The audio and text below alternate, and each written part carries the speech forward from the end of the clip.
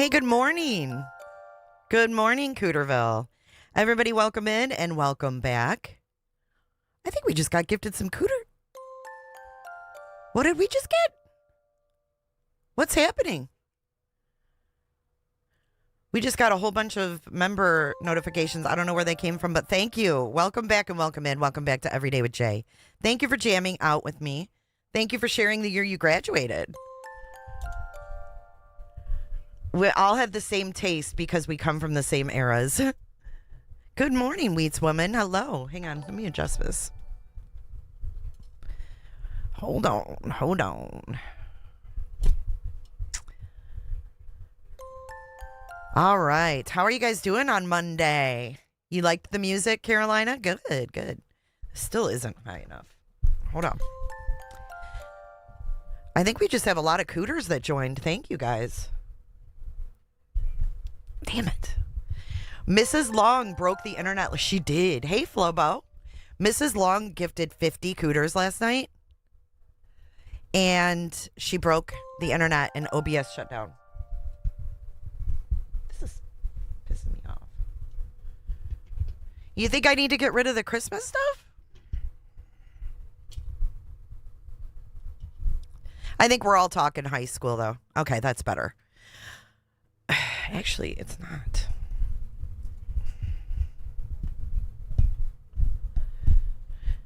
You are not old, Jen Pookie. There is no such thing.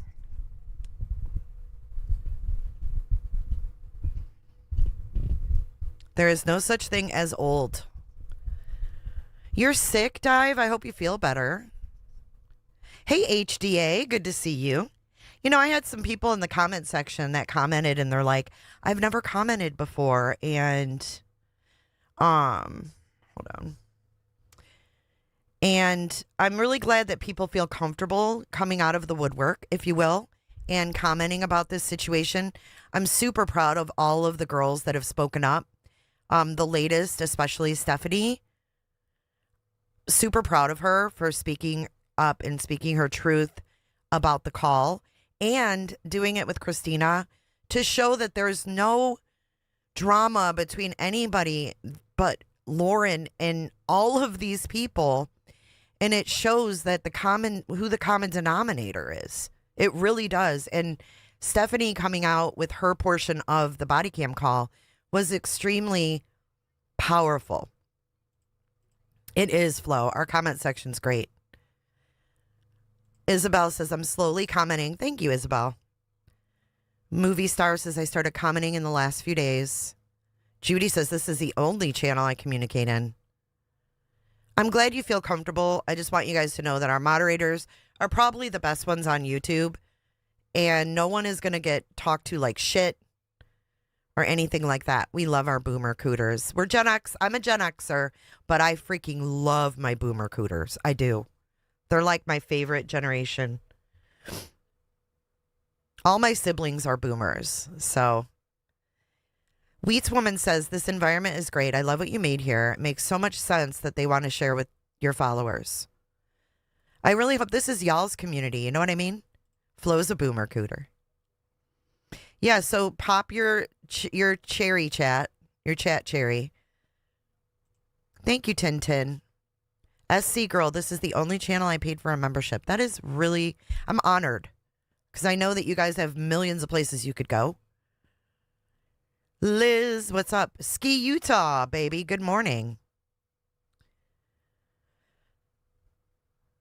Look at all the boomer cooters. I love them. You guys are awesome. I mean, you guys have seen a lot. I think that the boomer generation is one of the most interesting generations right now, just because I feel for you guys because of all the things that have come out that, like, we were gaslit about, you know, like JFK and just all the stuff that's come out as, you know, you were a conspiracy theorist if you believed, right? But now we've been vindicated, and I love that. But I know it's been fucked up for the boomers, right? How many of you were shook by some of the things that came out as boomers? Oh, I did see Gigi's statement. I was going to read that. Thank you for reminding me. It's just 3:30 here. Just had my tea. Hello, Iowa. Millennial Cooter. Millennial Cooter. Nice. Hey, Angel. Hey, Penny. Ooh, 26 days you get your Medicare. I've never seen anybody celebrate that, but you go. Do it, lady. That's because Flo is like not. Look at her. She is not that age. Thank you, Daz. Shooketh to the core. I'm shook and I'm only 44. Right, me too. We were all lied to. But we've got each other to seek the truth and talk it out. And, yeah. Now, Miss Pisces says, I think the gems are delusional and dangerously stupid. They deserve Lauren and HTC lies. Do you guys want to know what I heard about John's book club? So I guess on Patreon, this is something that maybe if there's any current gems listening, you might want to think about this. So he had a book club that was like a separate thing that you paid for in their Patreon. And they would get in there like on Zoom or whatever with Dr. John. And it would last like hours because you know how he talks. And it would be like these women, and they would turn like these older women. And no shame to you guys if you're listening and you still like them, but I want you to hear me out. They would go into the book club on like Zoom, and they'd go on camera. And from what I hear, these older gems would literally flirt with John. They'd be in like their negligees on camera, just fawning over him and his fucking analyzation. So with that being said, they haven't done a book club in quite some time. And it seems that there's a lot of people that are still paying the fee. So if y'all are paying the fee and they're not producing what they promised, that's a problem. Yes, that's what I heard, y'all. Ski, Utah. And then Lauren would have to come on and end it at the end. There's women on there that fawn over his ass. Ugh. But that's how snowed he's got them. And I have to think that maybe those people are just really naive and lonely. Do you think that they'll ever see the light? Because I want to save those women. Sex sells, reputable. I want to save those women. Right, they're older, you know, and I think about, okay, so when my mom passed away in 2019, and like 2 years later, my dad was like getting these scam emails about dating and shit. And I feel, and he thought they were real. He thought these women were like interested, but really, I think they know when a spouse dies and they target the other spouse. It's fucking sick. Sin says no, there's no hope. But I feel like their money, they're being scammed because now he's not even doing the book club. Can't be saved if you don't want to. But maybe they don't realize it. I don't know. I'm just thinking like outside of the box. I don't know how much it is. I need to find out.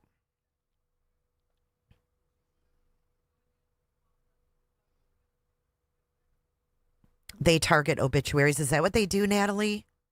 It's sick. What kind of books do they read? Oh, that's a good question. I don't know.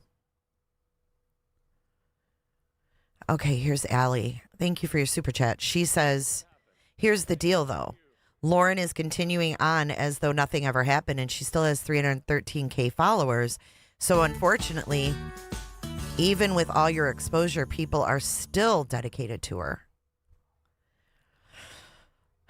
You know, and I understand what you're saying. I do. I totally am picking up what you're laying down. But I'm not so sure her growth is organic. Hey, Robin. Good morning. I'm not sure her growth is organic, Allie. Are you? Gosh, Nikki, that's horrible. Hey, Fancy Nancy. I don't know, man.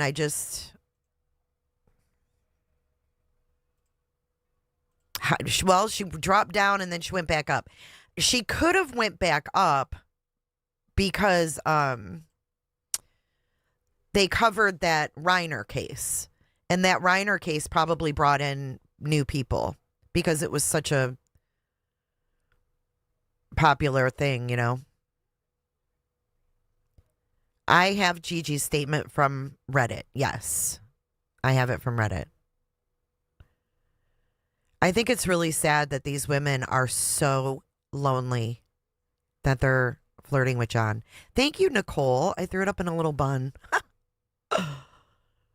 I got to get my hair maintained. I am way past time. Jay, even if you save one gem, it's worth it. For sure. That's why I'm not giving up on them. I'm not going to call them stupid and I'm not going to call them anything because I think there's still hope. I don't think they have as much backing as you guys think. I think Lauren has been dipping into like 50, not 50, but you know, many different ways. Good morning, Galen. Many different ways to get money if you think about it. Like she's got Patreon, she's got the promo ads where she does her commercials and her videos. She's got YouTube ad revenue. She's got memberships, right? Then she's got whatever personal donations come in. She's got merch. And then I heard she was also getting a daily rate from News Nation when she was covering the Daybell case and giving them updates at night. So that's why she's so worried about these contacts knowing that she's a POS. Because not only was her worker bee, Stephanie, streaming the Daybell trial while she was there, she was getting ad revenue from the Daybell trial. She was also at the trial getting a daily rate from News Nation and doing lunch lives and getting, you know, donations while she's at the trial, etc. This girl didn't limit herself to one or two, you know, monetary avenues, if you will. I don't know. That's Tricia's though.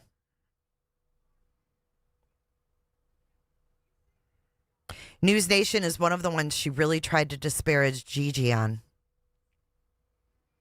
Well, she's not going to get any of those per diem rates anymore, I don't think.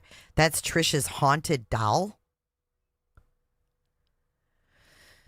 Yep. Jewels of Thought. Yep. They were really raking it in. Big motivation for befriending the families. Yep. Because then she could go on News Nation with her, you know, exclusive information about the families and stuff. Hey, Krisha, good morning. But this further shows how they target and who they target and why they target high-profile cases because it's lucrative. Then they add the experience, which people fall for, hook, line, and sinker, it seems. I couldn't agree more. She thinks it's haunted? Oh. Thank you for sharing, Angel Slayer. I was a sub, but I watched Nate Eaton's night stream instead, and I very rarely watched Lauren as I couldn't connect with her. She over-dramatized everything. Well, the next trial I'm going to be covering on Jay is for Justice is the Uvalde school shooting. The cop, one of the cops is going on trial this week. Actually, today jury selection started. So make sure you're subscribed to Jay is for Justice if you want to follow that. I personally want to see justice for those little kids. And it's the first trial of its kind where an officer is being held responsible for a school shooting, you know, like being charged in a school shooting. I think many want to think the best of people and feel embarrassed, but we all get taken by people. It's just the human condition. Yes. Don't ever feel stupid. Don't ever feel stupid because we've all been duped. And the fact that you were duped that hard is not on you. That is on Lauren. That's the case, yes, where they stood out there for 70 minutes. Yeah, I don't know anything about that Sarah Grace. I noticed that one is this week too. But then next month we have Corey Richins. Hey, Fafa Fuki.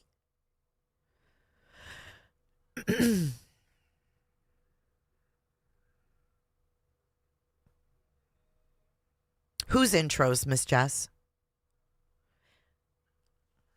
I was fresh out of the debate community, which is very culty. Oh, that you think that's why you picked up on Lauren's BS? Thank you, Flobo.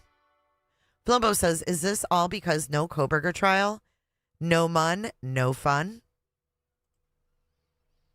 What do you mean? Is what? Lauren's stuff? Thank you for your super chat, Flo. I don't understand.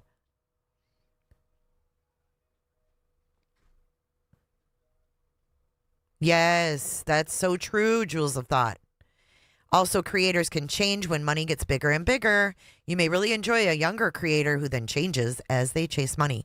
And not only that, they chase money, but they also get picked up maybe by, like an agency or something, and then they completely revamp themselves.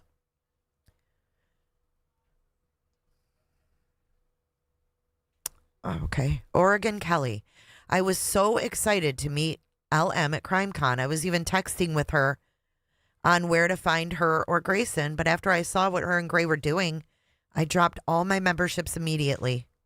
Oregon Kelly, thank you for your honesty, for your story. Thank you so much. I'm sorry that you were duped like that. You think she'll go to Corey Richins' trial? Oh, Lindsay Clancy. That's going to be a good one, too. That is a wild one, isn't it? Thank you, Speech Bubble. I won't. Right, Hybrid. Yeah, people change and then they revamp. Oh, there's Stephanie. She says, hey, Jay, thank you for playing my call. I appreciate everything you have done for all of us.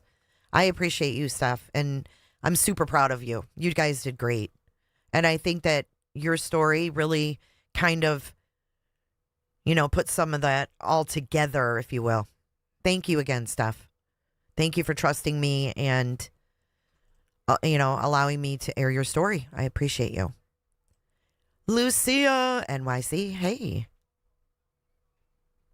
Oh, Sarah Grace Patrick has been pushed to August 3rd. How come? Why go home if she can go to a new trial? And one in Utah.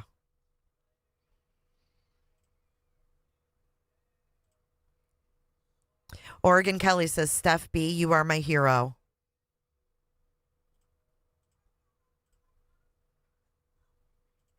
Love to Steph from a Steph. Steph, you got so much support and respect. Would they let her in another trial? I think they would. Oh, Grow Mama. He got eliminated last night. I'm still bummed about it. He got eliminated. But, hey, it was an experience. And, get him next time. What type of work did you do for Lauren, Stephanie? Asks Entranced. I think she did stuff on the YouTubes, if I'm not mistaken. But I don't want to speak for her because I'm not sure.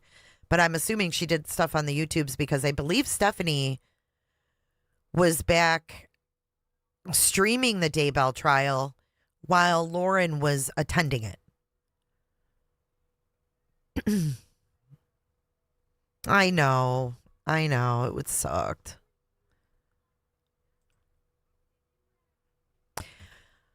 You must see Doc. Okay, I'll check out Docket Decoder. I will. So the first thing we're going to do is we're going to read Gigi's statement real quick, clarifying the head on a platter. Then we are going to go through some leaked texts. Courtesy, I'm going to be using the text that Hella put out, Excited Utterance. Credit to them for the leaked text about Trish. And then we're going to watch some of Trish and Lauren and John's first interactions in video. So that is what we're going to be doing on this stream. Please hit the like button if you haven't already. And if my moderators could share J is for Justice's link so that everybody can follow for Trial Watch. Hey, Higgins. All right, so let's read Gigi's. Gigi, you going to call Gigi? I'm just going to read it. I don't need to pull it up. You can see it on Reddit, or you can see it. I think Hella posted it in her community as well. I try to stay out of this whole mess, but sometimes I want to set things straight so there's no confusion or speculation. It was me. I had blocked Lauren's phone to not deal with this mess, and an unknown number called me. With my Grammy in ICU, sometimes the doctors call out-of-state numbers. So I answered, and it was Grayson. The comment was made after several minutes of trying to be nice and explained to Grayson that my Grammy was in ICU. I hadn't slept in 3 days after taking the red eye out of Phoenix when I got the call that she was critically sick. And I wanted no part of this, but she kept going and going. So eventually, she got that side of me. I was in a hot parking garage in June, waiting to go back up to the ICU after running home to take a shower and get more clothes for that night, after being interrogated for way too long. I lost my temper and told her that people know what's going on. People are pissed, they want it public, and want Lauren's head on a platter. I meant it as a figure of speech, obviously. I would never threaten anyone, ever. Edited to add, I never mentioned a single name to her. It was a general statement. And to add to this, Grayson told me she went into Lauren's phone without her knowing to get my number to call me when she was alone to find out what was going on.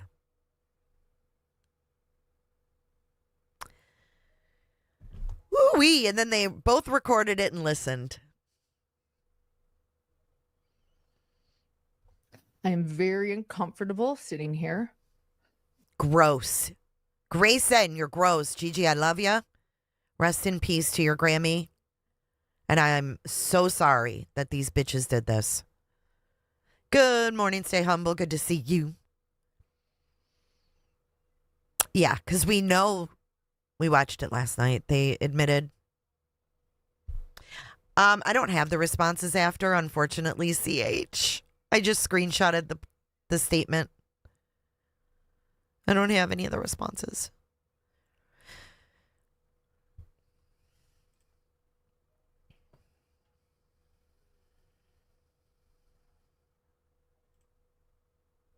What do you think, LIZ? Do you like it? I liked her statement. What a freaking weirdo.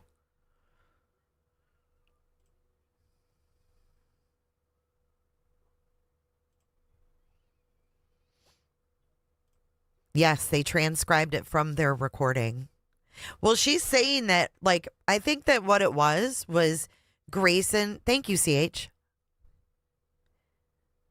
I think Grayson probably said, oh, she doesn't know that I'm calling you right now. Like, I went in her phone without permission. But I don't think that was true. There you go. There's your answer. Stephanie says, it's not an easy answer for what I did. The best answer for now is she paid me to stream Lori and Chad's trial. Other than that, I considered her like a little sister. I'm so sorry, Stephanie. It's got to be hard to trust people. I understand that. So I appreciate you being here, feeling comfortable enough to post and trusting me. I do. Lauren Matthias, you suck, man. You had a lot of good people in your corner, and you fucked them all over. Fucked them all over. And I hope that this is her downfall. I really do. Well, remember when they were sitting on the couch and she's like, give me your phone and I'll do something. Grayson's like, give me your phone. And Lauren just handed it right over to her.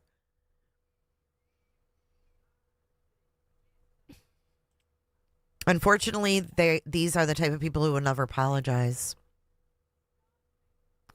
Yeah, it really sucks. And it's really hard to comprehend people like that.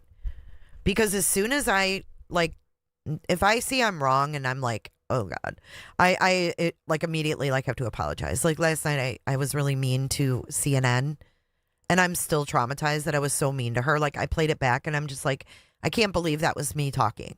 So CNN, I owe you an apology because it was really rude. Like I really jumped on your ass. Okay, CH, thank you. Response to Gigi's comment. Quote, thank you so much for clarifying. It is appalling how selfishly Lauren and Grayson acted during a time you were under major stress.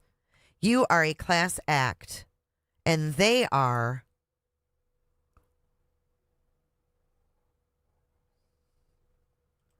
And then Gigi says, thank you. It's been really hard. I just miss her so much.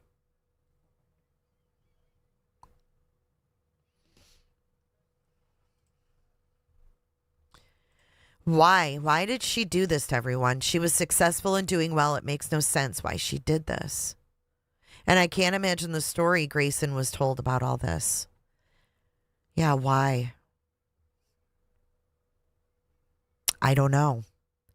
I can tell you that they did have some business plans from what I've heard, that in the past they talked about doing like a kind of syndicate where they kind of managed smaller channels.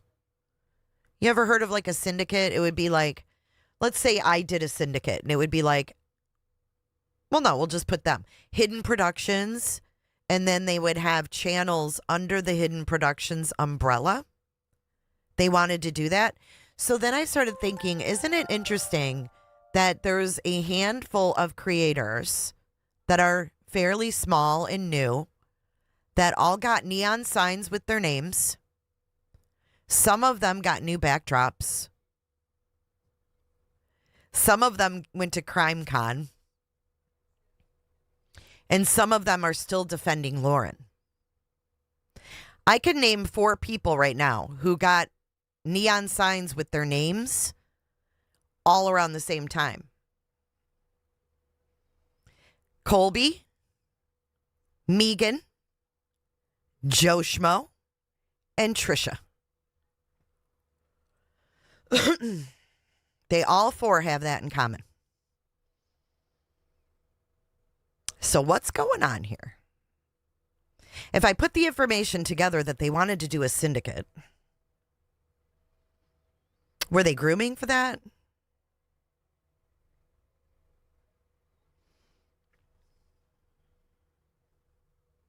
Radio Free Mormon got one too?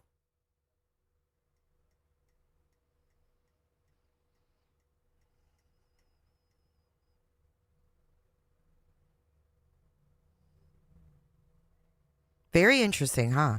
Hey, Kelly Mack.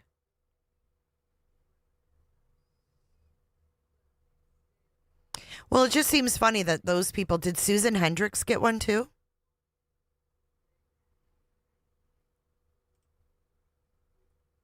So that's why Lauren brought it up to Colby. That makes sense now. Hazel, I don't know. I'm just observant, I guess. It's just like, oh, that's right. They mentioned their agency. They mentioned their agency. Did Duty Ron? I don't know. I don't watch him. Can someone check and see? Hey, Franny.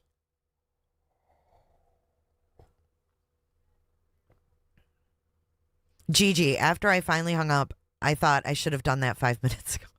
I love Gigi.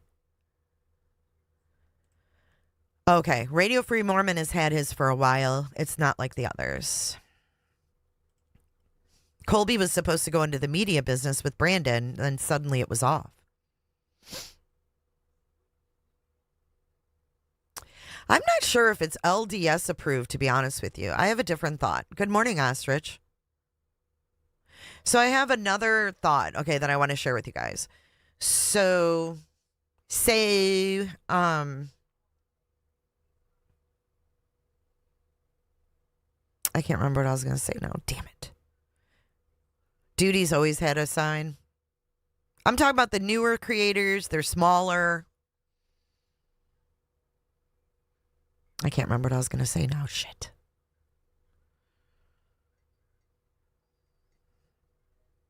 I haven't seen it yet, Susie, but you're like the 5th person to tell me to watch it. I can't remember what I was going to say. It totally left me. People should ask. Oh, I know what it was. Okay. Yeah. My thought came back. I can't read chat because I'll lose it. So think about Lauren and her trial coverage. Okay. And let's break this down for a minute. Just hear me out. Okay. You know, when I put this on, it's hear me out time. Okay. I got a bun on, so it fits funny. Anyways. Think about the involvement with the lawyers in the cases or the investigators in the cases she's followed.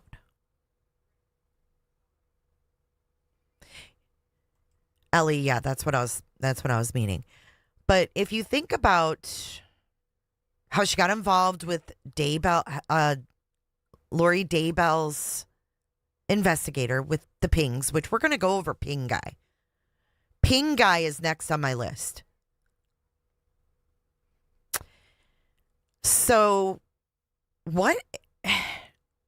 She gets in with the investigator from Daybell. She gets in with the investigators from Delphi.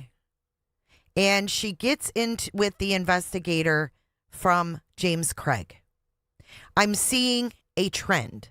Why are these people not interviewing on major news? Why are they only on Hidden True Crime?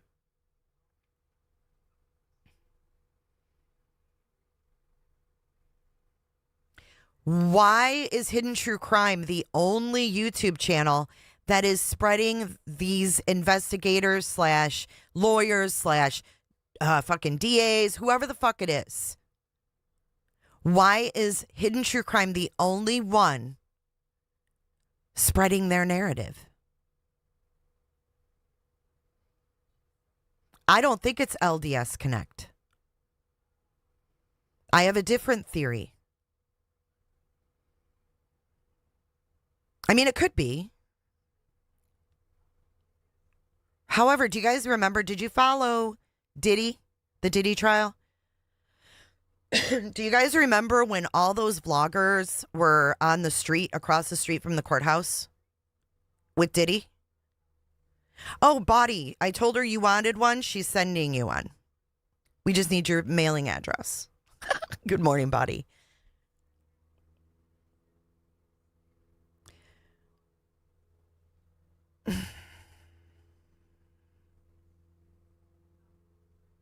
So I'm just wondering if, remember they were standing there and then they were like paying people to wear free Diddy shirts? Body. I wonder if she's being paid to spread a narrative for these investigators or lawyers to stick to a certain narrative, like Richard Allen. Was she paid to direct a narrative about Richard Allen because it was so messy, because it made them look so bad?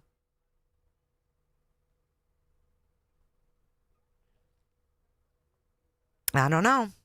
Just a thought.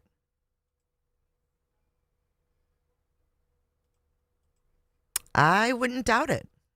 You remember that rumor? Wow. Yeah, they fucking paid people. Paid people to wear the free Diddy shirts and then to vlog in support of Diddy. And people will do it. They'll do anything for some money. You know what I mean? And there's no way to trace it. Do you know what I mean? Like, there's no way to, there's no paper trail, because when they pay someone, it's like they're privately paying him. So it's not like you can go, hey, let me see your financials and then we'll see who you paid. And then it makes you wonder how many other creators or influencers are they doing this for? I think she is big enough. Absolutely. They would pay anybody. Thank you, Momo. Good morning. I don't know.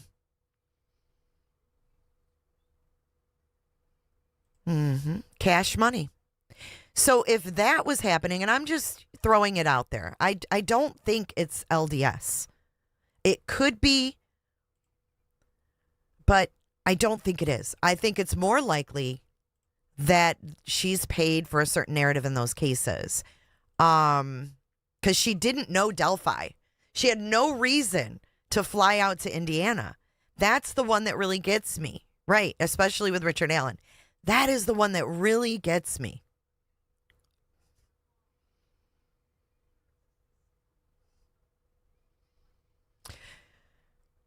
I heard that their new homestead will be finished this summer with a built-in high-tech HTC studio, all thanks to the victims and their families. Where did you hear that?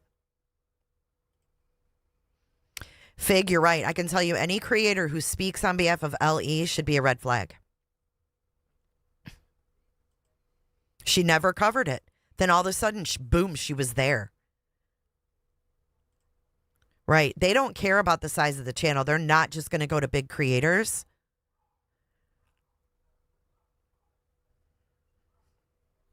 Oh, look at Kresha. She said, which has been going on for some time.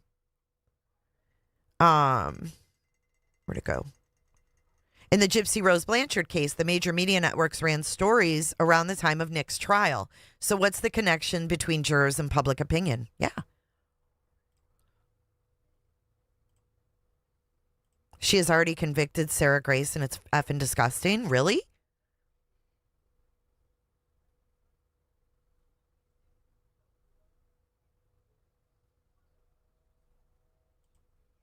They were against Ari even before trial. John diagnosed him before trial. He did. In fact, body moving coming in hot. Wow. What a wild spin. Coming in hot, just like the fajita. The real body moving says, in fact, why did Susan Hendricks reach out to me for her book about Delphi and not Hidden True Crime? Like, isn't that weird in hindsight now? Very, very, very, very. Wow.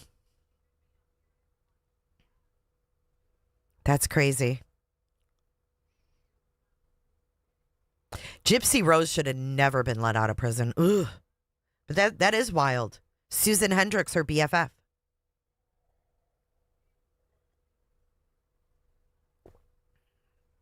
Gypsy Rose's defense attorney hired HBO to put out the narrative she was abused. Yep. I wonder if Gray was one of them too. Oh. She interviewed me for her book. I just think that's strange now. Has Lauren ever reached out to you, Body?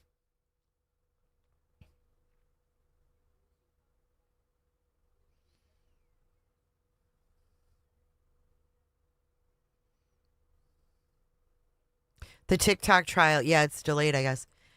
Yeah, I guess she interviewed Body for her Delphi book.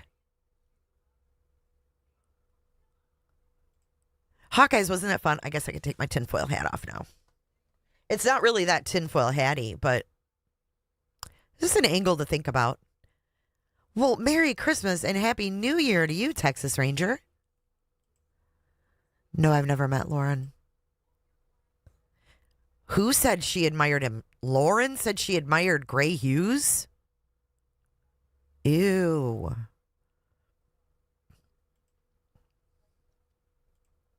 Good morning, Kels. How was your meeting?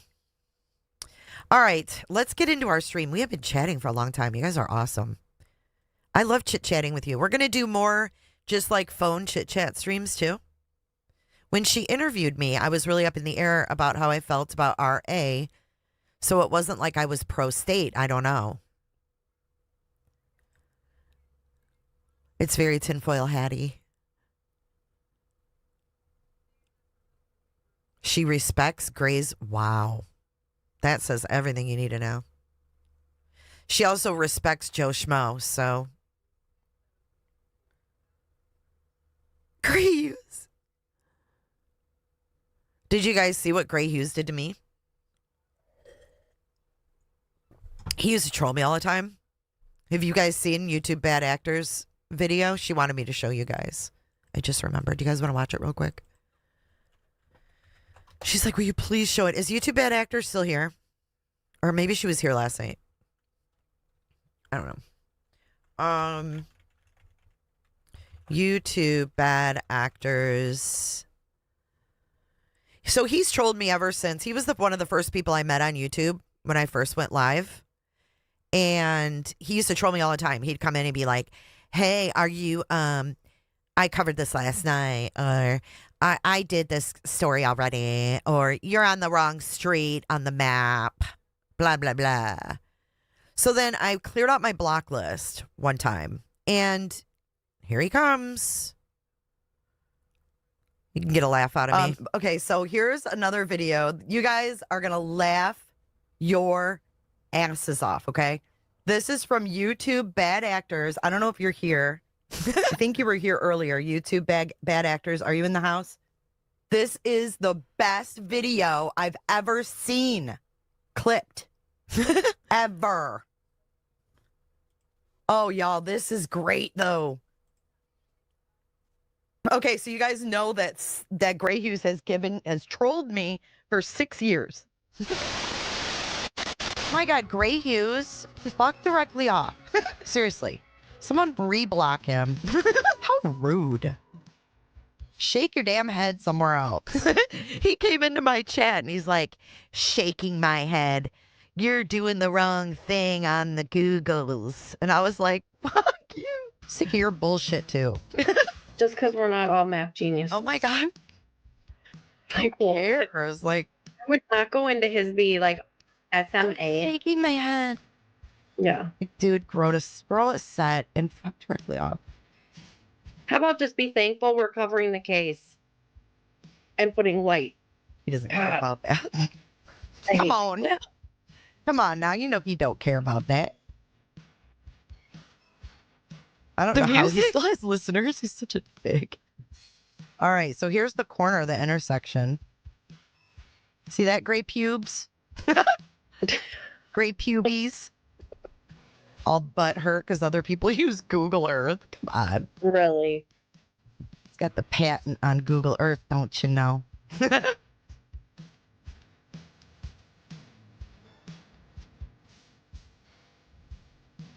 Yeah, that's all he knows is maps. So it's like, All he okay. does is troll me. He's been blocked for like a year. I just cleared my block list the other day. See, that's what you get. And was he just like constantly checking to see if he's blocked or not? Dude, I don't know. He's but like it's Lauren. absolutely disturbing. He's like, oh, I'm not blocked. I better go write something nasty. I gotta get attention to my channel. You know what that's all about. Okay. He is the biggest man baby. So this is gonna tell you why I can't stand male streamers. And I'm not being sexist to those guys out there. But to me, it takes a special man to cover missing children and sexual assault of children. Let me just interrupt here and say, and this goes to you, Truth. If you know, you know. This isn't just for Gray Hughes at this point. Some men gross me the fuck out that are covering Madeline Soto's case. Like, I'm going to be honest. Gray Hughes, it grosses me out that you are covering Madeline's case. It does. I can't.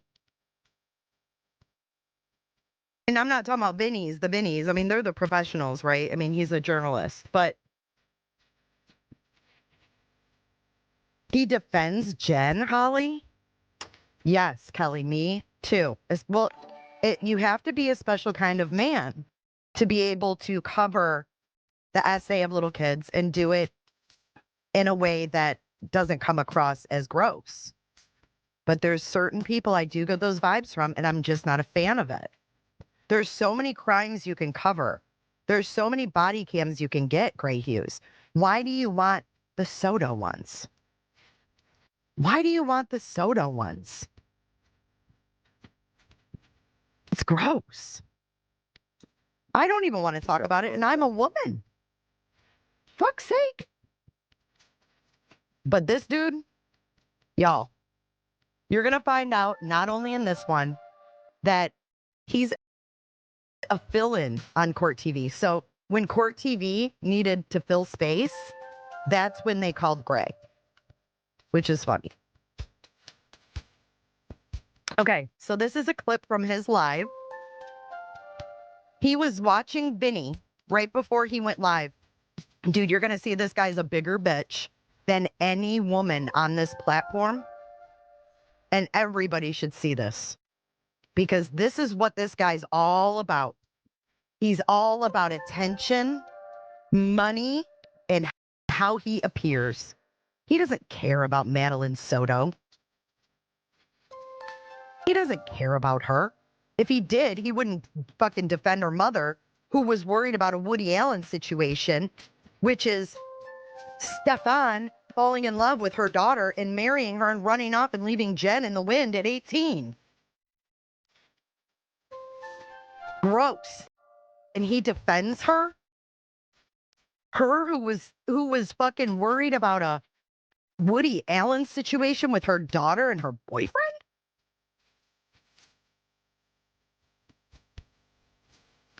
He shouldn't even be able to cover her case. I wouldn't even take his money if he wanted to fucking go in on it with me. Creep town, dude. Here we go. Here's the bitch, Gray Hughes. I'm in a mood today. You know, that's what I'm saying, incognito potato. I am sick and tired of people glossing over predator behavior and predator bullshit. I'm sick of it. No tolerance. No tolerance for crimes against children. Not here and not on J is for Justice. Look at him looking at his screen. He's so mad. It was so messed up, you know. The Vinny guy has a show on, and somebody sent a super chat in going, "Don't ever let Grifty Gray on there." And then his response was, "Yeah, he told me people don't like him. I don't know. I don't know." What a ridiculous defense. Yeah, screw that. Jones Yeah, thing. it was so ridiculous. Candy things. People in the world are shit. Okay? Sorry. And like he literally read the super chat on the air. Who the fuck does that? Who the fuck does that? I don't give a damn if you're. He said the F word because Vinny read a super chat. Wait for it, guys. This dude's a bitch, like a true out and out bitch. A friend or anybody. I don't give a friend. Somebody sends $5 in the trash. Somebody, you don't read it. Joke. Good lord. Bye. So angry.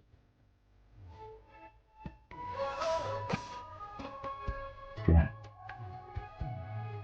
And you look over there, like his show looks like a lottery machine. It's just ding, ding, ding. Everybody's sending in super chats. He's responding to the questions.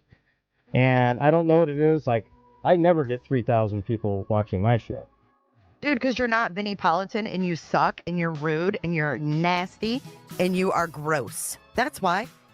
But listen to this bitch. I never gonna told them about you. Okay, I don't know what it is. I do shows every single day. You know, wild.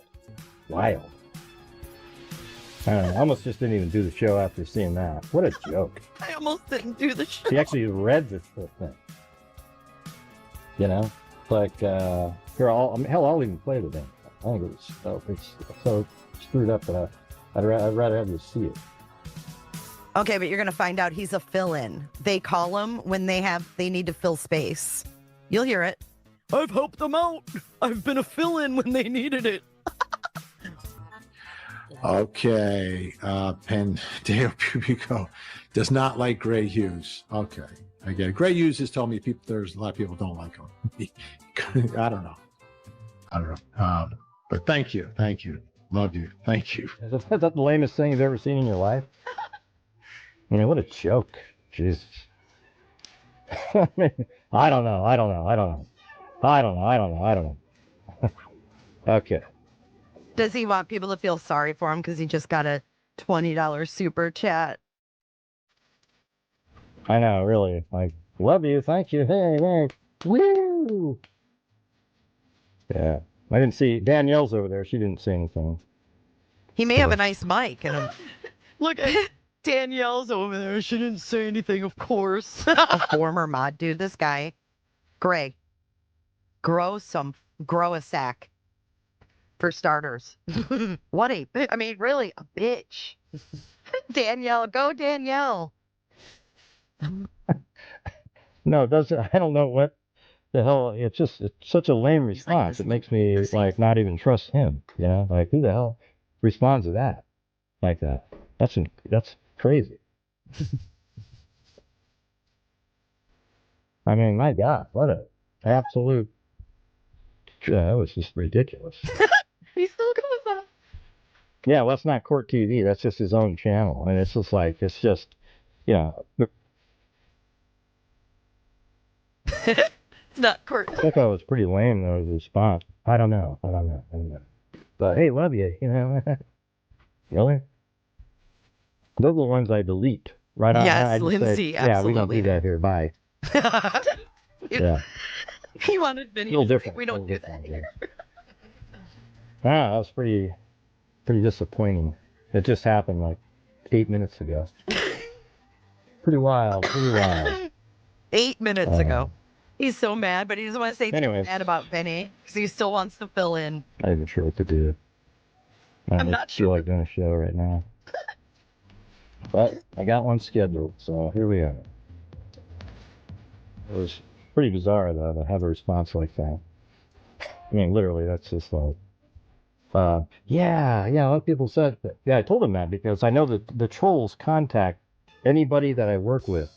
And so I let them know. I go, hey, yeah, there's a lot of people don't like me. And they go, well, hey, Gray, we like you over there. That's what their producers say. But then you got a show, and then somebody's trashing me, a show that I've, helped them out many, many times. I fill in when they're missing somebody, or they want me. They call him at the last minute. Hey, we had someone canceled, Greg. Can you come on tonight? For something that they didn't know about. Okay? And so then you go, oh, I don't know. I just don't know. I don't know. What do you mean you don't know? See what I'm saying, Zozo? You didn't understand anything that you just heard, so your comment didn't make any sense. You should probably apologize for that one. It sucked. It was ridiculous. Okay? So, I don't know.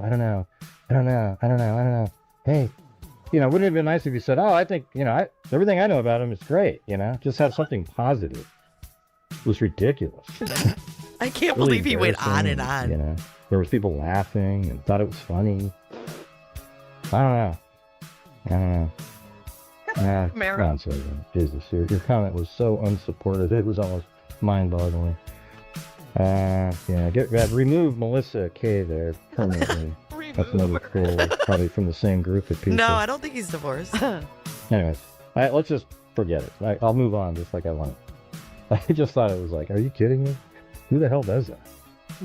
Yeah. I mean, just have some guts to defend, like if somebody came in here and donated $5 and said, I don't, Zozo, man, she called you a whole bunch of names. I would have went, get the hell out of here. Get your $5 back. Goodbye. And I'd say, Zozo's a great person. She helps out all these other things, and I have no problem with her. That's what I would say. Okay, he went, oh, hey, the $5 is so much more important. What a joke. Yeah. And selflessness. I know, they have me, I fill in for them all the time, and I help them out over there. You would think you'd have a little bit more positive comment to say, don't you think? Fucking stupid. Yeah. Can you believe he went on like that? That is too much. I got something else that was sent to me. I haven't watched it yet, though, but let's see. You guys brought up the glarer. This video is going to give you guys a little sneak peek. Hey everyone, just wanted to come on here real quick and talk. This is 4 years ago. This channel is Captain Napton. I haven't seen this yet, but before we get into Tricia, we're doing this. This is called 10 to Life and the Glarer. DCP, Michael Long, breakup drama, GoFundMe, receipts, and losing supporters. This is 4 years ago. You ready? Talk a little bit about the whole Michael Long situation and what's been going on with him. A whole lot's been revealed in the last week. Michael and Courtney are now over. He's got a new lady at the ranch. Actually, there was 2 women at the ranch. We'll get into that in a minute. And also, the receipts for the GoFundMe were shown. Both of Michael's attorneys have now recused themselves, and he's pretty much trashed his whole custody case. Not only that, but he's also lost about 100% of his supporters, This is her pre-agency, by the way. including Annie and Will.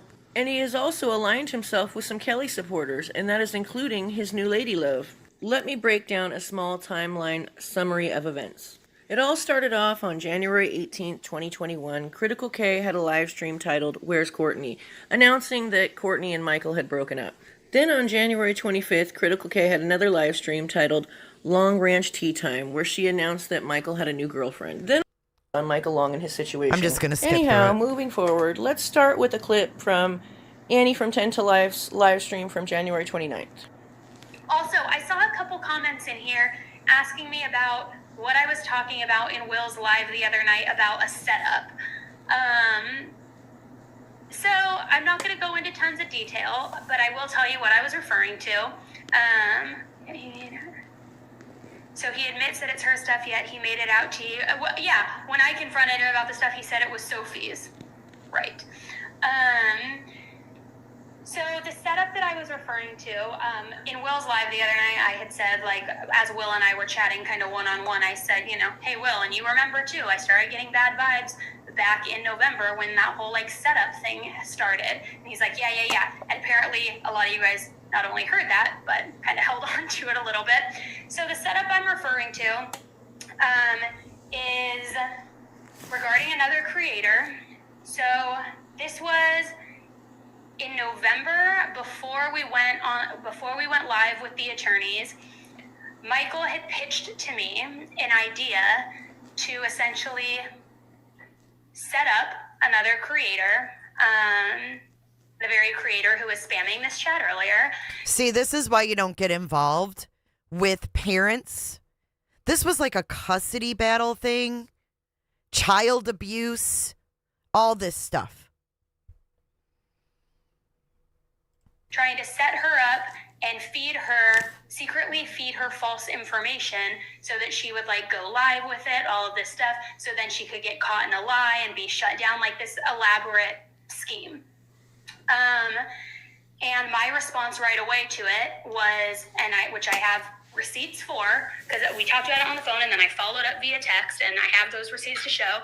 My response to that was, no, I don't agree with what you're doing, and if you do choose to do that path because you feel like it's what you want to do and the right move, then I will no longer be involved in this. And this was before I did step away from the case a month later, or 2 months later, whenever it was. And right away after I had this phone call, I called Will, and I think I called Josh too. And I said, I don't know what to do. Michael just pitched this scheme to me to basically set Kay up to like catch her in a lie. Like I told him, hell no. I told him that like, I'm not trying to play dirty like that. I don't want to lose my credibility like that. I'm not interested in that. If he wants to do that, then he needs to find somebody else to support him go forward, because I can't be involved in it. The first thing Will said to me was, I have your back 100%. If he does it, and if you walk away, I'm walking away too. And Josh said the same thing. He was like, yeah, I'm not getting involved in that. That's playing dirty. So at that point, Josh and I had already been in communication with Michael to do the live with the lawyers. So I had followed up with Michael like a few minutes later. I didn't follow this mess either, but I'm just showing you how messy people are. It's not, you know what I mean? This isn't, here's this asshole. Him out to be. And I made him, I was clear about that with him. On personal conversations, I was like, Lunch, he actually presented you with some crazy idea to try to set up another creator. Now let's move on to those half-assed GoFundMe receipts. Let me play you a clip. Screenshot. So you can see here, and I get, before anybody goes crazy saying anybody could type this into Excel, these are cells that are directly and pasted from online banking, but also I'm going to show you some cashier's checks as well. Directly pasted from online banking. Look at this. Look at this shit.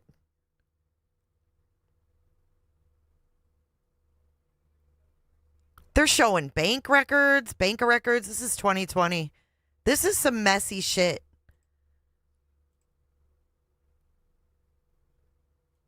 Whoa. You feel secure about where your money went, but also too, for those of you who are not comfortable and want to ask for a refund through GoFundMe, of course, go ahead. That's your choice. Okay, I feel like there's a few things wrong here. The first one being that why can't she get all the receipts together at one time? And being that attorneys usually give you your itemized receipts via email, she should have been able to get those right away and all of them at one time. Also, where's the $52,159 that's not accounted for? That's not including PayPal and Venmo. I think that Will and Annie are... Whoa, what the fuck? A $211,000 GoFundMe? I didn't know about this. not accounted for.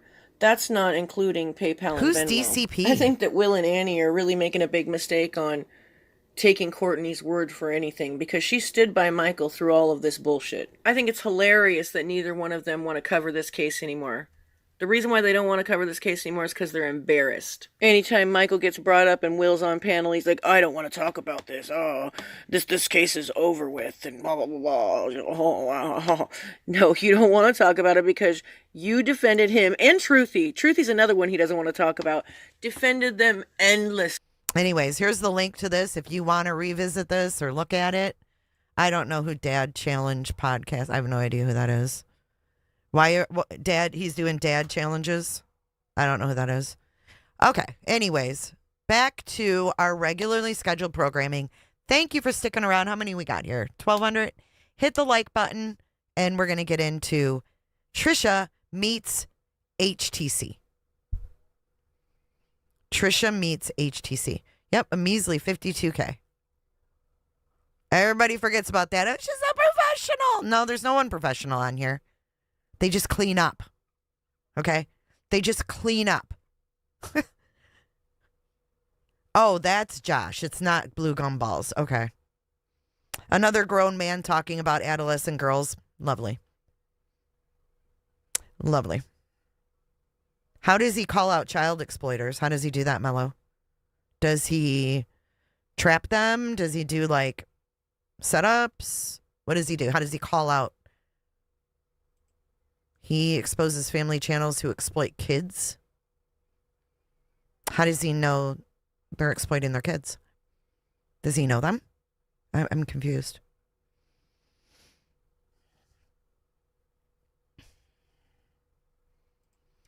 Covers creators exploiting their kids. So he's the judger on exploited kids. Okay.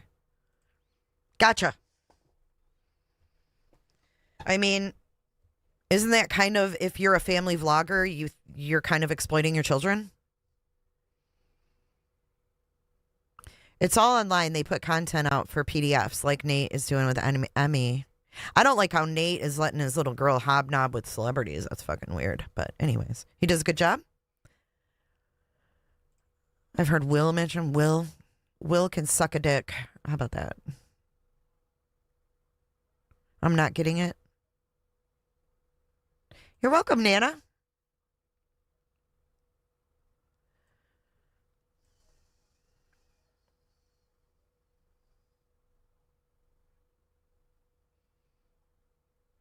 Right, Scorpio. That's kind of what I was getting at. Like, anytime there's a child on YouTube, they're kind of being exploited.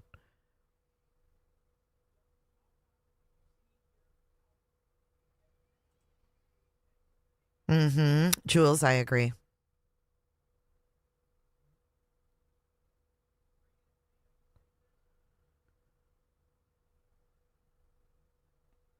Well, I just don't appreciate him, going live just because I'm covering something, going live and calling me a cunt.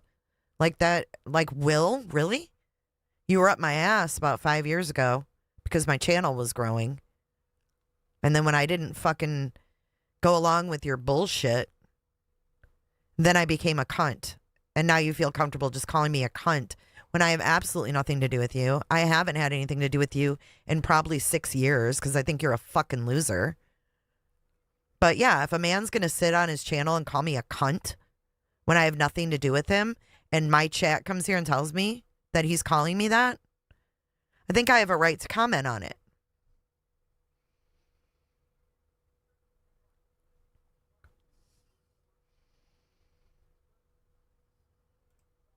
Yeah, I mean, what the hell?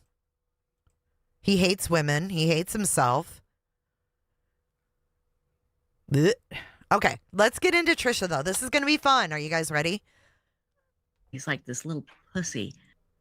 I don't appreciate his coverage of anything. I think he should be off YouTube right with Critical K. He should be sitting right next to her fat ass. That's where she should be. Glare should be booted from YouTube just like Critical K. He should be sitting right next to her loser ass on the bench. Fuck him. I don't appreciate shit he does. We don't need him. Who needs him on this platform? He's nothing but a problem. Ugh. Okay, so we're going to get into Tricia. Let's do this. Yeah, no one likes being called that word, but it's just like weird. Why are you still holding a heart on 6 years later? It kind of reminds me of John, She cut me off 5 years ago. It's the same concept. They're a bunch of man babies. That's why they're here on YouTube and not at a real job. That's my opinion. Sorry. I just don't have a whole lot of respect for men that come on the YouTubes and do weird, sick shit. You know what I mean?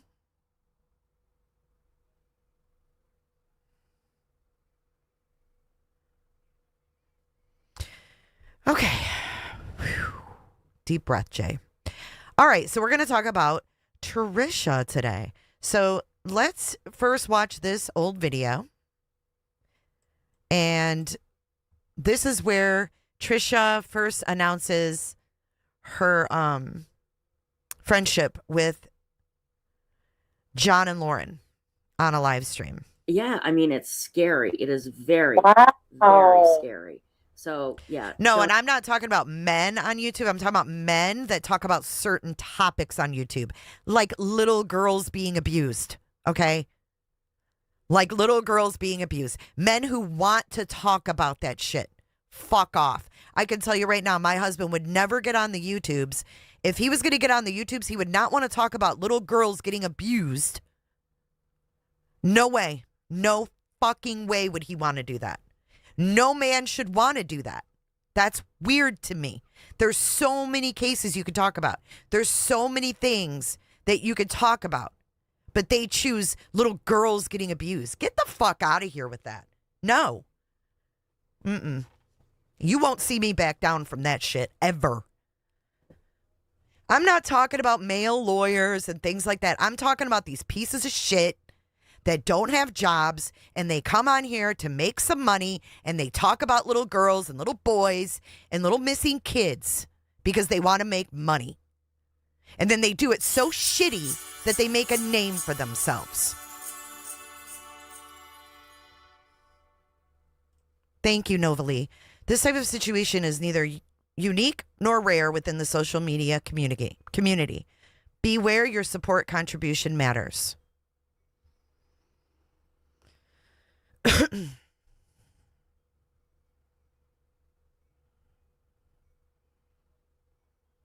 It's just fucking weird to me. And there's certain ones you can just tell.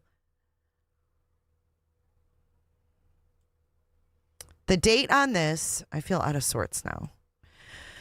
Whew. Okay. December 12th, 2020.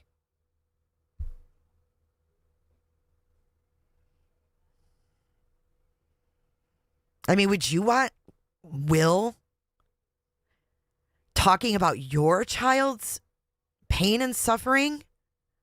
Yuck. I mean, just looking at his face. Blech. Keep kids' names out of your mouth. And be very careful in the true crime community. It's very clickbaity. It's very manufactured. You got to be careful. And I'm not talking about people that are here on credentials and really doing things the right way. I know, Allie, I can't. It upsets me. I'm sorry that it upsets me. You know? The baby doll's name is Baby Grayson. Okay, here we go, guys. Sorry. Don't ever do that. No.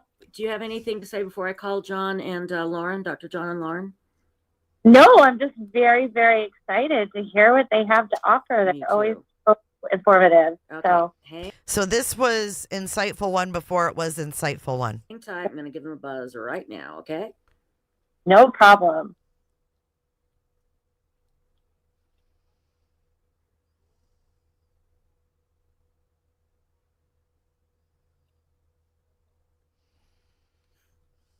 She's giving him a buzz right now.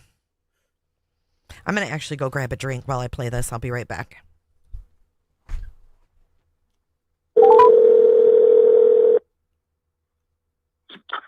Hey, Tricia. Hey, Lauren, how are you? Oops, I'm sorry. Are you there, Lauren? Are you there? Yeah, can you hear me? I can hear hello, you. Hello? Hello, hello. Is Dr. John with you as well? Yes. Yes, I am. Hi, Dr. How are John. you? Hey, I have Amy on with us. She is our true crime reporter, boots on the ground, and investigates all kinds of great things for us. And she is joining us tonight. And I am so excited to have both of you on. Now, everybody, this is Dr. John and Lauren, and I'm going to mess up your name. Is it Matthias? Yes, you did it right. And that's okay. John and Dr. John. Matthias.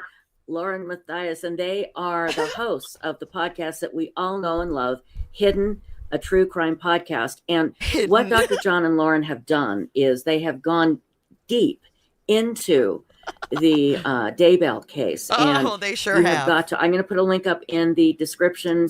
I'm going to put up the link in the description of this live stream. I'll also put it in chat here in just a little bit. But you have got to go and listen to these incredible podcasts because Dr. John, what are your credentials? I don't want to listen close. I just tell everybody that you're the doctor of everything, but what are your official credentials? Yeah, that sounds good, but it's an exaggeration. I'd like to be a doctor of everything, but let's be accurate, right? Okay. So, I'm a psychologist, so I'm a licensed psychologist in multiple states, and I'm also a federal expert witness on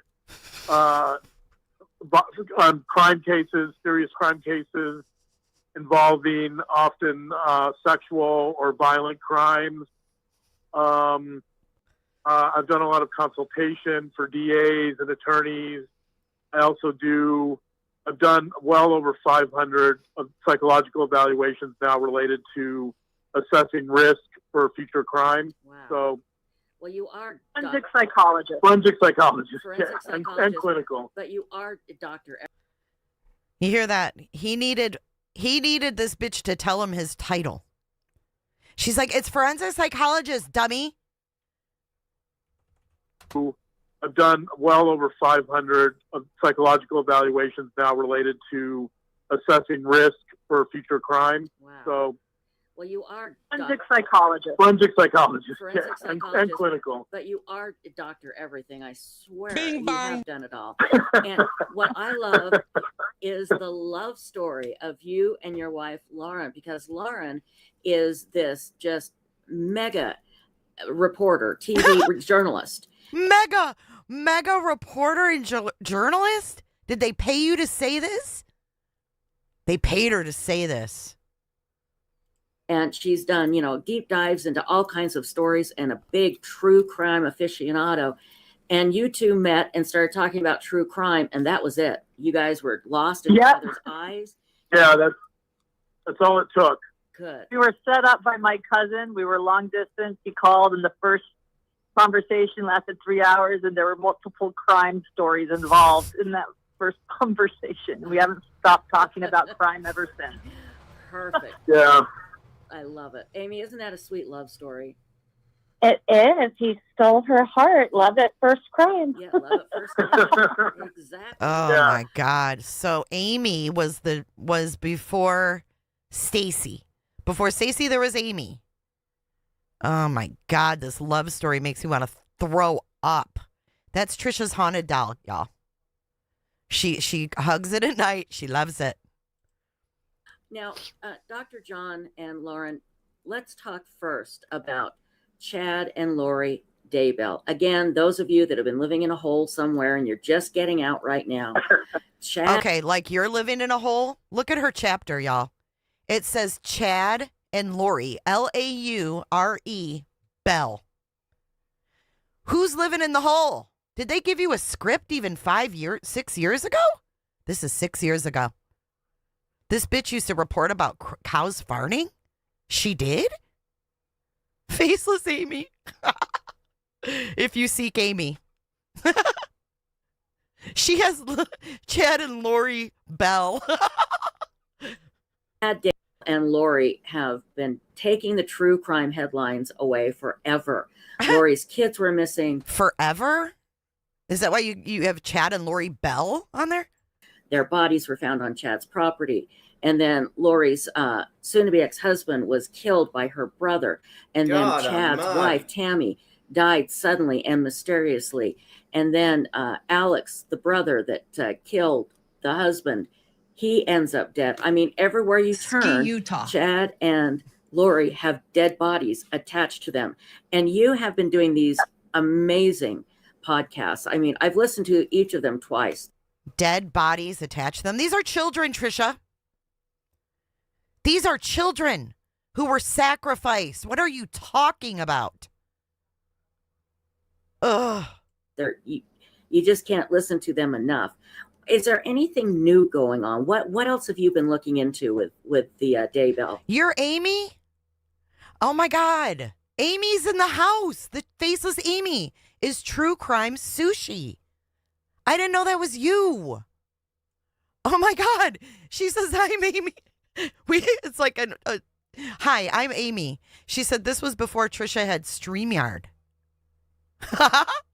Wow. Was she paid by Hidden True Crime to have them on, Amy? We have the actual Amy in here. Oh my God. Oh my God. Why did you leave? Why did Stacy take your place? I know True Crime Sushi, but I didn't know these two was the same Amy. That's wild. Oh my gosh, how funny. There is a lot new. In fact, we are behind between the holidays and how hard it is to find a sitter in a pandemic. We are behind. We have a podcast, episode 13, that was recorded. Wait. We're behind between the holidays. Wait, what was the date on this again? December 12th, 2020. And how hard it is to find a sitter during the pandemic. Don't you have in-laws, weirdo? That you live right by? She traded Amy for sleeping on the job Stacy? Pandemic. We are behind. We have a podcast, episode 13, that was recorded a couple weeks ago that still hasn't come out. That's going to be all about Lori. Because we have had some complaints. Oh, you're not talking about Lori enough because we go Chad, Lori, Chad. We are talking about Lori, and a lot more has come out. We haven't even touched on the recording of Lori sharing her spiritual experiences, or as Mormons know it, her testimony. Right. We're going to be diving into that. And we have some new thoughts on that have not been discussed yet. It is weird, up. Kooky. And then in addition to that, we have been asked by a lot of people our thoughts on Munchausen syndrome with Lori. And we are in the direction of Yes, absolutely. We want to start talking about that. Yeah. Munchausen. She said Munchausen syndrome. Okay, so Amy says, no, I was not happy about HTC. It was always a temporary thing. She needed help. I stepped in. She was a good friend to me at the time. Seasons and reasons. I respect that, and thank you for explaining. Thank you so much, Amy, and thanks for being here. Which, according to Dr. John, it's not called Munchausen anymore. In fact, he told me that today. He corrected me. Yeah, I like Munchausen's better. It sounds it's a much more interesting term. But in the current edition of the DSM, it's actually called factitious disorder. Really? And oh my God! In the current term, John, you ain't worked in years, and you're giving the current terms on something. Shut up. Current edition of the DSM, it's actually called factitious disorder. Really? And yeah, it used to be Munchausen syndrome by proxy when it involved another person. Right. And now it's factitious disorder imposed on another. What? Do you hear this? Hidden, a true crime podcast. That's what they were called in the beginning. It was Hidden, a true crime podcast. Change. Munchausen. Well, he's just saying this to make it sound like he's legit. This is one of his, I'm going to correct her and use the newer term and seem legit. Yeah, probably because Munchausen was this guy in the 18th century that exaggerated everything. And I think that the name was a little cumbersome and it kind of harkened back to another time and place. I think they wanted to make it a little more medically sounding or medically correct. Right. So factitious disorder does the job. Nobody would know that there's Wouldn't it be fictitious disorder, not factitious? Am I wrong? Is it fictitious disorder? Because wouldn't it be like fiction? Fictitious? Not factitious? I don't think he's even saying it right. Mama, don't pee your pants. At least put on a diaper. There's any folky type, roots to it, or folklorish type roots. But yeah, I'll have John tell you what we see. It's been talked about before.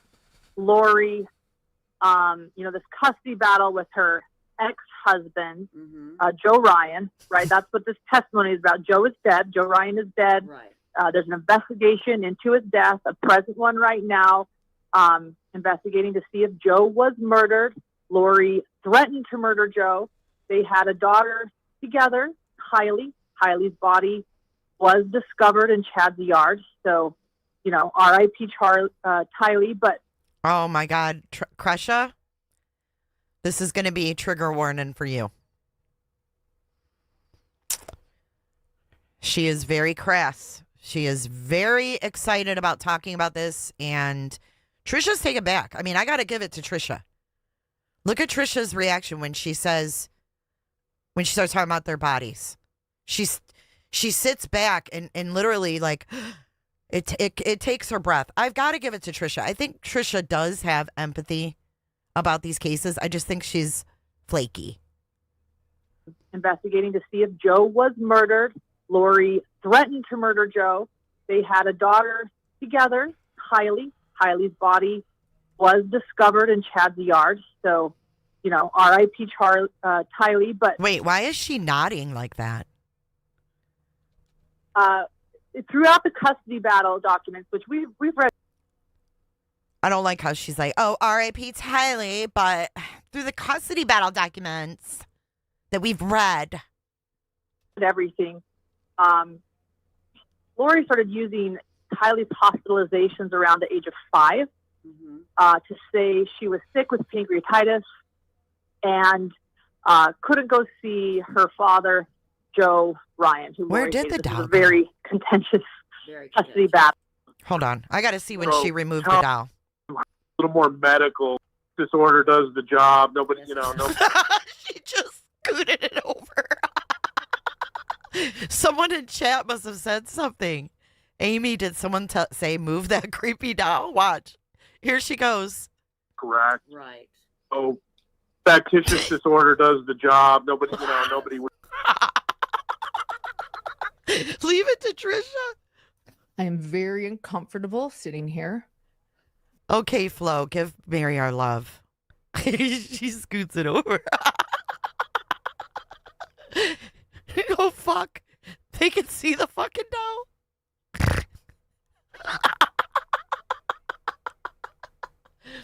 Right. So factitious disorder does the job. Nobody, nobody would know that there's any folky type, roots to it or folklorish type roots. But yeah, I'll have John tell you what we see. It's been talked about before. Lori, this custody battle with her ex-husband, Joe Ryan, right? That's what this testimony is about. Joe is dead. Joe Ryan is dead. Right. There's an investigation into his death, a present one right now, investigating to see if Joe was murdered. Lori threatened to murder Joe. I can't hate her either. They had a daughter together, Kylie. Kylie's body was discovered in Chad's yard. So, R.I.P. Kylie. But throughout the custody battle documents, which we've read everything, Lori started using Kylie's hospitalizations around the age of 5 to say she was sick with pancreatitis. And here's 5 cooter couldn't ships go for y'all. see her father, Joe Ryan, who Lori hated. This is a very contentious custody battle. Right. Yeah, to say the least. And there has been talk about by other people, and people said, do you think? And we finally took a deep dive into that, reading all the documents and talking to a lot of people close to the case, including Cheryl Wheeler is, let's see, how do we explain this? There are so many people in this case. So Cheryl Wheeler is Charles Vallow's ex-wife. Right. Charles Vallow was murdered. She literally called them characters. Welcome, new cooters. Happy New Year. New year, new channel, new memberships. Charles Vallow was Lori's husband that was murdered. So he was married to Cheryl Wheeler before he married Lori. Right. And she was part of this custody battle because her 2 sons, Charles' sons, were raised part-time in this household with Kylie and Colby and JJ. So we've talked with her. We've received some additional court documents from her.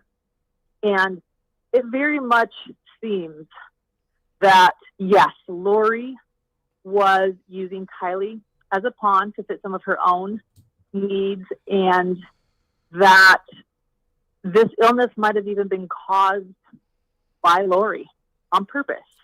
Use her daughter, and I'll let John explain why, but that's the basis of where we are, and then I'll let him share what that means, and I'll read you a few of the documents we have after that. That would be great. John, go ahead and explain, and then Amy has a great question, but go ahead and explain why you've taken this theory. Hey, Lori G. Now believe yeah. So, well, a lot of the evidence we've received, and by the way, one of the reasons our podcast does get delayed occasionally, this is a good example, is because we do wait to hear from sources, and that kind of throws us off a little bit because we can't talk about certain things without having what we believe is sufficient evidence to make a claim. So, oh, shut up! You guys are full of shit. That's good. Very good. Oftentimes, we'll have something recorded, we'll be ready to go, and then we're waiting on some sources to get back to us, and we want to make sure we're definitely in the ballpark, if not dead on accurate before we say something. So, the Munchausen syndrome by proxy is really important. I think, first of all, because someone who's willing to What is she doing? The Munchausen syndrome by proxy is really important. I think, first of all, because someone who's willing to intentionally harm their kids is probably willing to go beyond that, right? A lot of these cases, they're dogs. involve kids that die from this because the illnesses aren't detected. So, in fact, I don't know how many. I'm sure you've covered some of these cases, Tricia, right? I would guess. Absolutely. Yeah. So Lacey Spears, 2014, she gave her son intravenous injections of salt. He died from that. They didn't figure it out until the son was dead. But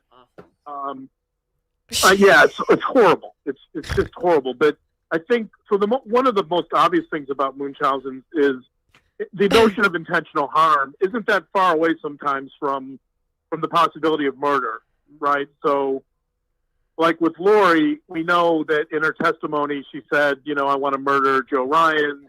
This is a lesser version of that. Okay. We're not suggesting that she wanted to murder Tylee at that point, but it's not hard to imagine where that would lead. Right, exactly. And where it did lead. But a few things we noticed, and I actually wanted John to explain though why this even happened. Like, why would Lori or anyone need to use their child, would make their child sick? Like, what is the reason for it? And Lauren, if I could stop you for a second, Amy has a question that goes to. Yeah, let Amy talk. So Amy, go ahead. Right, what's your question, hon? Well, I know when I was researching Lori, we went back to her parents and her upbringing. And actually, now that you're talking about Munchausen's, I had always kind of wondered, since Stacey Lynn Cox Cope's death was the cause was undetermined, if perhaps even if she was diabetic, she was a victim of that in her own family. But my Good real question is, when you look at specifically Lori's father, he used all kinds of, he liked to go back and forth with the government, reinterpreting laws and constitutions and tax evasion. And he really considered himself to be above the law, and when approached, he was rather pedantic in his responses. And I wonder if that led Lori to thinking that she was also untouchable, and she carried it as far as to being a deity walking on earth. No, well said. And a lot of what you brought up too, we talk a lot about in episode 10. We talk about, was 9? I think it might be 9. I think it's 10. Oh, is it not? I think it's 10, but he thinks it's 9. He's going to check. But actually, let me check, because you should answer this question as to why yes, the this big happened. Question. Yeah, I mean, it's such a complicated question, because when you talk about her father, you're talking about multiple layers of problems. I think what you said is partially accurate in the sense that she certainly had a role model that was highly influential on her, that was flaunting the law all the time. So I think there's definitely part of that. But the other side of that is, and I want to be really careful with this, because we don't have a court document proving this, but there definitely seems to be some abuse going on, in the family of origin, from someone in the Cox family. Absolutely. I do. Lori's childhood family, to just clarify, because there are so many families in this case. We're talking about Lori's childhood family. Right. Lori's family of origin, which would be... He's so loud. Well, there's actually some kids that were deceased too. She mentioned Stacy, right? Alex. But in that family, it just, we have some sources that are getting us really close, but I don't, we have to be really careful with it. But we feel like there's probably some type of abuse for sure, and I think that makes things even more complicated.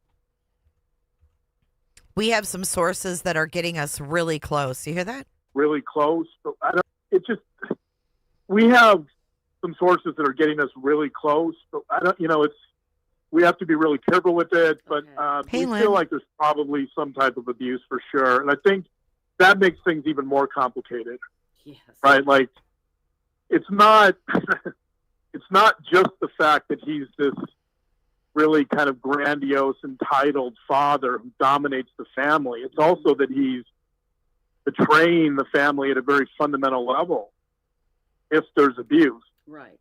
Right. So that means that Lori is extremely conflicted about her relationship with her father. She feels a great sense of loyalty to him, but then she's being abused by him, right? So there's this tremendous conflict, I think, with her about what to do with her dad, and I think she's actually spent her entire life trying to resolve that.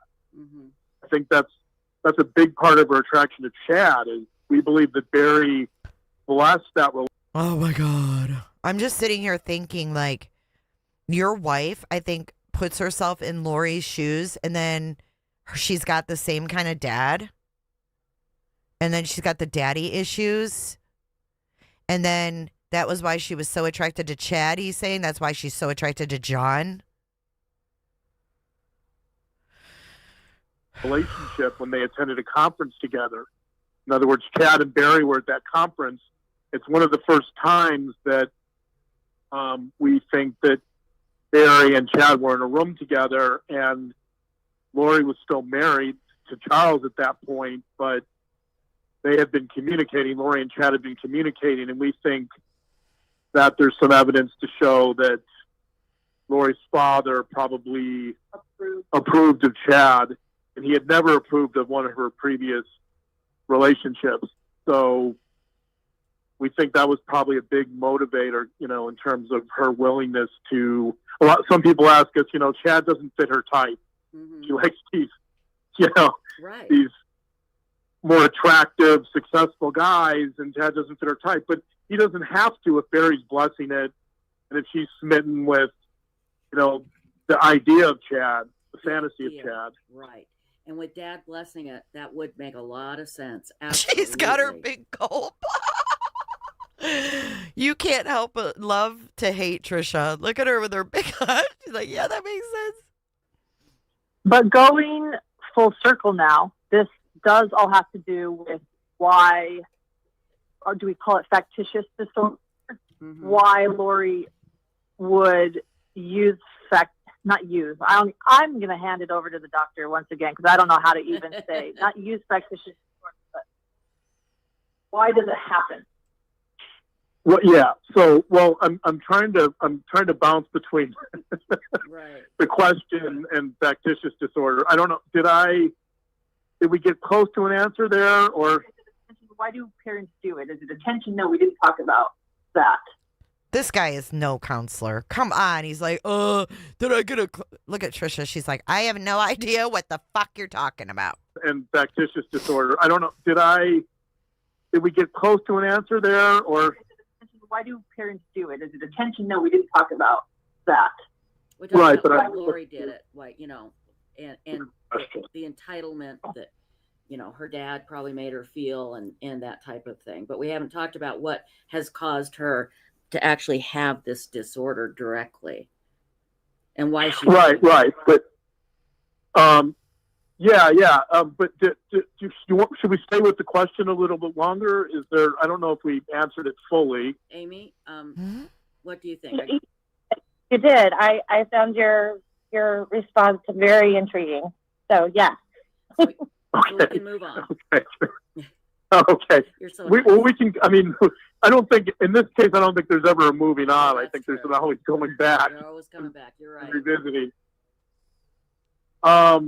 But yeah, factitious disorder. So, the most common reason given for it is it's attention-seeking behavior.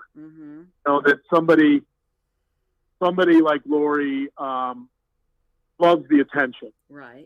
In fact, every time she went to the hospital with Tylee, she would always. I know this sounds crazy, but she would brag about the fact that Tylee was molested by her father. And which is a really peculiar thing to do. I mean, right? What the fuck? I just threw my glasses. Oh my God. This guy is a sick person.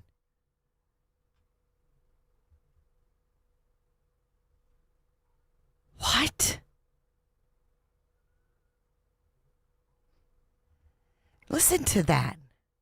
About the fact that Tylee was molested. Every time she went to the hospital with Tylee, she would always, I know this sounds crazy, but she would brag about the fact that Tylee was molested by her father. Yeah. Brag? Why would he ever say brag? I'm so confused right now. What is, why would you say brag?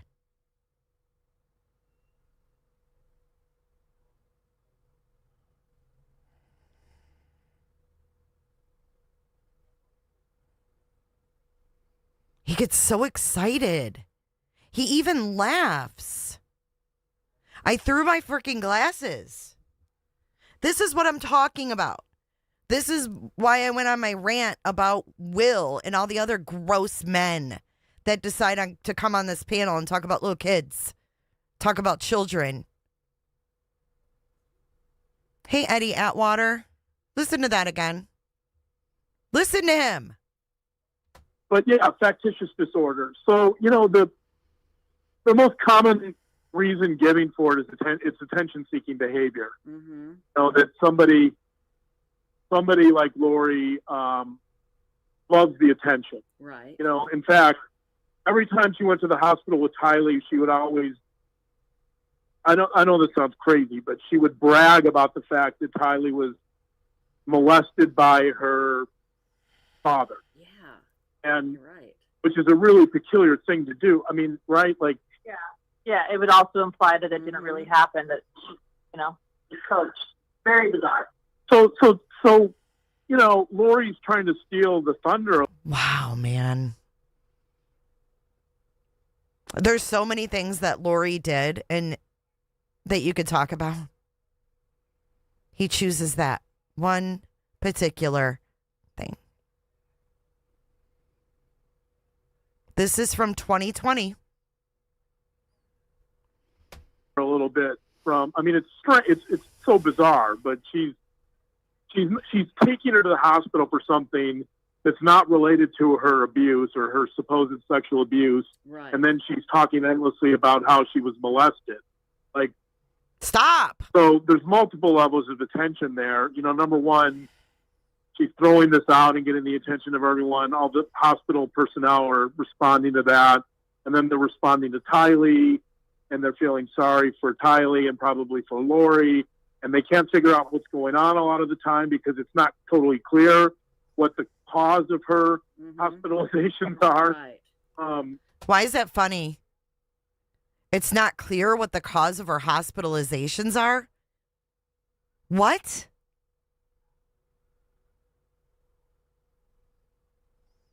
Did he say Lori took Tylee's thunder? Hold on. I'm sorry to play this again, but he did say he took her thunder a little bit.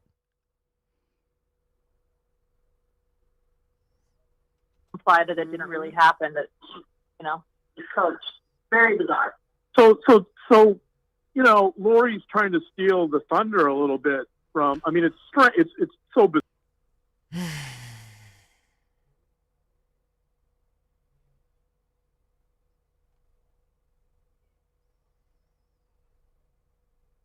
Steal the thunder.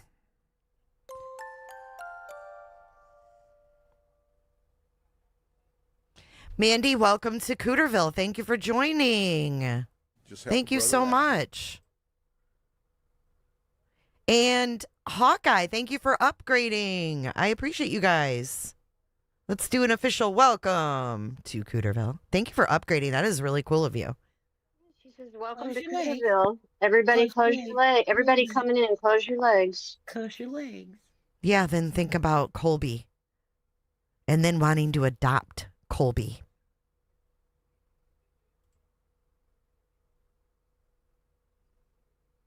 Right, I thought she had ailments. Pancreatitis, says Kresha. Bizarre, but she's taking her to the hospital for something that's not related to her abuse or her supposed sexual abuse. Right. And then she's talking endlessly about how she was molested. Like, so there's multiple levels of attention there. You know, number one, she's throwing this out and getting the attention of everyone. All the hospital personnel are responding to that. And then they're responding to Tylee, and they're feeling sorry for Tylee and probably for Lori. And they can't figure out what's going on a lot of the time because it's not totally clear what the cause of her hospitalizations are. Right. There's so many things going on. So attention-seeking behavior is kind of one of the primary reasons or motivations given for Munchausen. Another one, and to me, that's only scratching the surface, by the way. That's the most obvious one. But another one is deceiving the hospital staff, in particular doctors. Right. If there's, and we know that Lori is beyond deceptive, right? That's all she does. That's all she does. She lies at will. And so there's this interesting confrontation with authority figures like doctors that, you know, and again, I think this gets us back to Barry, you know, that Barry was a really dominant guy. And so this mental illness is a way of subverting authority figures in some sense, because you're putting doctors on tilt when you have somebody who's sick and they can't figure it out. Right.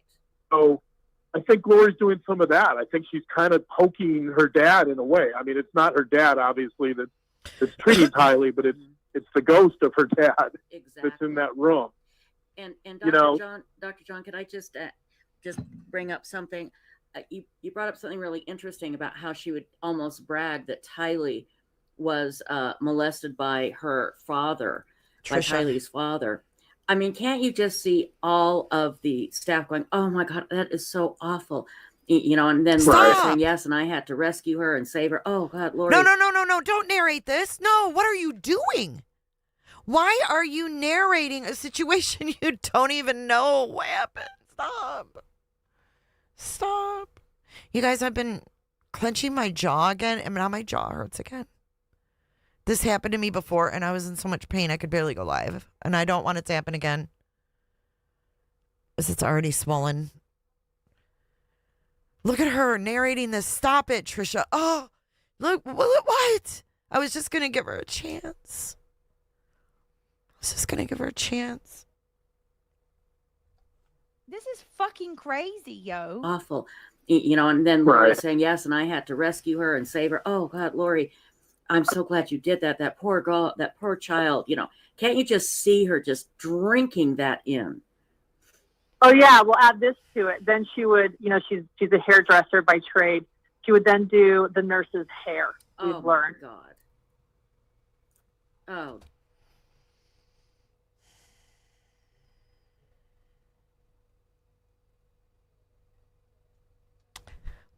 I have nothing. I have no words. I have nothing I can say to this. What?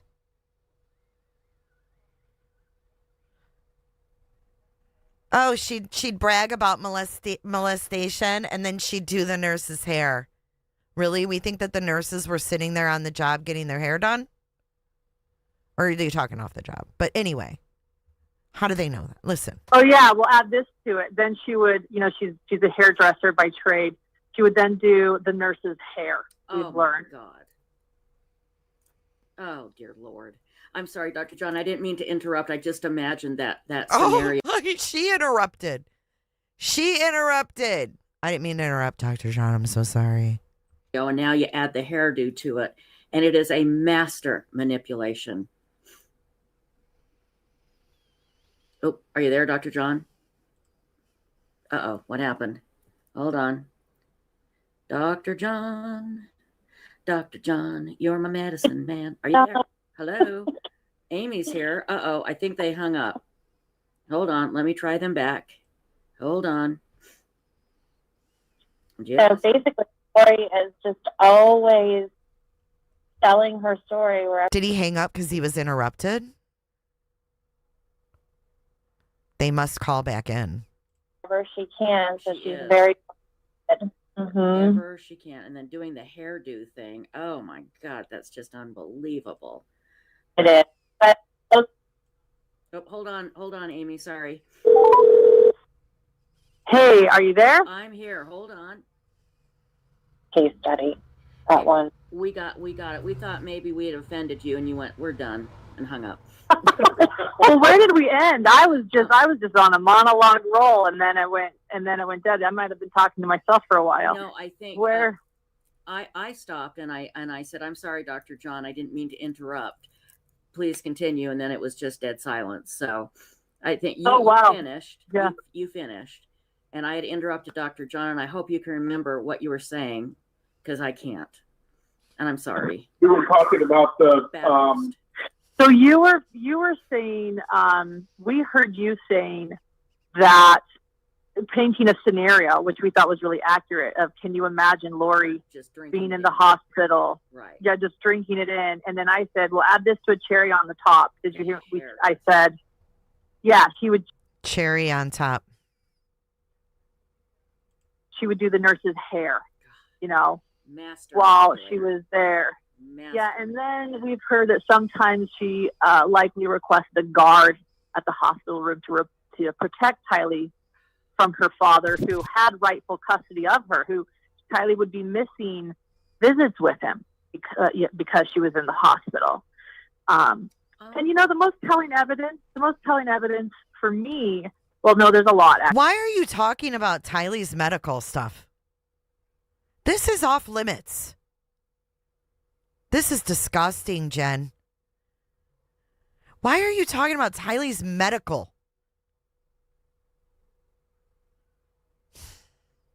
I shouldn't say most telling, but compelling evidence. John and I are parents to a 3-year-old boy, and he has a disease himself. He has this disease called EOE, where his esophagus struggles. But John and I have had, because of this disease called EOE, where his esophagus struggles. But John and I have had, because of this, sadly, John and I have had to change his diet. It's up to us as parents, right, to figure things out, to fix it, to help our child. And we know that Lori, she never tried anything. She had bouts of this pancreatitis, and there was never a... Already comparing her 3-year-old. This is when her kid was 3. Now he's 8. Imagine how much deeper she's in now. He's 3, and she's comparing her kid to Tylee. She's bringing her kid into this. They're talking about the Daybell case. They're talking about Munchausen's. They're talking about Tylee's medical. Now she's bringing her kid in. Hey, let's change her diet. Let's fix it. Let's try something new. Right. She didn't care, if that makes sense. Like, it really was about Lori. Mm-hmm. Go ahead, So John. true. We're passing the phone back and forth. No. Right. She would suggest, by not adapting to help Tylee, it suggests that she wanted it to continue. Exactly. We also know that we heard from a really good source that this is insane to me, but I guess I just have one basic question. Why is the fact that Colby accused Joe Ryan of anything any of our fucking business? I'm just curious. Why does the fact that Colby accused Joe Ryan of that any of our fucking business, whether it happened or not? What does it have to do with Lori and Chad? Can someone explain that to me? Why anyone's fucking business? What Colby did or didn't go through as a child? Why it's anybody's business? I'm thrown by the fact that people think this is their business. This should have never been a conversation. This has nothing to do with the case. Nothing. Whew. I mean, look at this. We heard this from a really good source. And this is insane to me, but I mean, I just don't get it. Why is this even being talked about? Like, people on the internet want to know if it's true or not. Why do you want to know that? Why do you want to know if he was S8 or not? Like, that's really gross. No one should want to know that. If Colby wants to tell people that, that's Colby's decision. That's nobody's fucking business. Mind your business, people. Have boundaries. Fuck's sake. Just because his mom ended up being a murderer doesn't mean that it's our business what happened to him as a kid. They talk all this shit about, and then they act like they want to adopt him. Do they believe that he was? That's my question. Because if they believe that he was and then John talks about adopting him, that's really fucking another gross angle.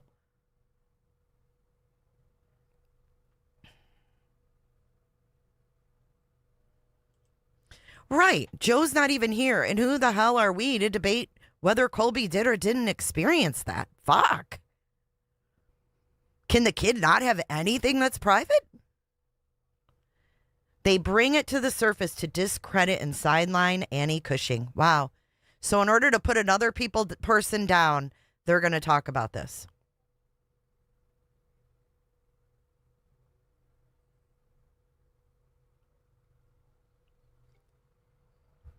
Isn't it bad enough that Colby had to put up with that from Lori telling everyone? Now the internet needs to do it? Just to prove someone else wrong? Get out of here, people. You need to be right that bad? Like your need to be right trumps this guy's life?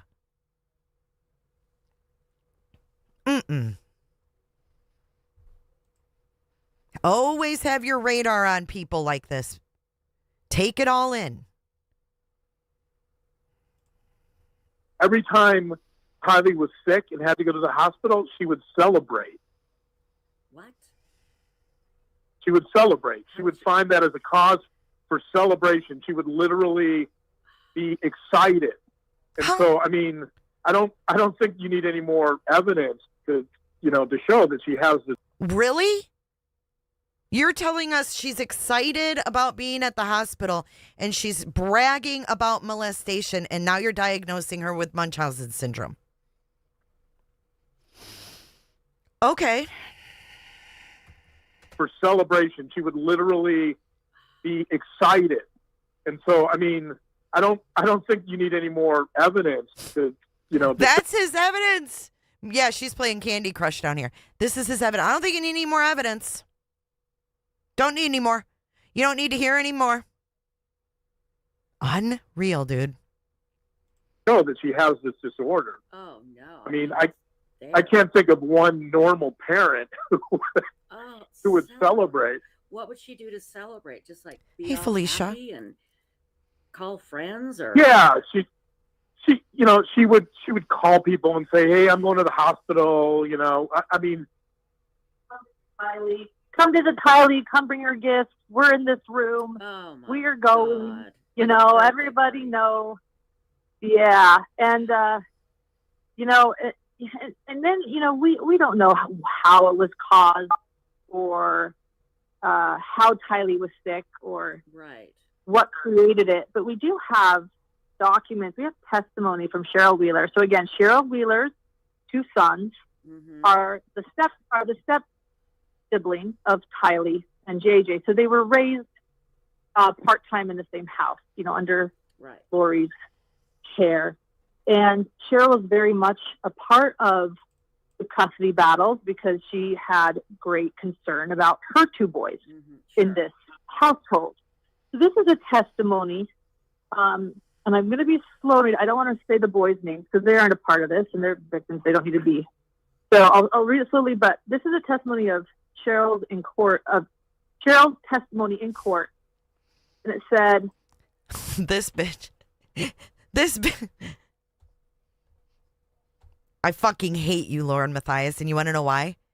You're going to sit here and read court documents from a family court, but you were crying and going live 9 hours because the law and crime was going to stream your RO hearing, but you're going to read family court transcripts? And you wonder why. Everybody likes me, everybody hates me, they want me to go eat some worms. Because you and your husband. He's like this little pussy. No, I really hate her. She's about to read family court transcripts. Thank you for joining, Grow Mama. Come on in and close your legs.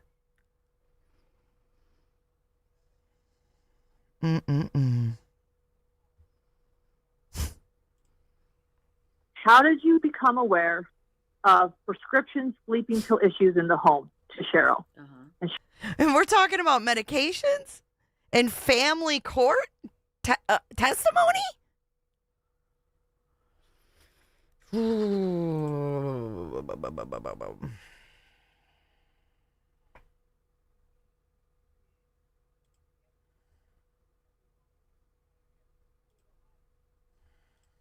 Cheryl's answer is, we were watching TV one night, and a TV commercial came on for Lunesta. And my son said, oh, that's what they give us to sleep at night. And has anyone else happened that caused, and then the person, of course, says, anything else has happened to ask, to create your concerns about whether your children are taking prescription sleeping medications while in this household? And she said, yes, her other son approached her on one occasion prior to that time and asked me to give him a sleeping pill. And then the person questioned Cheryl, how are you aware that your children are being given NyQuil? And then she said, well, my son told me one day when we were going to the grocery store that Dad and Lori gave him and all of the children in the house green Advil to sleep at night. And they practically shove it down our throats. I said, well, what's this green Advil? And we went to the store and he pointed out the NyQuil. So my point is, pancreatitis can often be caused by overdosing medication. Right. This is clearly a household where Lori had no issues giving these kids unneeded medications. Right, and no boundaries. And no boundaries. And these are her stepchildren. What is she giving her biological children if this is what she's willing to do with her stepkids? That is so horrific. Oh my God. So you're gonna go into this more, is what you're saying in your upcoming podcasts. You have you're basically saying, okay, this is where we stand. We've looked at it, and yeah, it is factitious disorder, and so that's what we can expect in the upcoming podcast. Is you're going into more detail about this. Yeah, we're gonna get into that in a lot more detail. The next one is actually going to be divided up into two parts because it's so long, but that will be a big part of one of those episodes. And we're going to go beyond that too. We're going to kind of develop some ideas that are a little unique and are based upon that. Right. So we'll be taking some risks with that, I think, but I think we're going to be fairly accurate. So we're taking, you hear that? We're going beyond that too. And we're going to kind of, listen. Develop some ideas that are a little unique. Develop ideas that are unique. And are based upon that. Right. So we'll be taking some risks with. We'll be taking some risks. That I think, but I think we're going to be fairly accurate. So fairly accurate? Risks? When it comes to things like this, you're going to take risks and be fairly accurate? Get the fuck on out of here. Are based upon that. Right. So we'll be taking some risks with that, I think, but I think we're going to be fairly accurate. So I would tell you what that is, by the way, Tricia, but we have to tease our episode a little bit. That's fine. You can't give everything away. I understand. And when it's up, be sure and let me know, and I will get that link out there for everybody. Dr. John and Lauren, have you had any blowback from any members of Chad or Lori's family or their friends at all? Anybody pushing back and saying you're wrong? God. So the broad answer to that is no. Have we had people say, oh, I don't know? We've, fortunately, in terms of the family and the people closest to, the two felons that are sitting in jail right now. Right. We haven't had anybody really challenge that close to the case. In fact, it's been mostly the opposite. Most family members have called and said, "You guys are right on the mark." So that's great. But in terms of listeners, in terms of general feedback, yeah, you get all kinds of opinions from the listeners. I can imagine. I do have a question. That's great. Family members have called and that close to the case. In fact, it's and the people closest to. I had to rewind this and hear this part again. The two felons that are sitting in jail right now. Right. We haven't had anybody really challenge that close to the case. In fact, it's been mostly the opposite. Most family members have called and said, "You guys are right on the mark." So that's great. But in terms of listeners, in terms of general feedback, yeah, you get all kinds of opinions from the listeners. I can imagine. I do have a question, and I have no idea if you have any information on this at all or not. We've had conflicting reports about whether Chad's kids are still supporting him or if they're kind of going with the police. Have you heard anything about that? Not recently. We heard something a couple months back or a month back, I guess, 6 weeks ago, where they were still supporting their dad. I've heard people from the Rexburg area speculate that there might be some division among the kids, but we don't have any. Pay attention, John. I am in contact with a woman who really worked with Idaho offenders. I have so many surprises for you. This gal was a real witness for courts. She's retired now. Do you smell that fire? It's HTC burning down. Damn, Flo. Thank you for the cooter chat. Ooh, Flo's got some contacts, y'all. Look at my bun. It's like...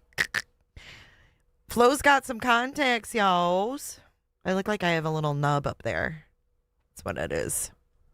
She's talking about division in the family. The evidence. We haven't talked to anyone to know exactly what's going on as of present. Yeah, I'd be real curious to find that out because, as you know, being knowing about the LDS faith, when you're growing up and raised by your parents, the father has a very special place, and you want to believe your very father, special, right? Absolutely. And then to see this happen, I can't imagine the hell those kids would be going through. Even as adults, it just must be hellacious. And I know, I can't imagine either. And I'm glad you have empathy for them. I mean, there's sometimes where I am angry at them. I have to be really honest, but then I go back, I try to step back and realize what they've been through. And, the moment they decide to stop believing their dad and see the reality of the situation, their entire life, their entire reality as they know it is just completely obliterated. Their mother was murdered. Their dad's a murderer. I mean, I just can't, I don't know if, they're going to be able to process it all. Of course. So you want to tell her you talked to? And he's been accepting of it. You want to tell her? Please. Can I tell her? Please. I won't tell anybody. I swear. I mean, so John sat down with Colby, Lori's remaining son, for 3 hours, talked to him. Wow. And, it's interesting, though, because despite the Daybell kids refusing to, we don't know where the Daybell kids are now, so we're all speculating. But, refusing to kind of see reality, Colby seems to really understand. I shouldn't talk for him. John's the one who sat with him, not me. So, but he yeah, go. I'm sorry. Go ahead. I was just going to say that. Yeah, I think Colby certainly struggled with it, but I think he's much clearer about what's going on. He's much clearer about the reality of the situation than the Daybell kids, from what we can tell. Right. So, he has a lot of anger at his mother. He understands very clearly that he believes that his siblings were murdered. Mm-hmm. So, I mean, it's been huge, it's been difficult for him to process, but he's dealing with the reality of it. Right. And he was one of the people that stood up at the very beginning and said, "Mom, tell us where my brother and sister are. Tell us where the kids are." So from the beginning, he had a better, clearer view of reality, I think, than anybody else. But still, I can't imagine what he must be going through. Shut up, and Tricia. he's probably back to all of his whole childhood and what was real and what wasn't real. My heart breaks for him. Stop. It Yeah, really does. he's I mean, all things considered, yeah, he's done a pretty commendable job. Yeah, let me go back, Jen. He's much clearer about what's going on. He's much clearer about the reality of the situation than the Daybell kids, from what we can tell. Right. So, he has a lot of anger at his mother. He understands very clearly that he believes that his siblings were murdered. Mm-hmm. So, I mean, it's been huge, it's been difficult for him to process, but he's dealing with the reality of it. Right. And he was one of the people that stood up at the very beginning and said, "Mom, tell us where my brother and sister are. Tell us where the kids are." So from the beginning, he had a better, clearer view of reality, I think, than anybody else. But still, I can't imagine what he must be going through. Did I not go back far enough? But he is literally speaking for Colby. This is December 2020. December of 2020. He's probably I can't thinking imagine. back to all of his whole childhood and what was real and what wasn't real. My heart breaks for him. It really does. He's I mean, all things considered, yeah, he's done a pretty commendable job of dealing with it. And I mean, of course, I don't think he's fully come to terms with it, but it hasn't been that long, and we really don't know all the details either. But he's definitely shown some resiliency. He hasn't stuck his head in the sand and said, "This isn't real." Right. Exactly. So. Exactly. Well, I'll tell you what, we're really looking forward to that 2-part podcast. And again, as soon as it is up, let me know and I will splash it everywhere and I'll be listening to it as well immediately. But see, if I was Colby, I would go over to this video. I would find the timestamps of the times they talk about my personal fucking life, and I would file privacy complaints with YouTube. And then she'd have to edit that out. If she doesn't edit it out, it comes down. This should not be on the internet. This should not be. I would privacy strike just like Kresha and her family. I would privacy complaint on all my images, anything that had to do with me. That's what I would do. Because if they don't edit it, YouTube will. I know you guys have a life and you're giving us so much time. We have a couple. And it's not taking down anybody's channel. It's just saying, remove me from your footage. Remove me from your content. And if anybody wants to know how to file a privacy complaint, feel free to reach out.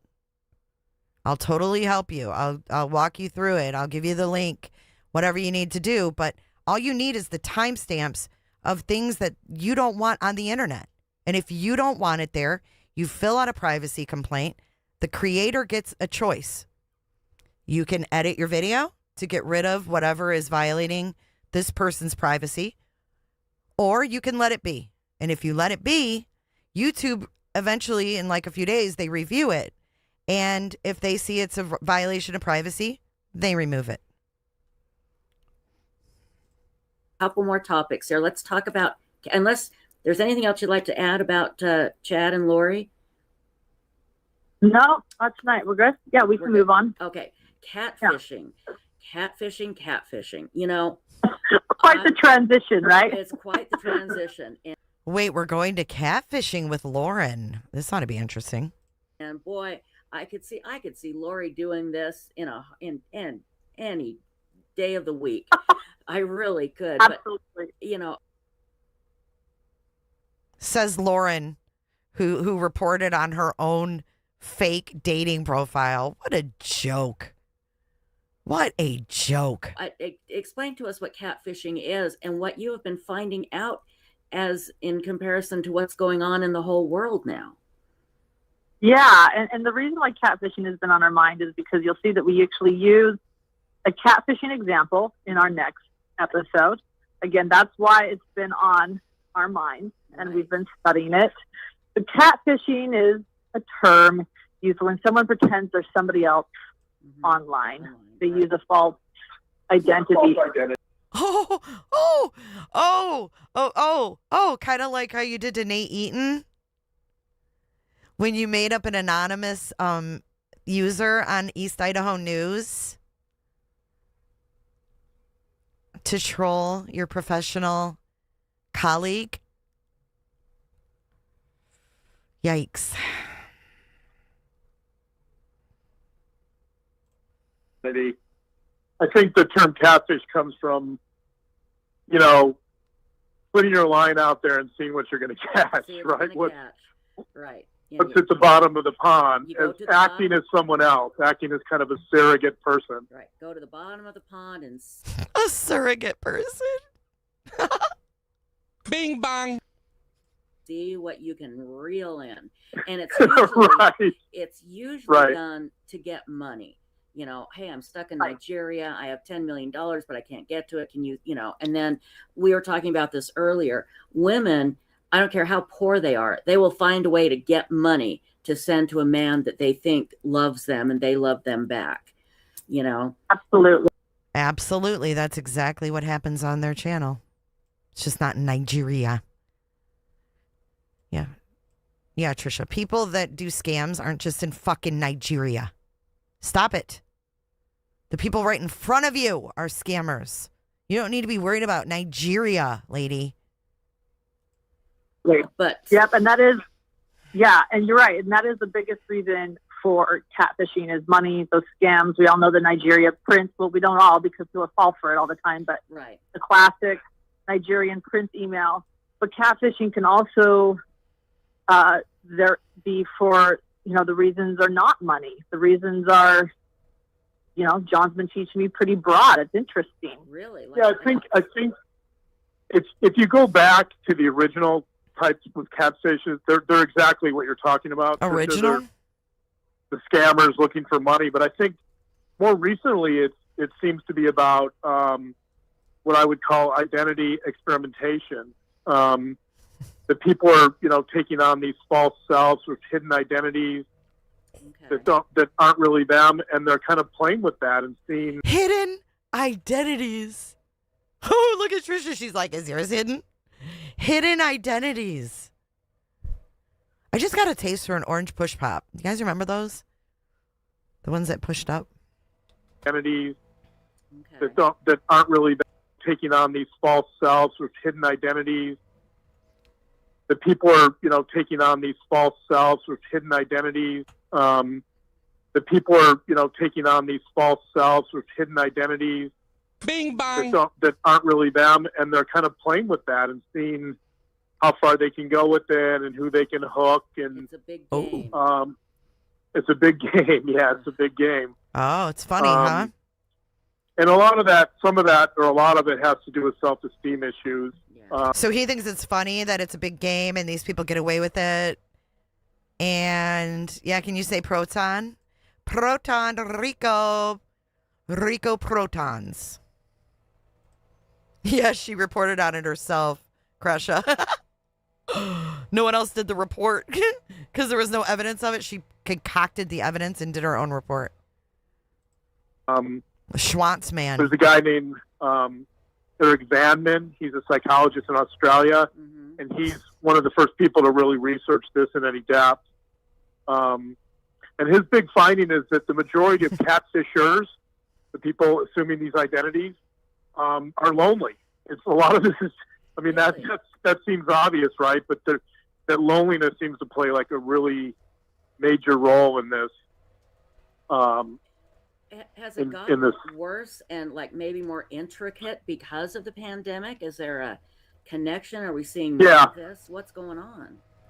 I think for sure.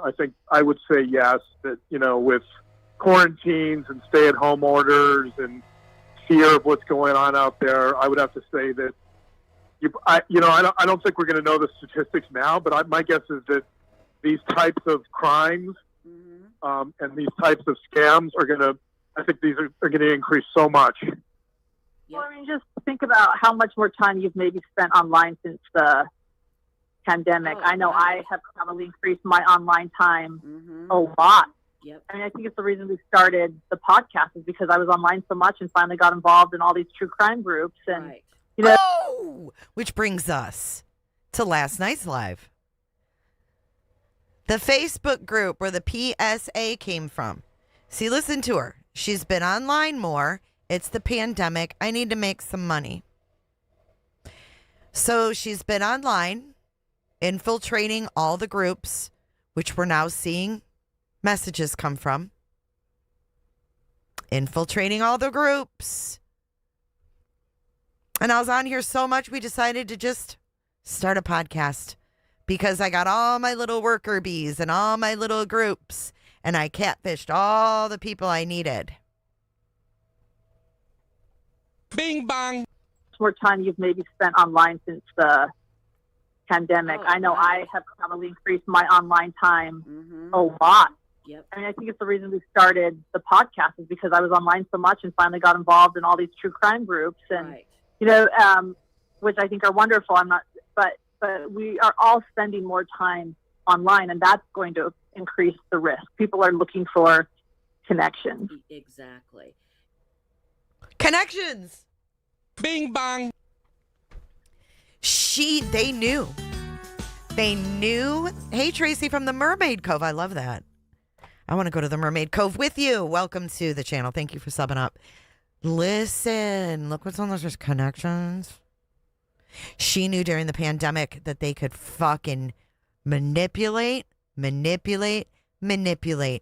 that it was time of the essence to get in with these victims. And, you know, there's a TV show based on catfishing.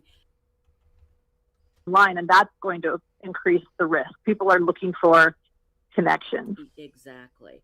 And, you know, there's a TV show based on catfishing.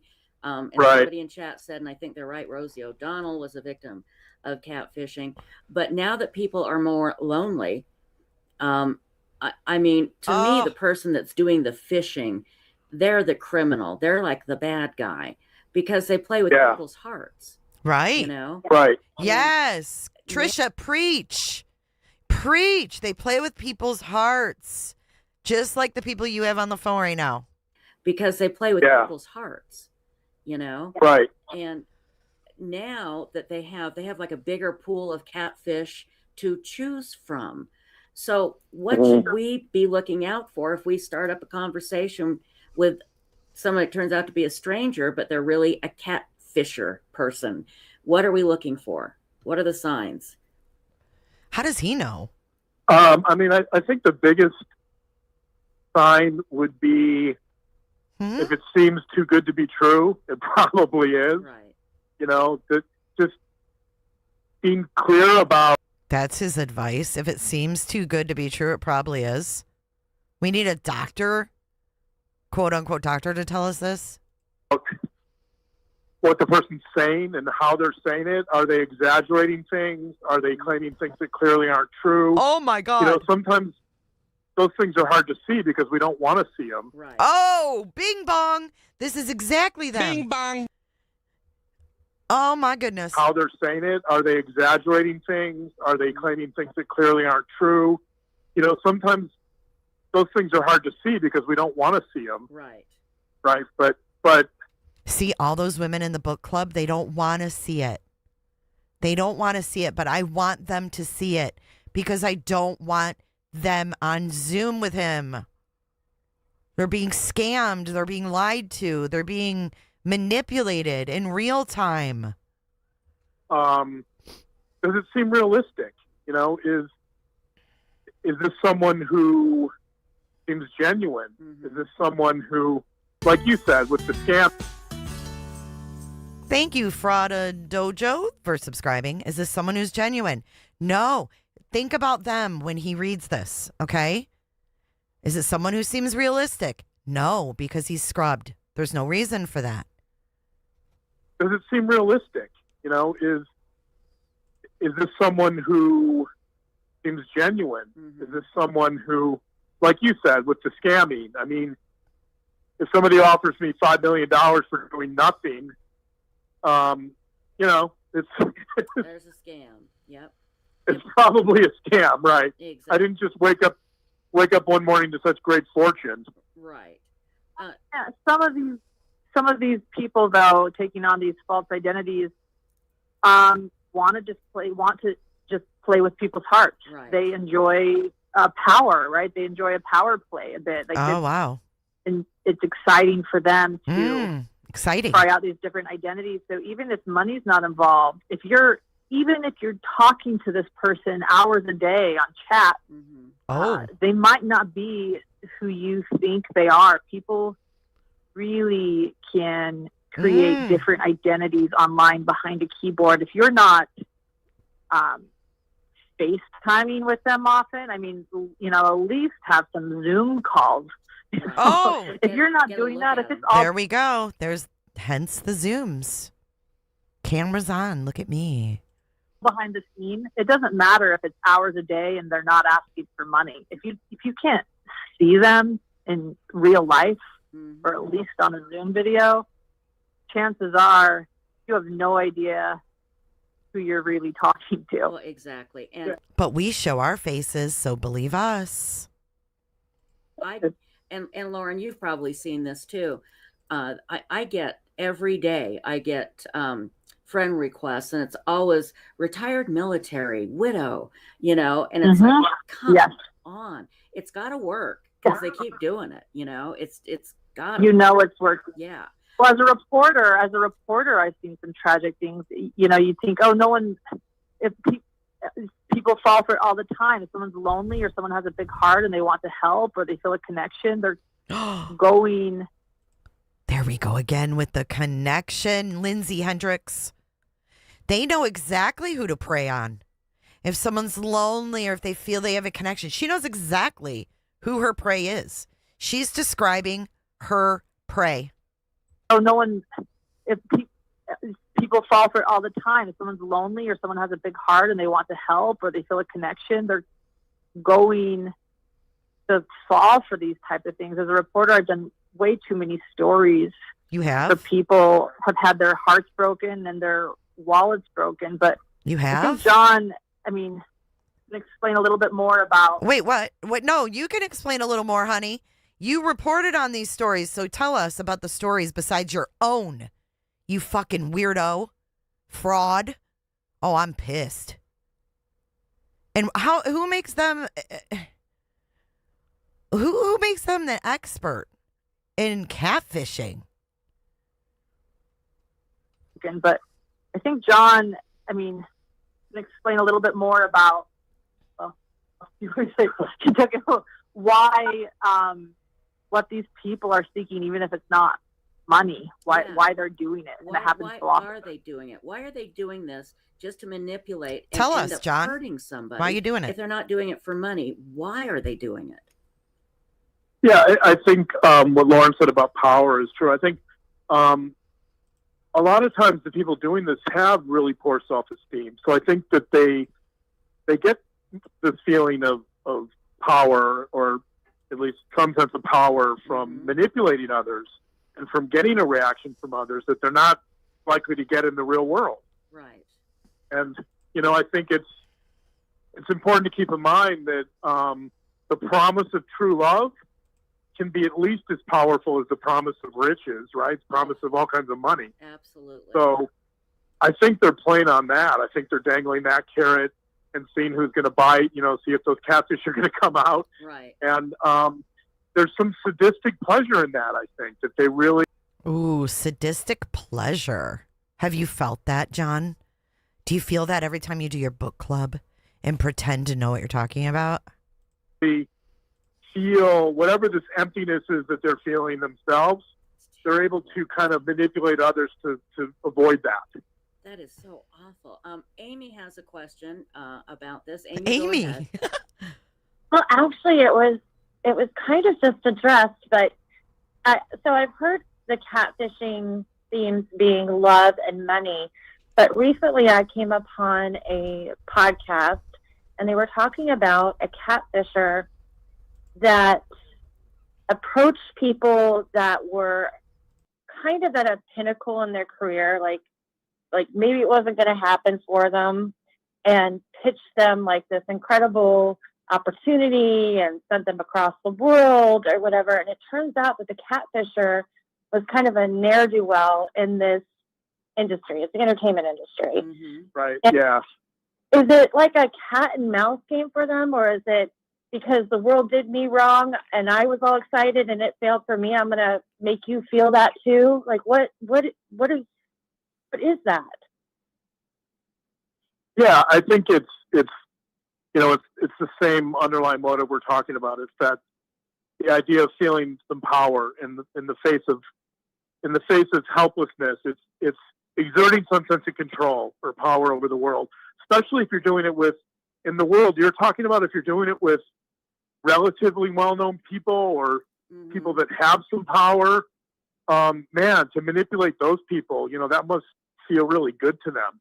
Yeah. I mean, it's sick, but yeah, it's playing on their own pathology, Right. their own sense of helplessness, I think. That's perfect example, because I know somebody who actually did fool a very famous actor, and not because she was being mean, but because she was desperate for something. And it had to do with, her life and what was going on with her life. It was a shock to everybody when we found out, because she seemed so normal. And I know she didn't do it to be cruel to him.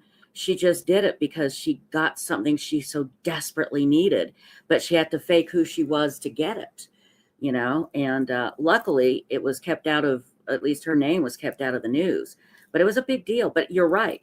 She was desperately looking for something, and it wasn't to be cruel. It was just, she needed it was almost like her lifeblood to get this, Yeah. to help her survive. Right. So I'm not trying to make excuses, but that can happen. It absolutely can. I can see that. Somebody so desperately lonely. Yeah, I have a friend, a very close friend, who was informed by a man that her own mother, my friend's own mother, was pretending to be my friend. So my friend's own mother stole her daughter's identity for dating sites. Oh my God. And she had no other reason to do it except she told her daughter, who's my friend, hey, I'm lonely. You go on dates. I don't. I'm all alone. I want some attention too. So she's essentially scamming men on dating sites, pretending to be, my friend is very pretty, pretending to be her daughter. Like she's like living, through her daughter. Which oh my God. Oh, that's that's tragic. And to do it to your own daughter, that's something really kind of freaky. That definitely is a Dr. John session twice a week for a couple of years at least. Well, he knows the said friend, and she definitely talks to her. Yeah. Oh my gosh. So why? Yeah. Why would you do that to your own daughter? Yeah. Well, yeah. Why would you? I think there's a lack of boundaries in that relationship to some degree. Well, so yeah. I'm not blaming the daughter at all, because she doesn't have anything to do with it. But there's a lot of reasons. I think one of the underlying issues there is the mother's had some health problems and she's getting older, and I think she's kind of confronting her own mortality. And I think that just Holy shit. What? What? Dude, did you guys pick up on that? Her mother's is getting older. He's talking about Lauren. She's questioning her own mortality. What the fuck? I'm not blaming the daughter. Oh my God. to some degree. Well, so yeah. I'm not blaming the daughter at all, because she doesn't have anything to do with it. But there's a lot of reasons. I think one of the underlying issues there is the mother's had some health problems and she's getting older, and I think she's kind of confronting her own mortality. And I think that makes it a lot worse. I think she feels some desperation, and she wants to connect to someone because she's so lonely, and she wants to do it before it's too late or before she gets too old. So. Oh, he's talking about Lori. Here, I'm going to show you guys something. You ready for a little add-on. Watch. Here you go. Enjoy. Well, scams can be found all over the web, and of course, we're always working to keep you informed of the latest issues. But sometimes, without knowing it, you can actually play a role in a scam if scammers use your photos and information to deceive others. Yeah, this is so scary, and it happened to our own Lauren Johnson. She didn't find out until she was contacted by a Good Samaritan who told her he'd seen her photos on a fake dating profile. So Lauren's on your side with more information about this photo theft. Reporting on her own story. It wasn't fun to learn that my personal photos were being used on a fake dating profile, and I could hardly believe it when a stranger sent me the link through Facebook warning me. But staring back at me was me, and a phone number I didn't recognize, encouraging unknowing strangers to text. Maybe they don't intend to ever, engage with the person, face to face, but they've developed this online romantic relationship. Neil Custer, CEO of Custer Agency, a forensics and security investigator, says that fake profiles like this are often on social media, used by scammers to steal money or personal information. We all accept a risk when we put our information out there. I reported the fake profile immediately, and on Tuesday it had been taken down by the company. But now I had to wonder, were my photos being used in other places? Like we run a credit report now and then, we might want to run a photo check. First, we checked to see if the images were being used in other places. It means it's not being used. It's not being used right now. But someone has You it. can, through Google, can run an image search and see if that particular photo is out there. Custer says there are different kinds of victims, those like me whose photos are used, and those who don't check to see if the people they're talking to online are who they say they are. The opposite of what happened to you is that if you are going to engage with somebody online, then take that image and do an image search online to see if it shows up under a different person's name. Lauren Johnson, Good Morning, Idaho. Listen to the girls. Lauren says she'll be using that reverse Google search a lot more. And Custer told her it's good that that stranger took the time to reach out to Lauren and let her know about the fake profile, because who knows how long it could have gone on. There, yeah, and he said most people don't know their photos are being used for a scam unless someone tells them, just like Lauren. So if we all watch out for each other, just like Lauren's situation, there would be fewer scams. So Lauren says thank you to that person. We need to go through our reverse search Google images. That would take so long because you post so many pictures on Facebook, Instagram, it's everywhere. That I just can't believe that. It's so crazy. Yeah, poor Lauren. I wonder if she's not 40. And by I the wonder way, if the person out there that tried to contact her got catfished and went on a date and was like, hey, this isn't who I thought it was. Oh, what? This is a stranger found Lauren and told her that she had a profile on a dating site. And these girls ain't buying it neither. They're like, that girl take too many Xannies. She take too many Xannies. She used to be on the desk with us, but yeah, Lauren's a hot mess. Poor Lauren. Yeah, it would take forever to do what she claims she did.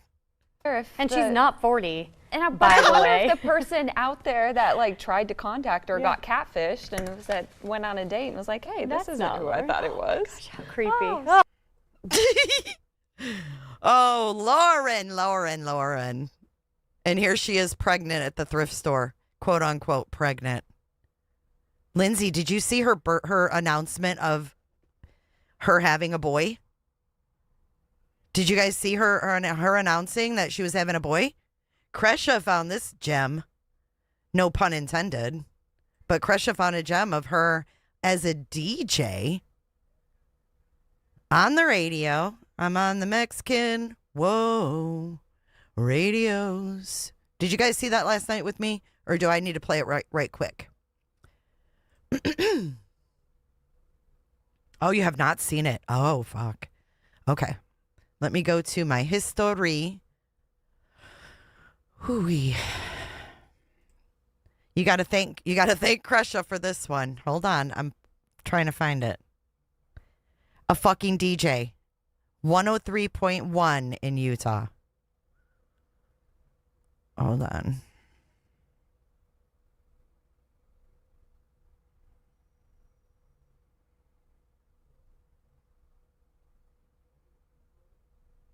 Here it is. I found it. Okay. Here you go. Here is Lauren announcing that she's having a boy. No pictures, nothing. Watch.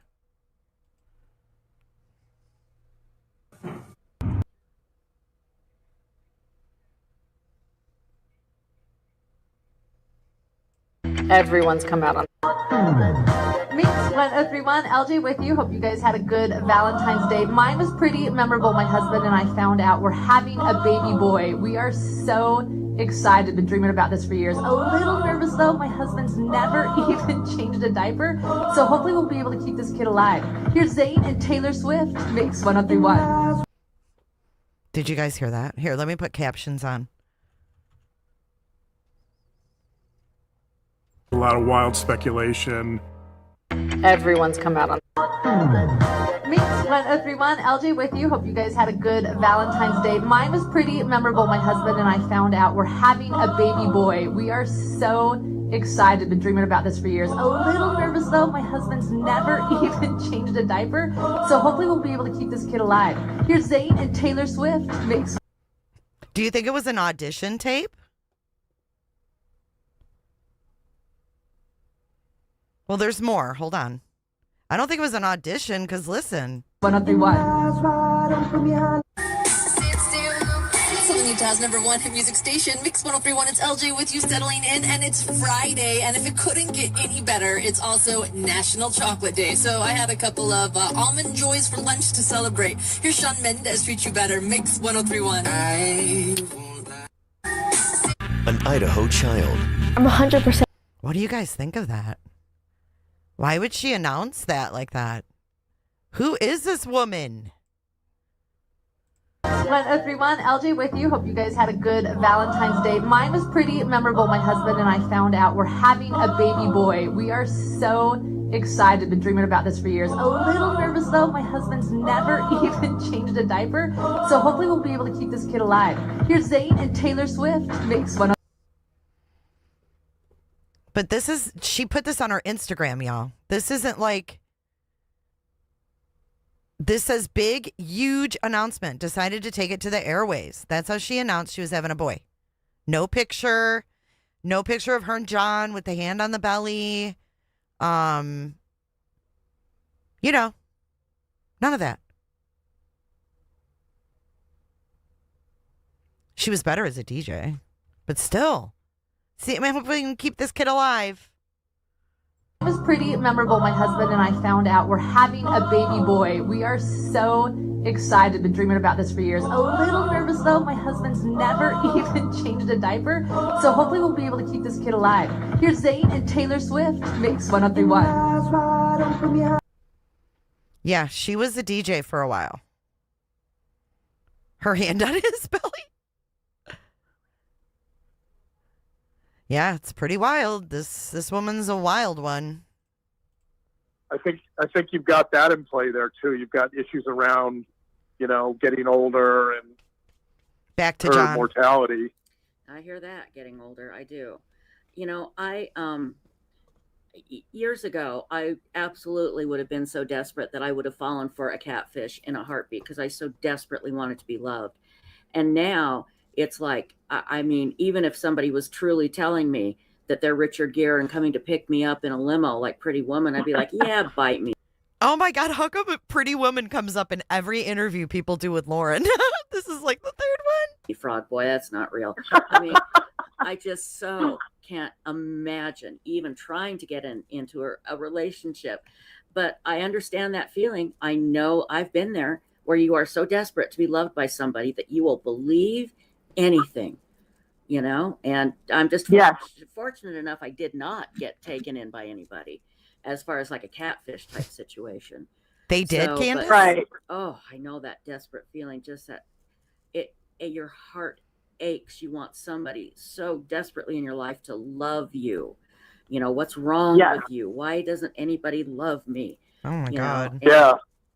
Boy, he's like, we love you, Tricia. Oh, thank you. Yeah. Thank you. I'm okay now. I went to therapy. I'm good now. Like I said, it's like, yeah, frog boy, bite me. I don't want to go out with you. I'm fine. I'm good. I'm good. But hey, there was Dr. a Macy. time, a long time ago where I wasn't at all. And so, Yeah. but I'm much, much better now. But I get it. I know that hurt. I know that ache, and it is never ending. It's like being hungry and there's food there and you can eat it, but you're not supposed to. I mean, it's like you're starving. You are physically starving for something. She uses a That's a food really analogy. good analogy. Oh my God. I'm just going to throw out a really provocative idea. Okay. Ew. Is it possible that Chad Daybell is catfishing? Huh? Oh, I think he would be I think he'd do that in a heartbeat. What? Is he catfishing with Julie Rowe and Melanie Gibb and with Lori? That's a brilliant thought. Yeah. And I say yes, absolutely. What? Why do you second that? Wait, why do you guys think he's catfishing them? Huh? Maria, I don't think she gave birth either. I really don't. I don't understand this at all. Yeah, so we're kind of playing with that idea. I think he had all of them on the hook a little bit. And I think Julie Rowe really did take it hook, line, and sinker. I think Melanie Gibb had a thing for him, and he played on that. He played on all. Absolutely. Is John catfishing anyone at the moment? Right. That's what I don't get.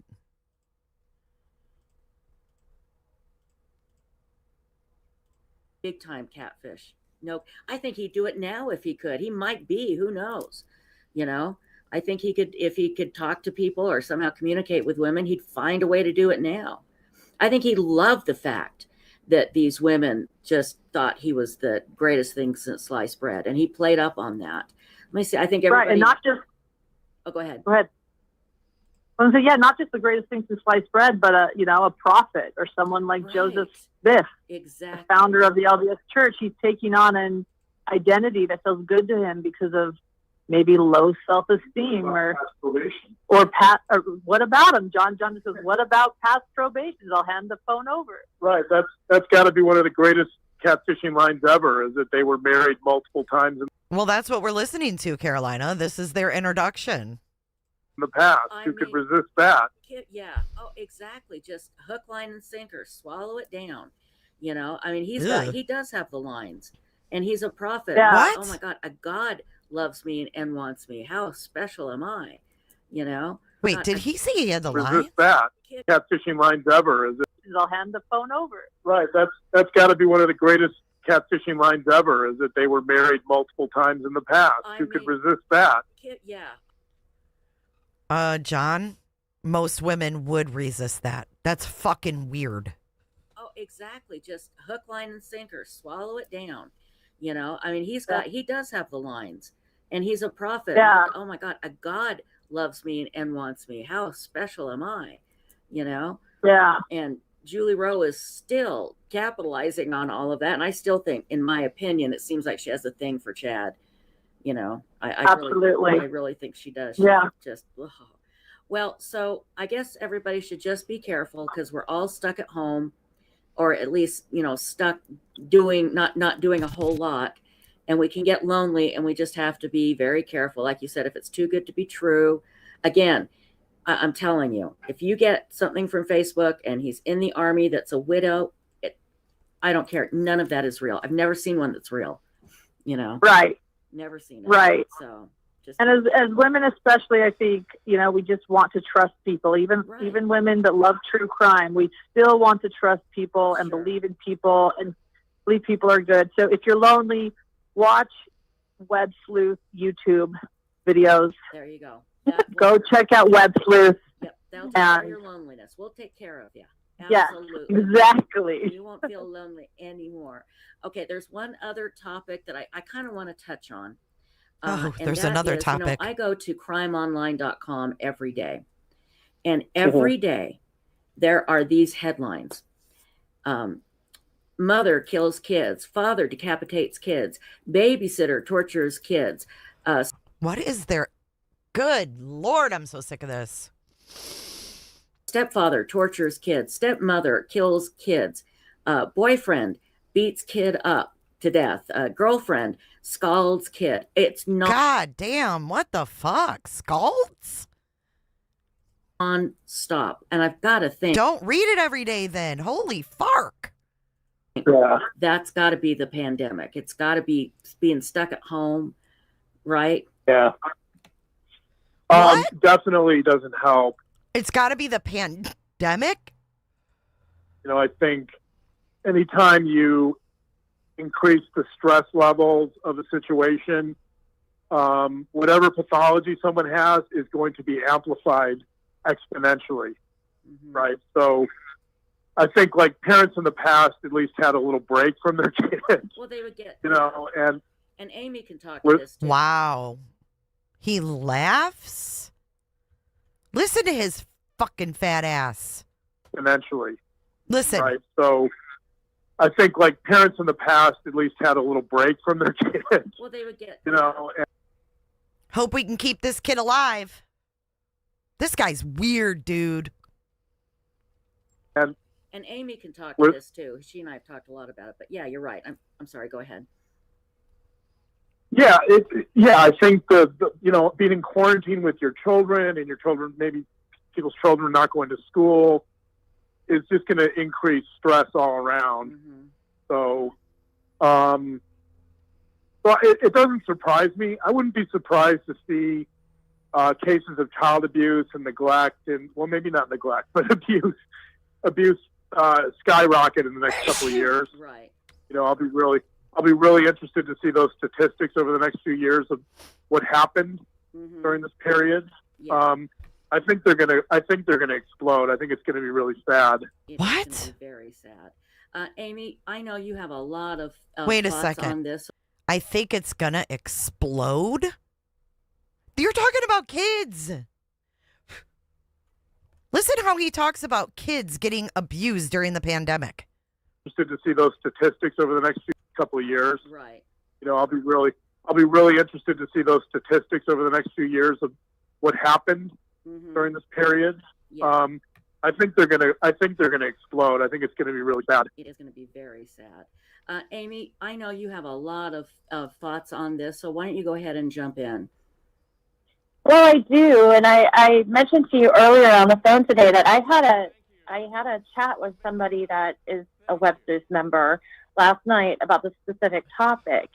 I believe that when children are going to school, the actual physical environment, the classroom, a lot of times that's where they get a lot of their, unfortunately, basic needs met, be it meals He did, Lindsay. or someone to comfort them or someone they can trust. He worked for a nonprofit for families and children, and they were sued. If you look into fact, they were sued and then they closed their doors, I believe. Now that we're all isolated at home, and like you mentioned, the increased stress levels, finances, things like that, we have a lack of exposure to mandatory reporters. And I think that's a huge problem, and I don't don't have a solution for it. Not that anybody asked me, but right. It's really an unfortunate and He's like, dangerous yeah, right. scenario. Yeah, I agree. You know, when Lauren, okay, we're still there. Okay. What? What's going on? When Lauren brought this topic up to me, one of the first things I said to her is, there's a book called Ghosts in the Nursery, which is it's all about this issue of childhood trauma and how, you know, like the title says, that in some ways, like, we all keep these ghosts from our childhood, whether we like it or not. And I think during quarantine and periods that are really stressful, parents in particular that haven't resolved some of those childhood traumas are going to be at way higher risk for abuse and all kinds of problems. And and in this environment, there's no simple way for a child to report or to talk to someone. Right.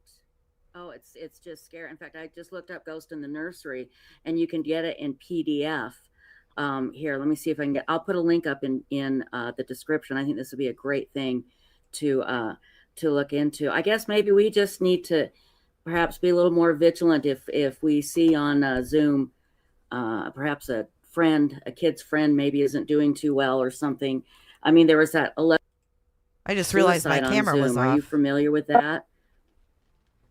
I'm not. It was horrible. What was it? He was during class, right, Amy? Yes, he was on a Zoom call with his classmates, and he shot himself in the head. Oh man. Yeah. Jeez. Can you No. imagine? I mean, and like Amy was saying today when we were talking about it, you know, if the kids were in school, there would be, you know, therapists there to help them, but they're all at home and having to deal with this horrible thing that they all saw. I can't even imagine, you know. And no, no crisis counselors, no influx, no community. You know, your friends on people's shoulders. None of the stuff that you need to heal and process. Right. So, Dr. John. Yeah, John. Oh, go ahead. I was just going to say, Dr. John, you're right. I think in the coming years there are going to be some studies, and you're going to see a lot of abuse and stress. Thank you for sending me this. So she posted this on, it looks like their Insta, maybe. It says Hidden True Crime, St. George, Utah. And this looks fake. She looks photoshopped in this. She says, on tonight's YouTube live, I mentioned that in one of my past lives, I was a radio DJ named LJ. And in the same town where Adam Cox is now a radio DJ, St. George, Utah. Not everyone seemed to believe me, so hashtag pics or it didn't happen. Hashtag always channeling my inner LJ. I believe she was on the radio, but I don't think this picture is real. Let me zoom in.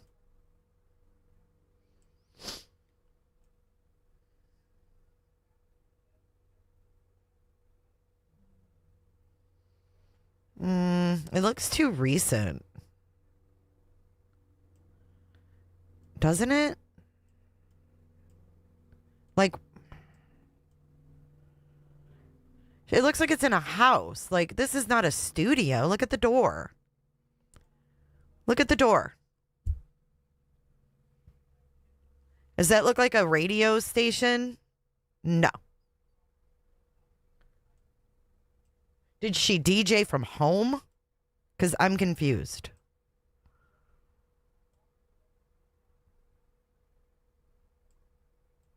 I'm making it really big because I want to read this screen because I'm nosy.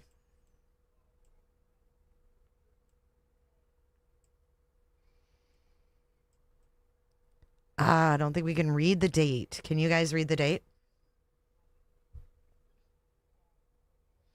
Let me see if I can open this on my computer. We're so nosy.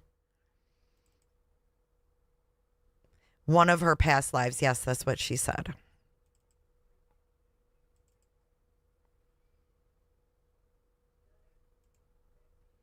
I love how you guys are nosy like me, though. Hang on. Let me see if I can zoom in on my computer better. It was posted January 22nd, 2022, but that doesn't mean that was when it was taken. Yeah, I can't read it. It's too blurry.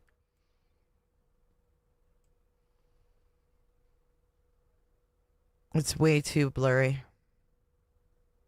Unless you guys can read it.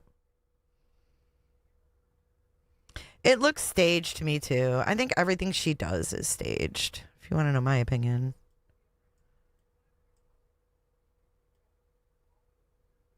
I mean,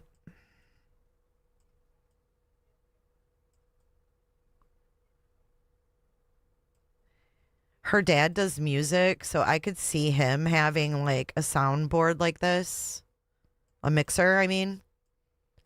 Because her dad does do like music, and it doesn't look like a studio to me. I mean, look at the door. It's like a bedroom door.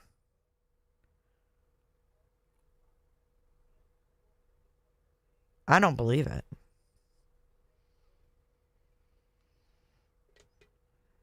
If she was announcing her baby boy, it would have been 2018, right? I don't know.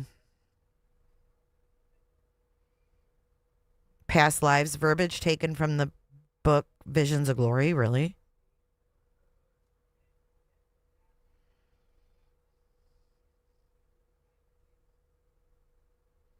But yeah, she DJ'd in the same city, St. George, as Alex Cox. We just heard that one clip that I just played. That's the only thing we've heard. That mic? I don't know. What kind is it?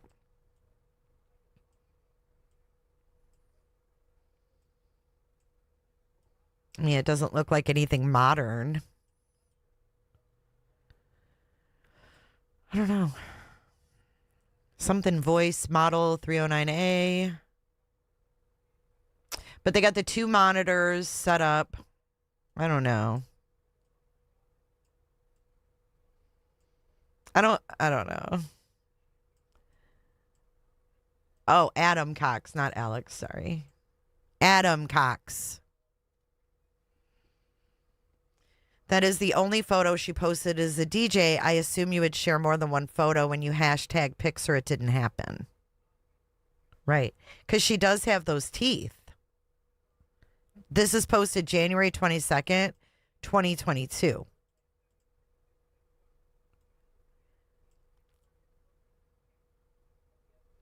And you conveniently can't see her ring finger. We don't believe anything that comes out of this chick's mouth. That's why we're sitting here zooming in to see if she was really a DJ at this. And this was a picture of her as a DJ. Right. That's what I was thinking, Susan. It looks like something she wouldn't know how to use.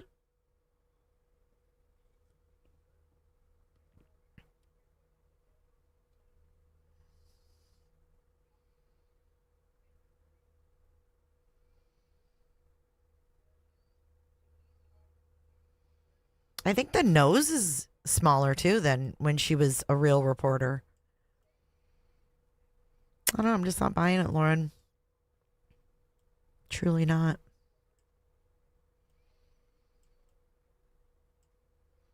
Somehow, some way, this is faked.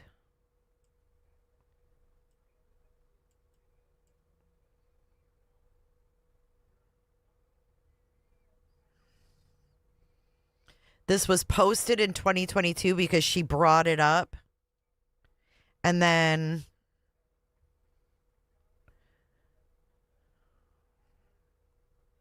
this would have been taken before John, right? Or in 2018, sorry, when she was pregnant.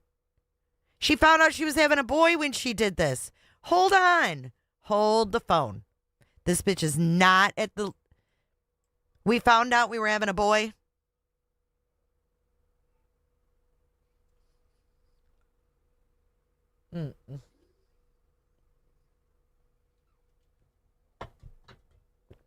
Give me a break. This lady is all one big lie. You can't believe anything she says or posts. Sadly.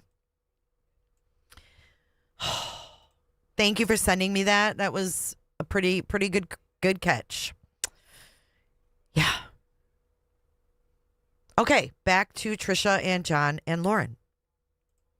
Us coming out of this, but I'm sorry, Lauren, go ahead. No, I was just going to mention John's work.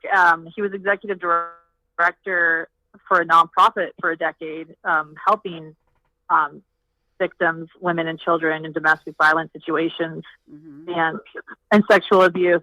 And they depended a lot on mandatory. Tricia was too. Right. Oh, boy. Yeah.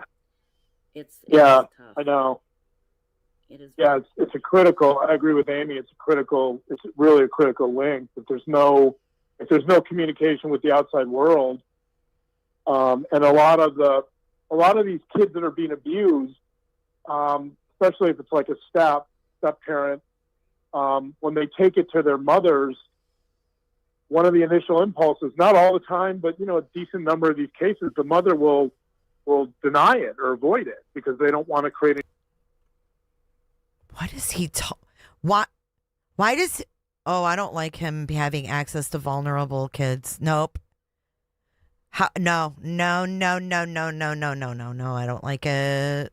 I don't like it.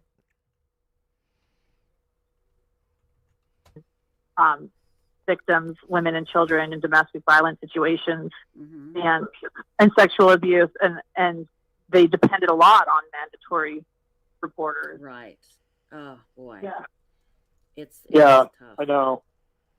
It is. Yeah, it's a critical. I agree with Amy. It's really a critical link. If there's no communication with the outside world, and a lot of these kids that are being abused, especially if it's like a step parent, when they take it to their mothers, one of the initial impulses, not all the time, but a decent number of these cases, the mother will deny it or avoid it because they don't want to create any problems in the marriage. They don't want to be thrown out on the street because Right. It is, especially during this time. Exactly. It is a tough problem, and like Amy said, we don't have the answers, but I just think the best thing we can do is do what we can to watch out for each other. So, Dr. John and I was going Lauren, to say that, just being aware. Wow. Yeah, Exactly. be aware. Be aware. I can't thank you enough for, and Amy, don't hang up yet, but for coming on tonight. I know how busy you are. Now, when can we expect again this two-parter podcast about Lori? It is in my hands now. John has done his work. I'm the editor of the podcast, and the pandemic is not helping, as you pointed out. There aren't sitters during the pandemic. Our little boy's asleep right now. Yeah. So as soon as I can find a few nights to stay up a little bit later, we should have it. So give me some energy in a bottle, and I will have it done. We will. I love how he has brought to the attention that he thinks that a lot of times kids' moms won't believe them. Yeah. It's only mothers. Especially when it's a step situation.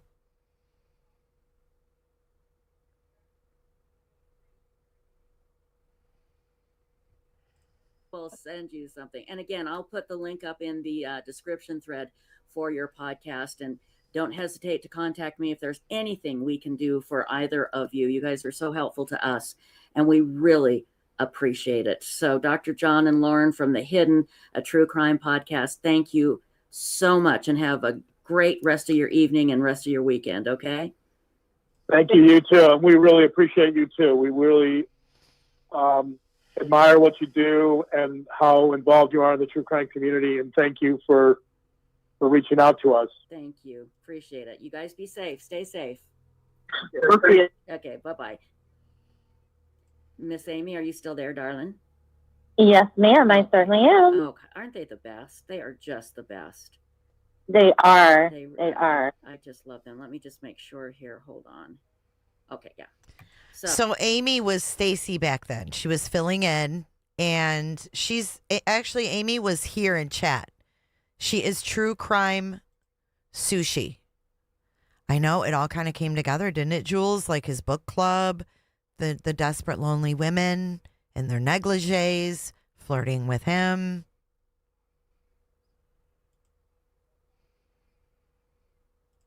Very disturbing. Ugh. There's Amy. I know, Amy. If you ever want to tell your story, Amy, I'm going to do some call-ins this week coming up. If you want to call in at any time, or if you want to email me, I'm always open. I had no idea that was you. That just freaked me out. I do have one more that I wanted to play. Are you guys down for one more? It is, let's see, 2:30. We started, 11:30? We're going for 3 hours. We can probably do this other one if you guys want to. This is going to be Lauren Matthias joins Websleuths. Let me see the year.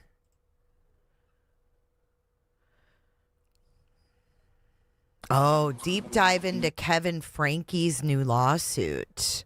This was 4 months ago. Yes, we got to watch it. This is only 4 months ago. So this is August 13th, in the midst of the fuck shit. August the 13th. This is after the TikToks. This was, I just have to go grab a Coke Zero and then I'm good to go. What else was going on? So after the body cam that we watched last night, did you guys know that she asked in a Daybell group? Or no, I'm sorry. Wait. I said that wrong. Lauren let, you know that Tom guy, the juror? You know that juror guy? Tom? Is that his name? I don't, Daz. Okay. I'm glad. Because I like hanging out with you guys too.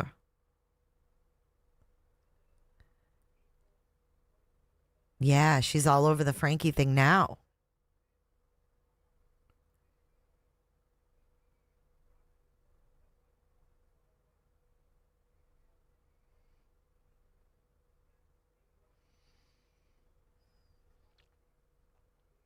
Okay, yeah, Tom. Okay, Tom, yes. His wife was babysitting her kid. Now, I mean, they may be very nice people, and I'm not saying they're not. But who lets that happen? Maybe it's just me. And I'm not saying they're not good people. It's just the risk.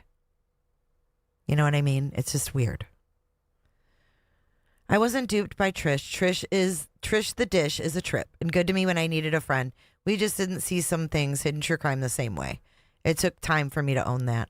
I respect that, Sushi. I do. Short, sweet, to the point. Oh, it's AIMEE. Okay, sorry. Just odd, right? Her little kid, was babysat by the Tom juror's wife.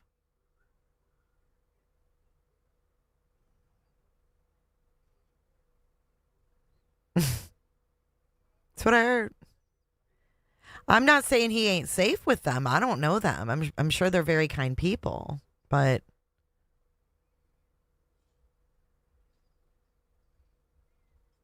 he's written a lot of, I think, like 6 books. Dee Dee, what do you mean, who's her? Harmon says it's 100% odd.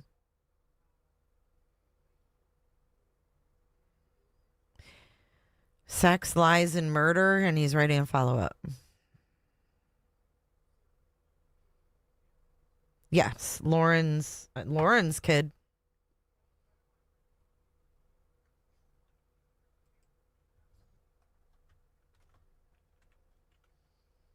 Here's my email.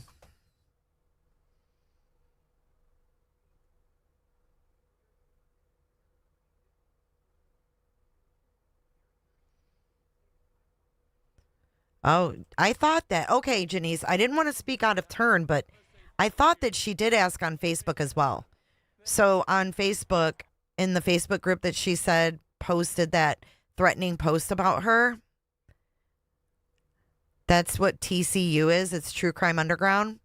And Janice said, Lauren asked random members from True Crime Underground to babysit during Lori's Idaho trial. Imagine asking for a sitter in a group called True Crime Underground on Facebook.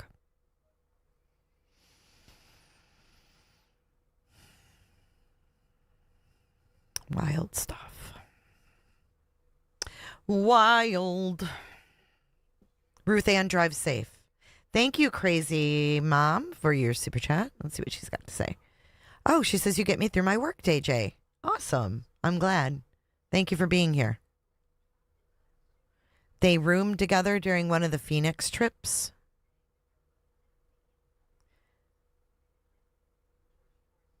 Where was John? I don't know.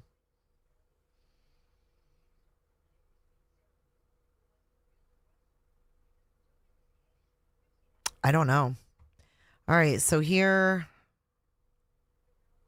we're going to go to, this is, like I said, August 13th, 2025. I'm going to turn this on and I'm going to go grab a Coke Zero, but I'll be right back.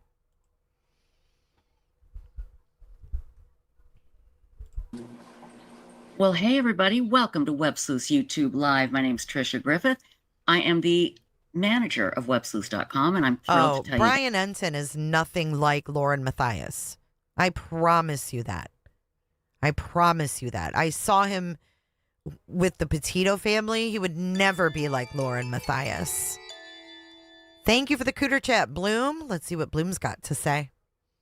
They named the book club Drive, Babe Book Club. I emailed you the photo they used as the image for announcing the book club. It's like they were advertising for older, single women to join. Haha.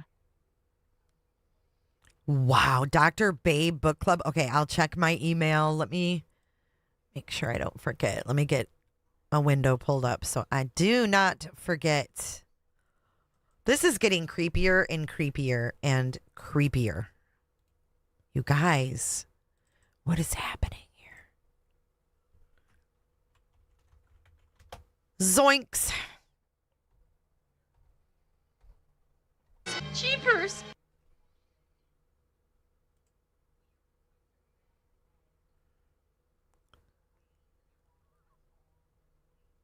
Oh my God. You guys are going to puke.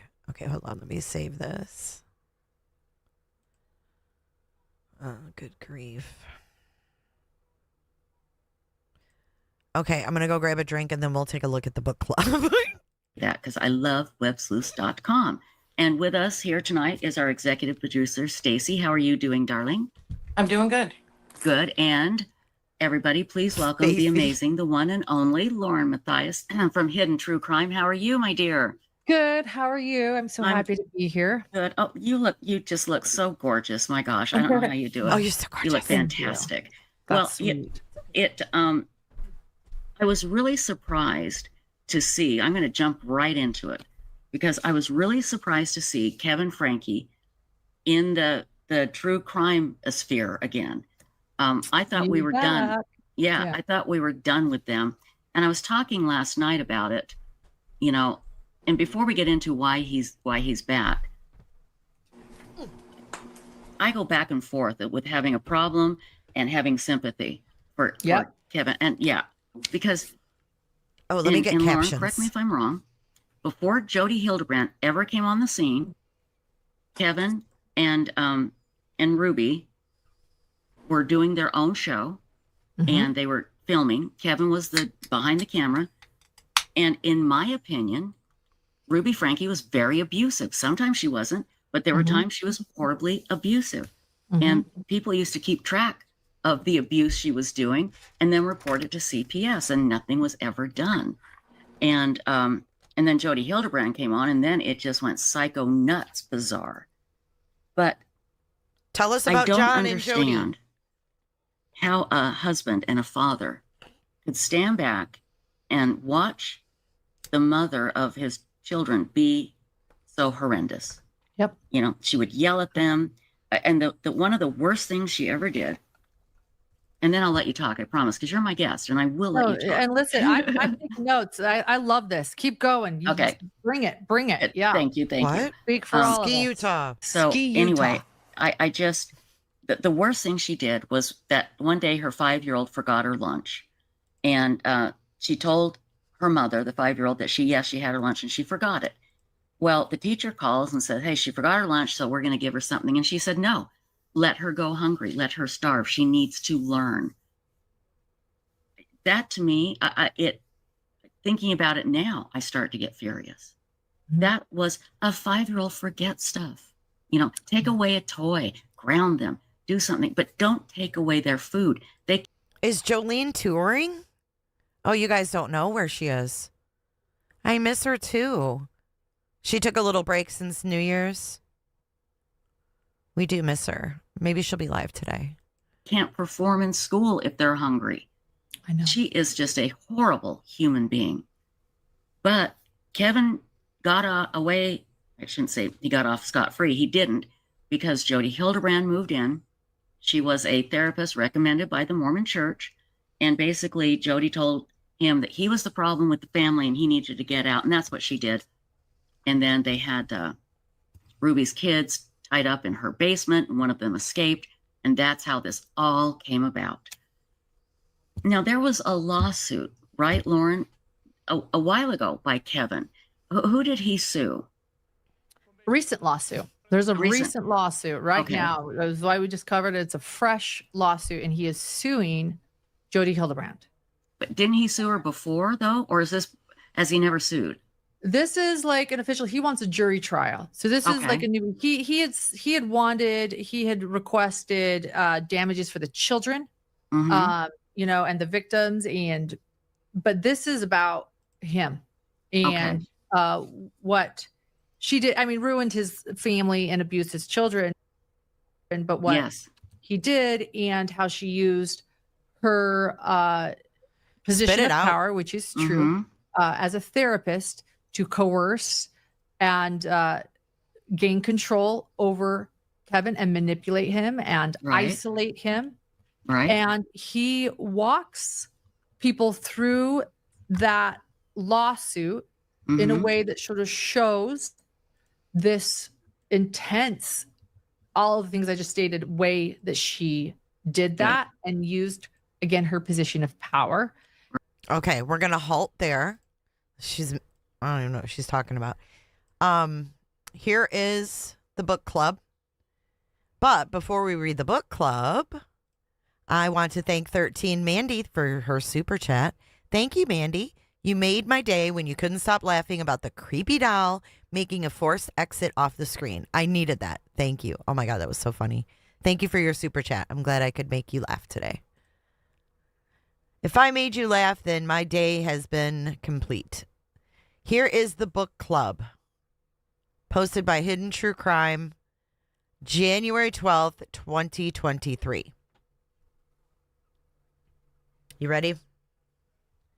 We have announced something so exciting that our hashtag Patreon members, the Dr. Babe Book Club. Every month, John will hand select a book to read that month and discuss at the end of the month over Zoom. This has been requested for some time, so we are excited to start 2023 with this news. To join, become a Patreon member today. No wedding ring on the finger. See that? No wedding ring. He's like, look, I'm cute, ladies. Come join my book club. 149 likes and 10 comments. They're not as big as they portray. That's why I think they buy subs. Making a psychopath. Come join my group.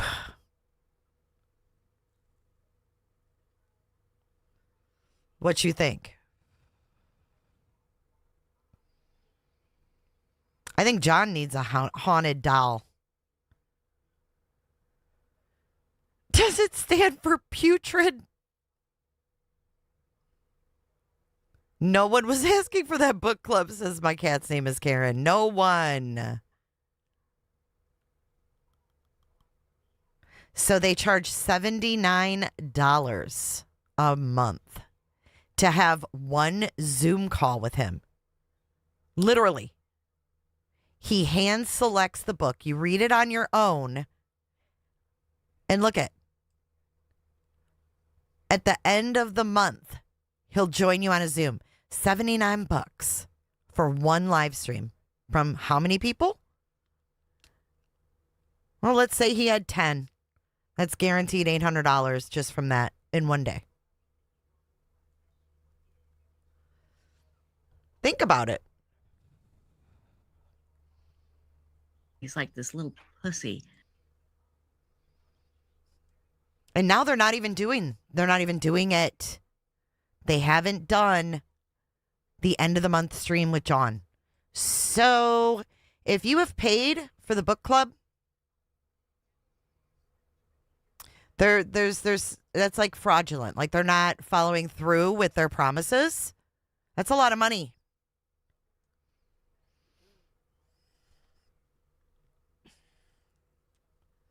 Making a psychopath. Yes, people are still paying and they're not doing it. They're not providing what they said. My journey into 7 dangerous minds. Making a psychopath. My journey into 7 dangerous minds. That sounds relaxing. Let's journey into 7 dangerous minds with this creep. Just saying. That's my opinion, and I can have it, Lauren and John and Grayson. I sure can. Let's journey into the deep, dark minds of 7 disturbing motherfuckers. No thanks. I'll pass. And she can't say that I'm ruining her business. Do you want to know why she can't say that? She can't say that because they're not providing a service. This is this is hey Brooke. This is what Grayson does to Lauren's videos.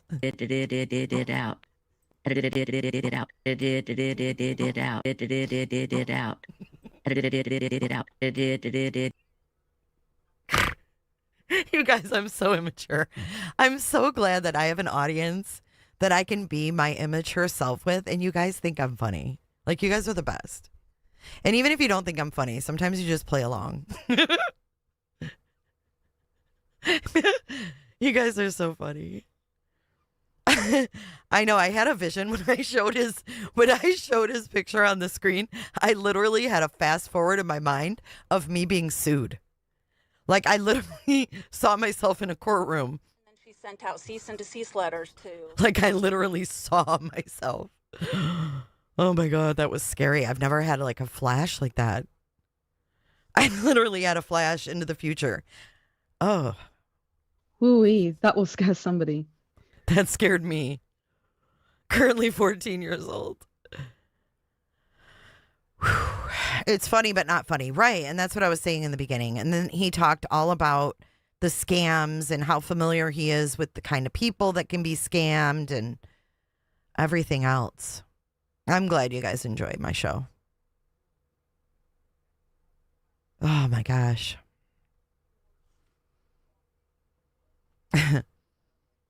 Okay, here we go. Right. And I want to just say 2 things can be true at the same time, which is hard for human beings.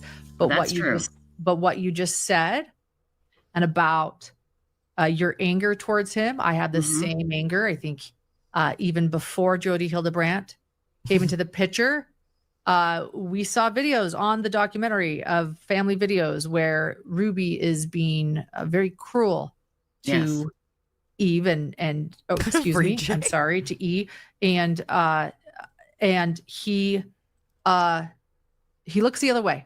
He doesn't participate. He doesn't participate, but he is like, and cut, you know. Yeah. So 2 things can be true at the same time, and what he walks us through, though, in this lawsuit. Is compelling. It certainly is the formula for coercive control, for a cult mindset, for isolation, for manipulation. And it does paint the picture of how Jody Hildebrandt entered this family that was primed for her, ripe for her to big walk time. in. Right. I do. You want to hear it again? It is pretty damn funny. Hold on.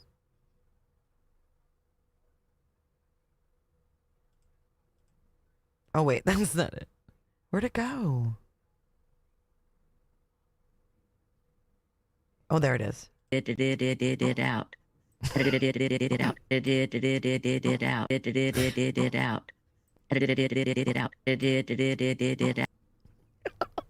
She's a mess. I do believe Ruby Franke is an. Look how much weight she lost, though. What do you think Tricia did? Good job, Tricia. You lost a lot of weight. You look really good. Abusive mother before Jody severely. Are we going to talk about John? I'm pushing her up to 1.25. I can't take it. Severely.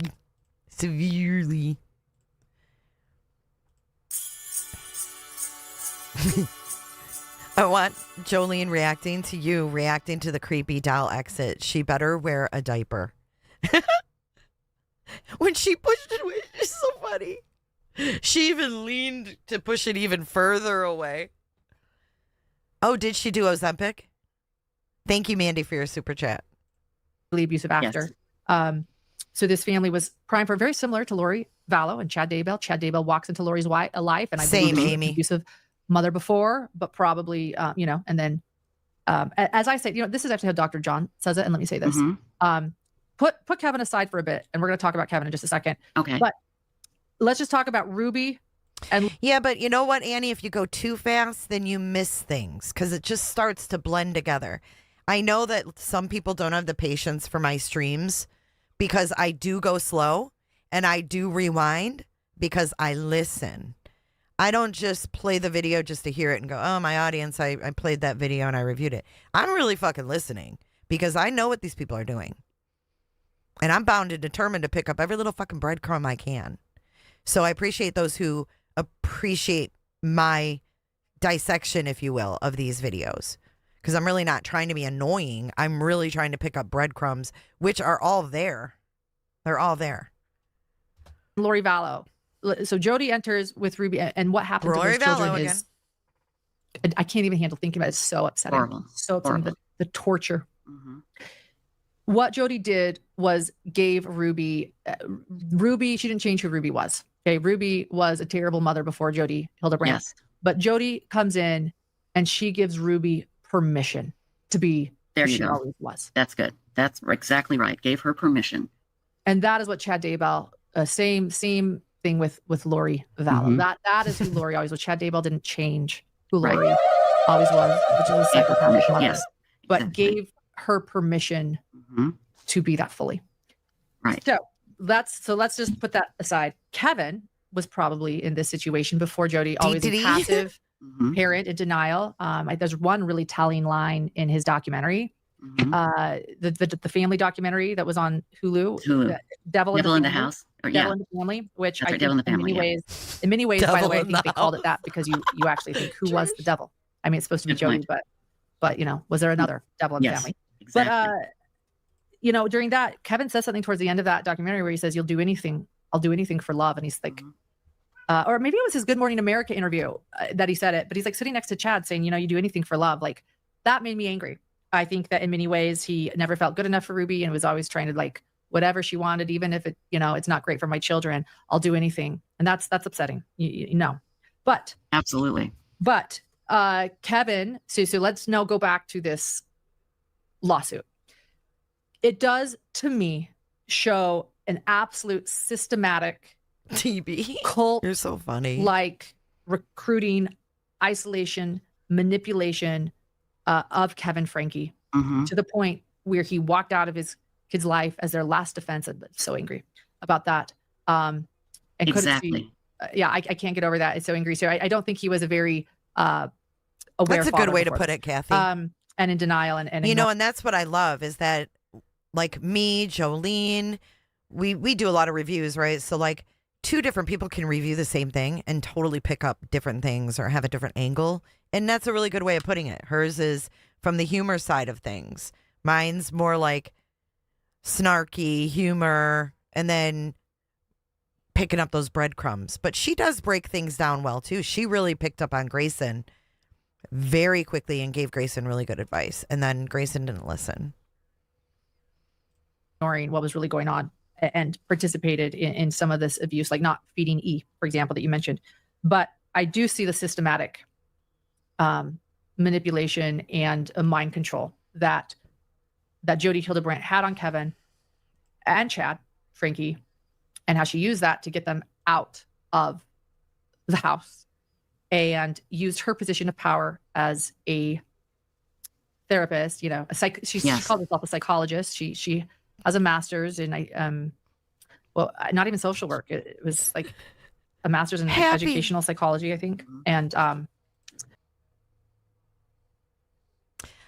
a master's in educational psychology. What does John have? Look at her lips. Quack, quack.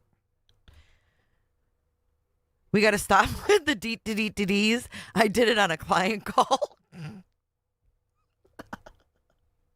I have the best influence. I've always had that good influence on people, right? Getting them in trouble. If it looks like a duck, walks like a duck, quacks like a duck, it's a duck. Oh, we still got to get to the text messages. Fuck. Do you guys want to go through? Let's go through those right now. I forgot about those. God, you guys had me laughing. And shout out to Hella Excited Utterance for releasing these on her channel. I'm going to make them nice and big so you guys can see them. And we're gonna rock through these. These are texts about Tricia. Yes, this Tricia. The Tricia who introduced them to YouTube. I was supposed to bring this on earlier, but I forgot. So here we go. We're going to go through the Tricia texts. Okay, so the context is Lauren pops back into a group chat, one of the several that we heard her say on the video with Websleuths, that she has so much time online during the pandemic that she joined all these groups. Now we know how this all started, right? So what we're doing is putting things together and give credit where credit is due. That's what I do. So credit goes to Hella Excited Utterance from, I don't know where she got these, but putting them out. Thank you. All right. So Lauren pops into a group chat, dumping all this information about Fox News talked about their podcast releasing attorney-client phone calls. So Lauren says, and I don't really understand this yet, so we're going to walk through this together, okay? I considered the screenshot thing, Lauren says, but I think her screenshots would be worse than mine, but maybe not. And then another person says, depends on what team you play. And then another person says, have you heard from her in months? They're talking about Tricia. And Lauren says, nope.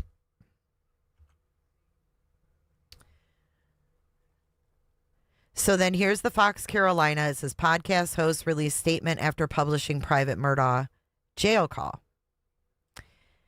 And Lauren says, this is Lauren. Ha! I was just coming here to share the same thing. I'm glad they did this because Fox Carolina's first article outraged Tricia Griffith enough that she novel lectured text me last night. I got a mouthful from her, but when I explained, she apologized and said it all came from Fox Carolina.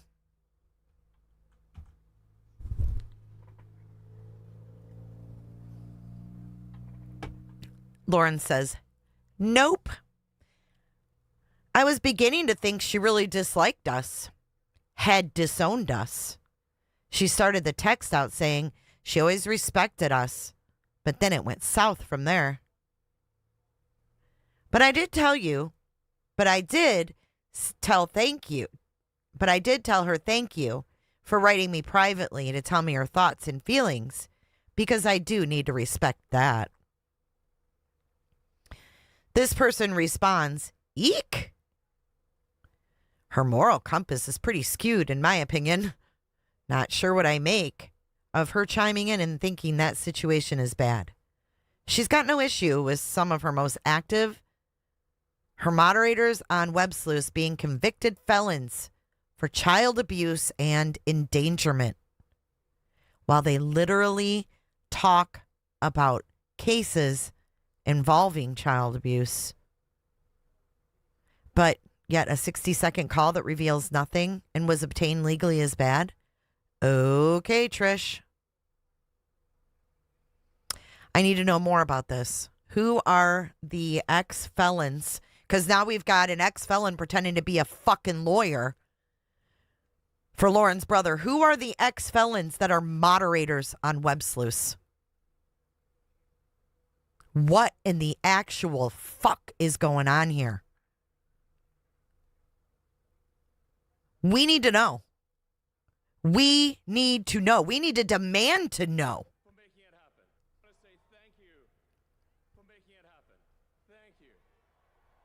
This is messed up. We got John with ex-sex offenders. We've got her with moderators that are ex-sex offenders. We got a fake fucking lawyer who's an ex-felon filing court documents on incarcerated individuals. Oh, yeah. And their lawyer, Dio, is a domestic abuser per court documents. Stop it. Who are the people that are modding for you? Her most active moderators on Websleuths, convicted felons for child abuse and endangerment. What the fuck?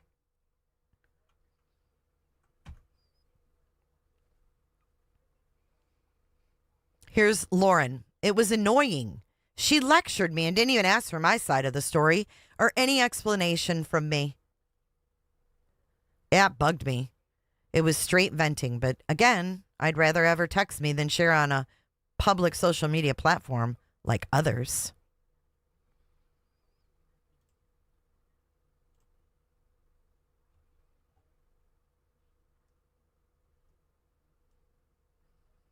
Tricia found out about the mod and addressed it in a live and apologized for not doing thorough research on her mods before giving him a wrench. Nah. She got caught. Someone found out that person was a mod, and then she made that announcement. I know how these sloppy people work. They do cleanup.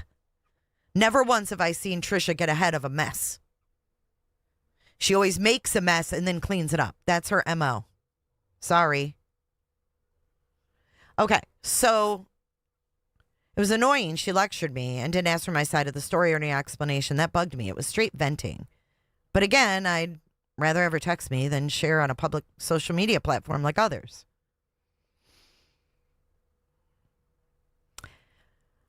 Then Lauren replied to the eek, her moderator. She also freely calls people evil. She's definitely not a personality type I fully understand. I wouldn't do what she did last night, truth be told. I never even finished her text because it was so long. I finally just jumped to the ending to see where she was going and what she concluded.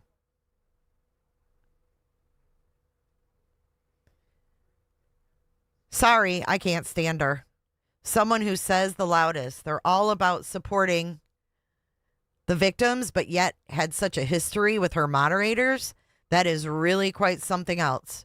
Ever since she raised money for, quote, server and website fees, and then got cosmetic surgical procedures instead.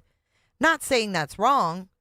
I'm saying collecting money for one thing and using it for another is wrong in my book. I've liked her less and less. It's really fascinating to see what stories they allow on their forum and which they will quickly delete and ban users if there's something that doesn't support what they already believe. And then there's 3 shocking faces and a 100%. Lauren says her conclusion was paraphrased. I'm pissed. I want to share I'm pissed on my YouTube channel, so I'm telling you first. And then Lauren responds to the sorry, I can't stand someone who's, da-da-da. She says, and again, she wasn't writing me to find out what happened so she can talk about it on her YouTube. She was telling me what happened to me and why I was so terribly wrong. This is Lauren talking about Websleuths. These are the 2 people that put 100% on that. Troublemaker Baker and Lauren Matthias.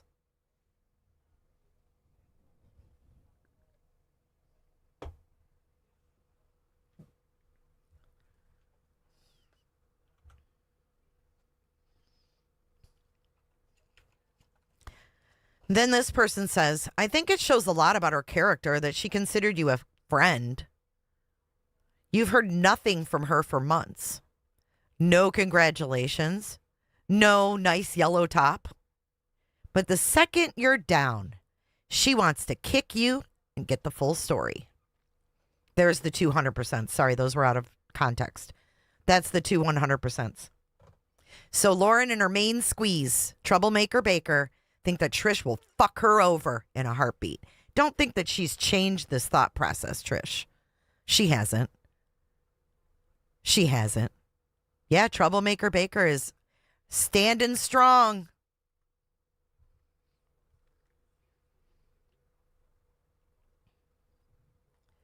And then down here at the bottom, this person says fair weather friends.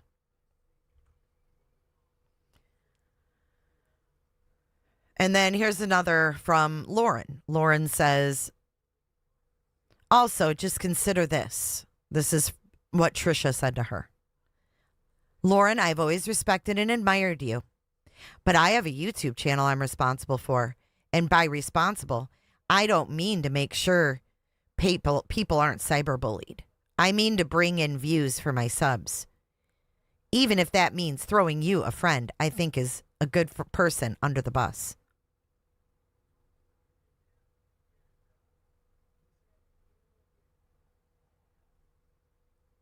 Then she goes on. I think she's kind of like being facetious here. I don't think Tricia actually said this verbatim. I think she's being facetious. Thank you, Green Eyes Sparkle. Ugh. John Hewerman, I can see it too. My cat's name is Karen. That is the question of the day. That is my final question to you after all of this stuff. Why is Tricia still supporting Lauren if this is how she speaks about her?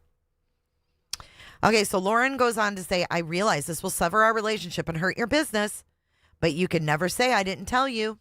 Oh, by the way, I love your interviews. They are the best. But I'm not going to ask you to be interviewed for this one. I'm going to just tell it like I see it. I've got this. Right. She's being facetious about what Tricia's message was to her. She's being sarcastic bitch. So in other words, she's saying, I'm doing this for views and subs. I don't give a fuck who I stomp on. I don't care if I stomp on you. I'll stomp all over everybody. This is Lauren's perception of Tricia. This is Lauren's perception of Tricia. That's what it is. Tricia, when you spent all that time texting her your true feelings and thoughts, she translated it to this, to her friends. It made you look like a fucking bitch and an asshole. Dude, you've met Eddie Van Halen. Step away from these frauds, dude. Step away from the fraudulent people. Explain the child abuse moderator. Lay off John Ramsey. And I think we'll be good. I think we'll be tight with Tricia.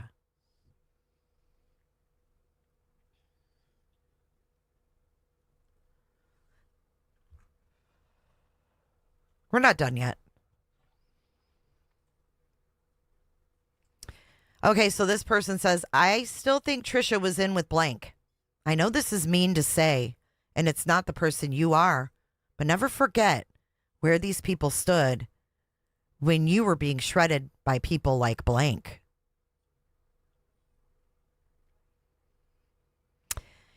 Here comes this person in the purple. Yeah, no. She can go sell her Websleuths shirts elsewhere. Quote, I don't need any more info or facts.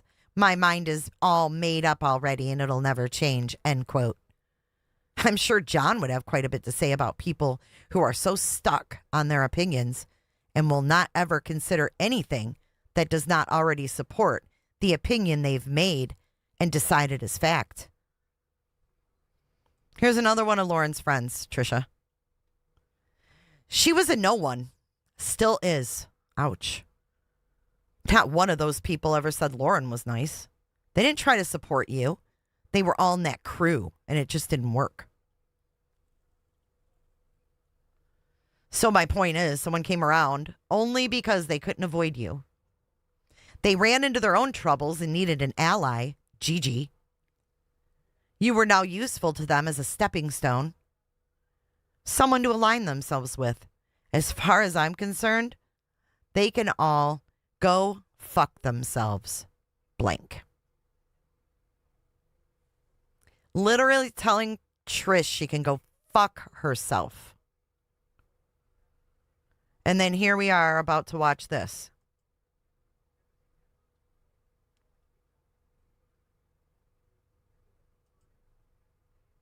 Brings me back to my little theory in the beginning. Hashtag neon signs.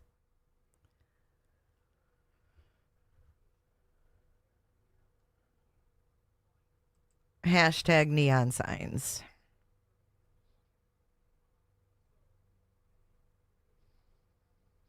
There we go.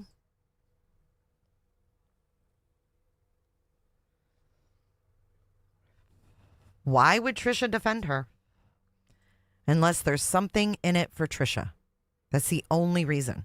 Tricia, you can't be this lady's doormat. I mean, for real? And I'm being serious right now. Oh, her people watch me. Entranced. She's not that big of a person that this doesn't get back to her. Trust me. Her chat calls me garbage channel, da da da da. They know exactly who I am, and they know what I'm saying. She'll know about it.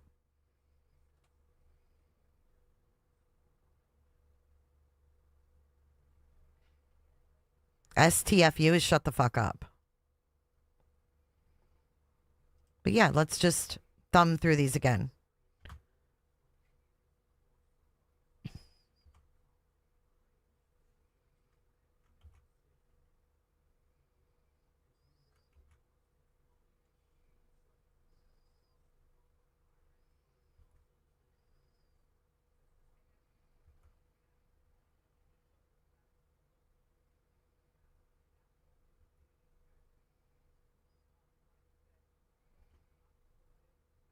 She wrote a damn declaration, y'all.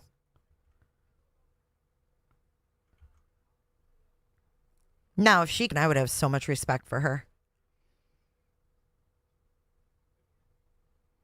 I want to know who her moderator was if they're gone. And why she's not checking people on this global message board. This should be a safe place for people. Her message board should be a safe place. That's weird. Okay, here we go. Became a therapist and claimed she was more and used that authority as an expert to really manipulate many people. Yeah, absolutely. Oh, kind of like what John did.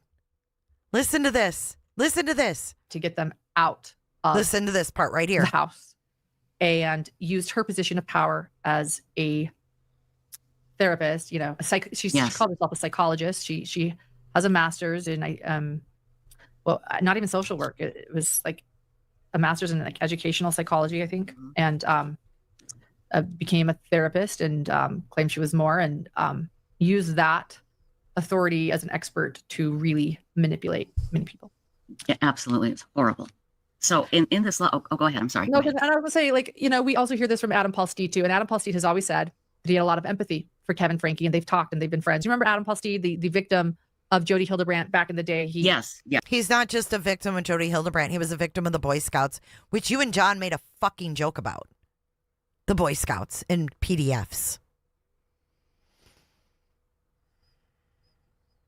He sued the Boy Scouts of America. We interviewed him. We have a 2-part interview with him on our channel. He's I great. think so, Angel. I was on the Curious Case of Jody Hildebrandt with John and Adam Paul Steed. But he just had to throw that in there, huh? I was always said he has a lot of empathy for. Yeah, it's the same as John. Now I need to pull up another short. Hold on, because this all comes together for you guys. Telling you, I'm not here for drama. This is not drama. I don't want it to be called drama ever again, because this is not drama. I'm going to play it again, and I'm going to show you guys these guys on that show. Hold on.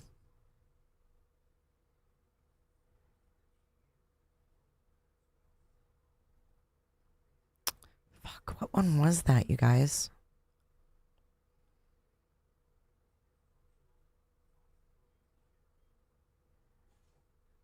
Is it this one? My dream is coming true. I'm in a happy marriage. A reporter where? In St. George. Of them on that show. I thought I made a short. One says, oh, I know where it is. It's the 144,000 roses one. That's which one it is. Okay, hold on. Takes me a second here, but I'll remember. Okay, here we go. Watch this. My name is Dr. John Mathias. I'm a clinical and forensic psychologist. All told, in the last 25 years, I've probably done between 500 and 600 evaluations. Chad's vision was that there will be an apocalypse. The people that are righteous survive, and that there were 144,000 chosen ones. Was this the right one? What was I looking for? Fuck.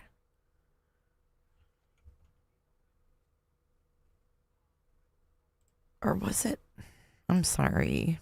My name is Dr. John Mathias. I'm a clinical and forensic psychologist. All told. Hang on.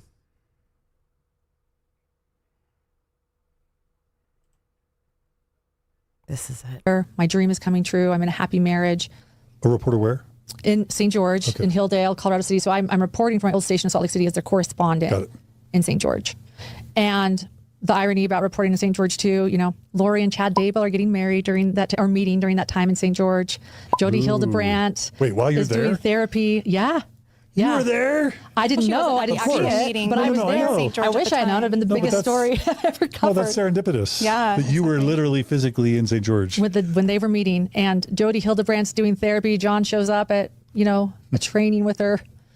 He can't get work in St. George because it's going to Jody.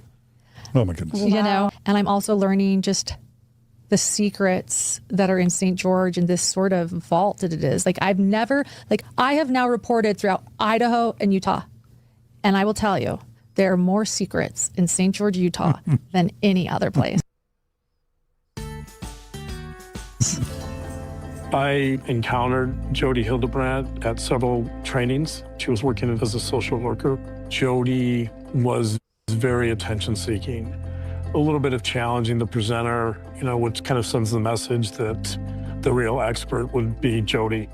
She went to work for LDS Family Services, which was the Mormon Church's official therapist group. Ugh, that was the clip I was looking for right there. Why isn't this brought up in their coverage, in their interviews? I encountered Jody Hildebrandt at several trainings. She was working as a social worker. Jody was very attention-seeking, a little bit of challenging the presenter. She went to work for LDS Family Services, which was the Mormon Church's official therapist group.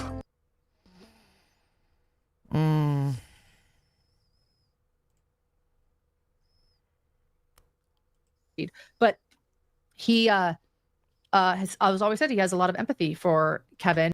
Did you guys know that she went and toured Jody Hildebrandt's home? Did you guys know that? Here's another secret that Lauren has hidden. I don't know if maybe the Gems know this, but I was told by an ex-Gem that she pretended and posed as a buyer to tour the home, and that she was bopping all around the home, touching things. This is a home where kids were tortured. Almost died. Had that kid not escaped, they probably would have died. She posed as a buyer and toured the home and touched it and bopped around the whole place, opening things, looking in things. She did a video of it? Oh. I didn't know she videoed it too.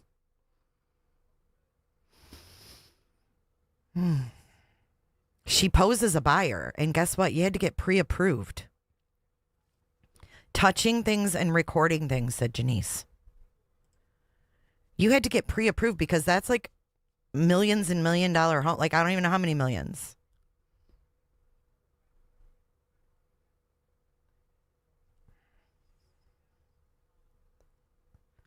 That's not weird. Ooh, Calissa, I saw the video house tour when she posed as a buyer. $5 million. She told Gems she was going to buy it and toured with a camera.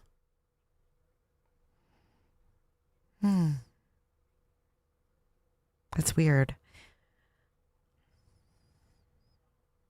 But yeah, to like go through the trouble of getting... Ooh, Jules thinks she bought it and is living in it. Yeah, she got pre-approved. How? I don't know. Did they sell it?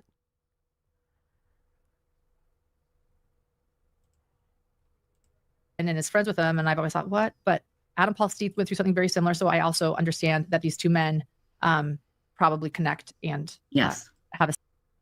Allegedly, they used John's parents' bank records to show they had the money. Jeepers. What?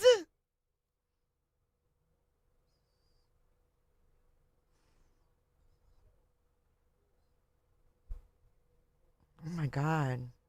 She had the videos behind a paywall?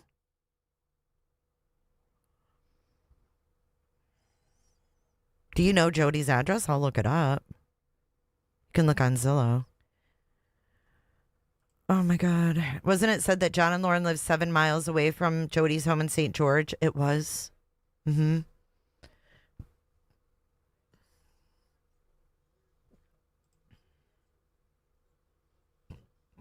Excuse me. I mean, I went to the Watts house in 2021 and I videoed around the outside, but I didn't lie and say, I mean, it was for sale, but I didn't lie. I was say I was a prospective buyer to get inside. Google says it wasn't sold. It was taken off the market. 3.4 million. Did they lower the price before they took it off the market?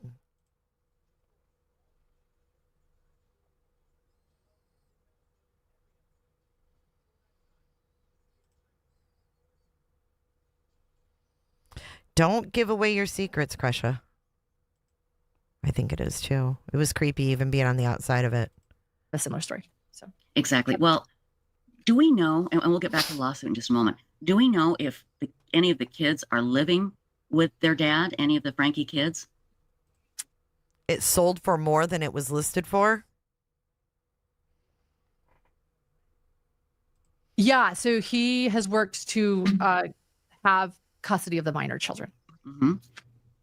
So R and E, I believe, are now back with Kevin, and he has stated that Ruby hated animals, and they now have many animals in the house. Good. You know, when I hear of a parent that says, I hate animals, there's something wrong. I mean, it's one thing to be like me and have a ton of animals. That's crazy too. But kids need an animal, a pet, a turtle, a bird, something, you know? And I can see Ruby just hating animals because they're messy and they're dirty and they don't put their stuff away. I can just feel it. Do we know if Sherry, the oldest daughter, if she is in touch with her father at all? Do we know that?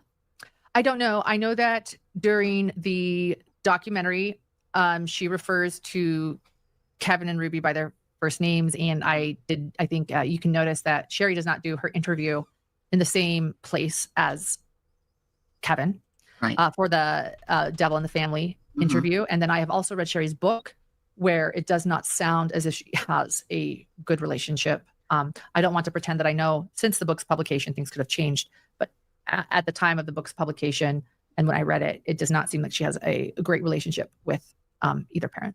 Well, and I can understand why she went with her father. If I was there, why did you let mom do this? That would be the question I would ask over and over. Do you think? Well, yeah. Well, he also wasn't there for her. She talks in her book about seeing him on campus because she's like a freshman at BYU and he's a professor there, and he turns the other way.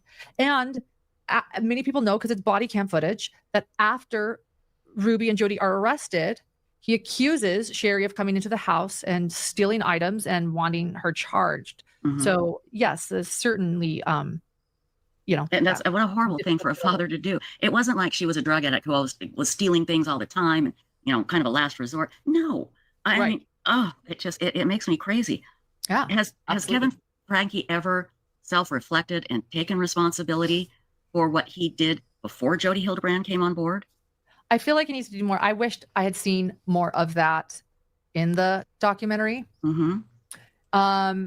I'm sure he has. I don't know how much though. Gosh, I'd love to interview him one day. Oh, I would but too. I actually feel like this lawsuit, reading through this lawsuit, helped me to feel a little bit better. Like he's had to have processed that, right? And how he left his children. He did say that in the documentary too. He said, I was their last line of defense. And I was like, yeah, you were. You were. And you walked out on them. So I hope he has. But I did find hope during a Good Morning America interview again, where he said that thing that he said that there were animals in the house and things were dirty and he said Ruby would hate it, and kind of smiled. And he also said he's not really talking to her. Well, so I hope not. You know, but that gives me hope. And, you know, he has his kids back. And I'm sure that the state services are very involved, you know. I'm sure, I hope they're involved and keeping close watch on this. Let's talk a little bit more about the lawsuit. So in the lawsuit, you say he pretty methodically kind of goes through how it all happened, and he wants a jury trial. But does Jody have, yeah, exactly. Does Jody have any money? I mean, would it be the LDS Church? Are they named in the suit? Is it some other organization that Jody belonged to? I suspect that she has money. I think that Jody is sneaky, and she loves money. You know, her home, which I've walked. Oh, here we go. Who else loves money? Walked through. It's big and beautiful, yeah. Oh, it was on sale for over $5 million. It's stunning. Well, let's be honest, it could have been prettier. And the architecture was beautiful. The landscape's beautiful, but I would not have picked what Jody picked. And actually, as I was doing the walkthrough, I definitely made sure to shade her choice of decoration. But you know, like who picked this bed? And these companies are like, well, it was so heavy, we got to leave it here. I'm like, well, that's unfortunate. Really? Who picked this bed? Of all things, were you picturing them in bed together? What is wrong with you? What is wrong with you? Through, I definitely made sure to shade her choice of decoration. But you know, like who picked this bed? And these companies are like, well, it was so heavy, we got to leave it here. I'm like, well, that's unfortunate. I did do that for everybody. I definitely ripped on her decorating choice while walking through this incredibly beautiful home. But the architecture is beautiful, the landscape's beautiful. So she has this $5 million home, which she quickly was putting up for sale. Why was she putting it up for sale so fast? So she could hide the assets, you know, so she could get that money. You know, she'll be out one day, unfortunately. Yes. She shouldn't be, but she's going to be because of Utah laws and what she was charged for and the sentencing. And I absolutely think she's trying to hide assets, and I think there's a lot more of it. I mean, she had an entire MLM pyramid scheme going with therapy where, you know, she had these groups going and these little mental health counselors making money for her when she wasn't even having to lift a finger. I mean, I've never seen. Was John one of them? Was John one of them? A lot more of it. I mean, she had an entire MLM pyramid scheme going with therapy where, you know, she had these groups going and these little mental health counselors making money for her when she wasn't even having to lift a finger. I mean, I've never seen, has anybody ever seen a therapist have a $5 million mansion? Never. No.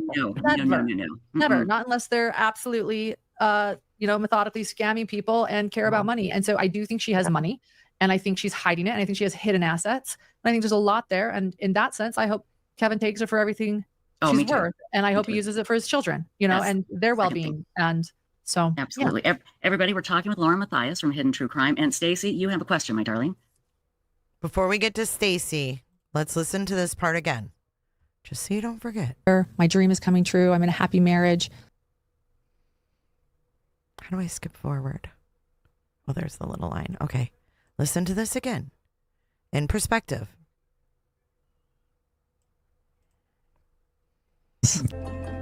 I encountered Jody Hildebrand at several trainings. She was working as a social worker. Several. It's on Zillow, off market, but listed at $2.6 million. Jody was very attention seeking. A little bit of trainings. She was working as a social worker. I encountered Jody Hildebrand at several trainings. She was working as a social worker. Jody was very attention seeking. A little bit of challenging the presenter, you know, which kind of sends the message. Right. Trained together. That the real expert would be Jody. She went to work for LDS Family Services, which was the Mormon Church's official therapist group. My dream is coming true. I don't know. Did she? That's what I'm asking. Yes. I figure Lauren might know this because she talks to Dr. John all the time. But I was wondering, this is back a little bit, but Do you think This was August of this year. when it was what was going on with when Kevin and Ruby were doing the YouTube channel and those things that, were abusive, do you think he considered them abusive, or did he think that was just how it was, how things are done? That's what I think. I think there was a lot of cognitive dissonance. I think a great example is how there's this like family video again that you see on the documentary Devil in the Family, where it was pre-Jody, and Ruby is being very harsh with E, almost physical. Like she grabs their youngest child, E, and all you hear is Kevin say, "And why would we assume that they were doing CEUs?" I don't think random. I think it's dangerous to assume in this situation. Any contact that he had with her that he failed to like disclose. Joel, it's 4 months ago. It was August.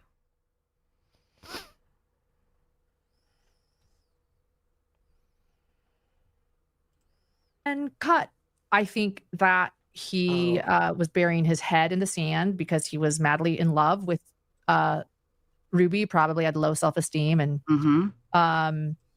I think that I hope that looking back, he sees the abuse. And I hope that that's what he's processing even before Jody entered the picture. That's what I'm hoping that he now sees. I can't tell you whether he thought it. We certainly saw videos of him during the Jody era where he was supporting their choice to not give the kids Christmas presents and was actively backing what to many viewers seemed like child abuse, me being one of them. I think it was very abusive, and he stood by Ruby and shared. I mean, if it was literally just a CEU class, how would he know what her dynamic was, and why would she be challenging the presenter? Like, no, that's not something that you pick up on just any student. You know what I mean? Like, just one time. Oh yeah, I remember her. She was overbearing.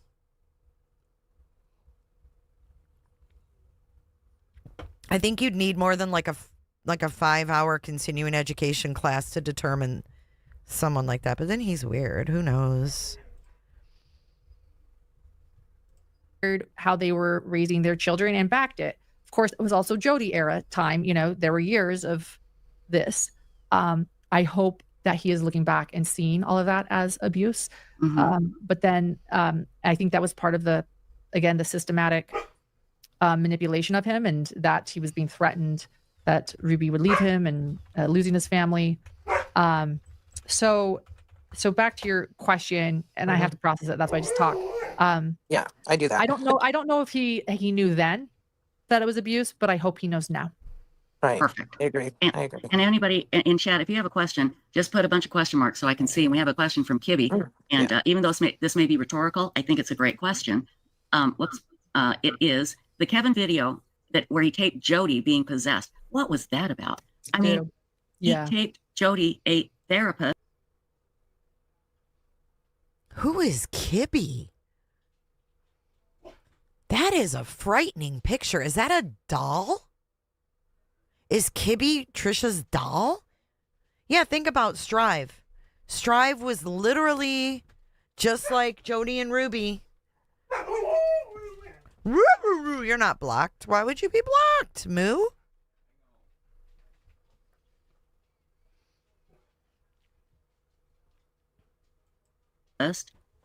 Promoted by the LDS Church. She was possessed by a demon. What the hell was that about?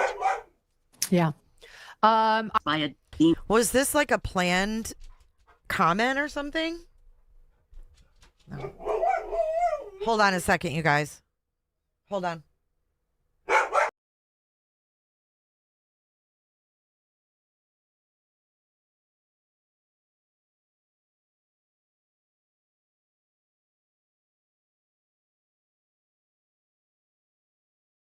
Sorry about that. Summer Rue is talking to us right now. Yeah, who's Kibby? Demon. What the hell was that about? Yeah. I think it actually shows how would Lauren the mind know? control and how people can believe that. I mean, here's an engineer professor, engineer professor, right? Like that's someone right that shouldn't be believing in sort of this possession. And you're right. There's a question of why was he recording her, and there's the question of like why was he believing? But I think he was believing it, and he was recording it to be like, look, this is real. But like, and he explained in his police interview, like, I saw things flying in the room. Like, people have had a really hard time with this, and he said, I'm telling you, like, I'm an engineer and I don't know how, but I saw it. No, he didn't. He, with mind control, with these psychedelics is what I think it was. Manipulation tactics, we see this in the Daybell case too. Belief is powerful. The ultimate question, what is the difference between, a belief and a delusion and yes, exactly. fantasy? Like that's an eternal question. You can't just answer that. There is no like black or white question to that. But he believed it.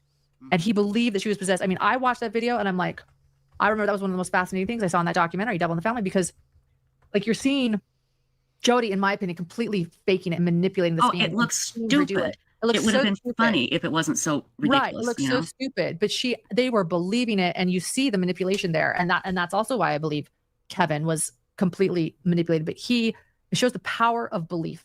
Yes, he absolutely believed that he saw those things, and he didn't, in my opinion, see anything flying back and forth in his house. And Jodi absolutely was taking them for a ride during that possession video. And absolutely. Oh, are you there? I'm here. Oh, sorry. Yeah, I can. I'm sorry. It froze for just a second.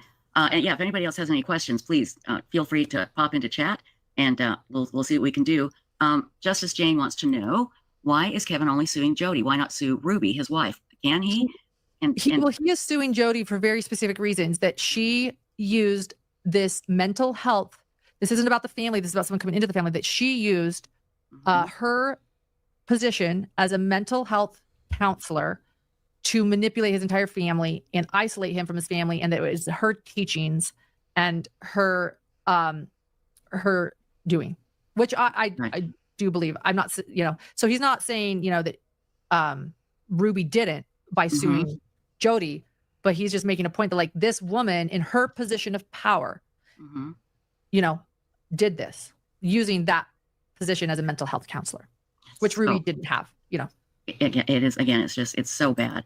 So you say it's a very step-by-step type of lawsuit. It shows how she came in, the manipulation, and the manipulation it's the father's fault, and he needs to leave the family and for people to heal. Is that basically what Jodi's thing is?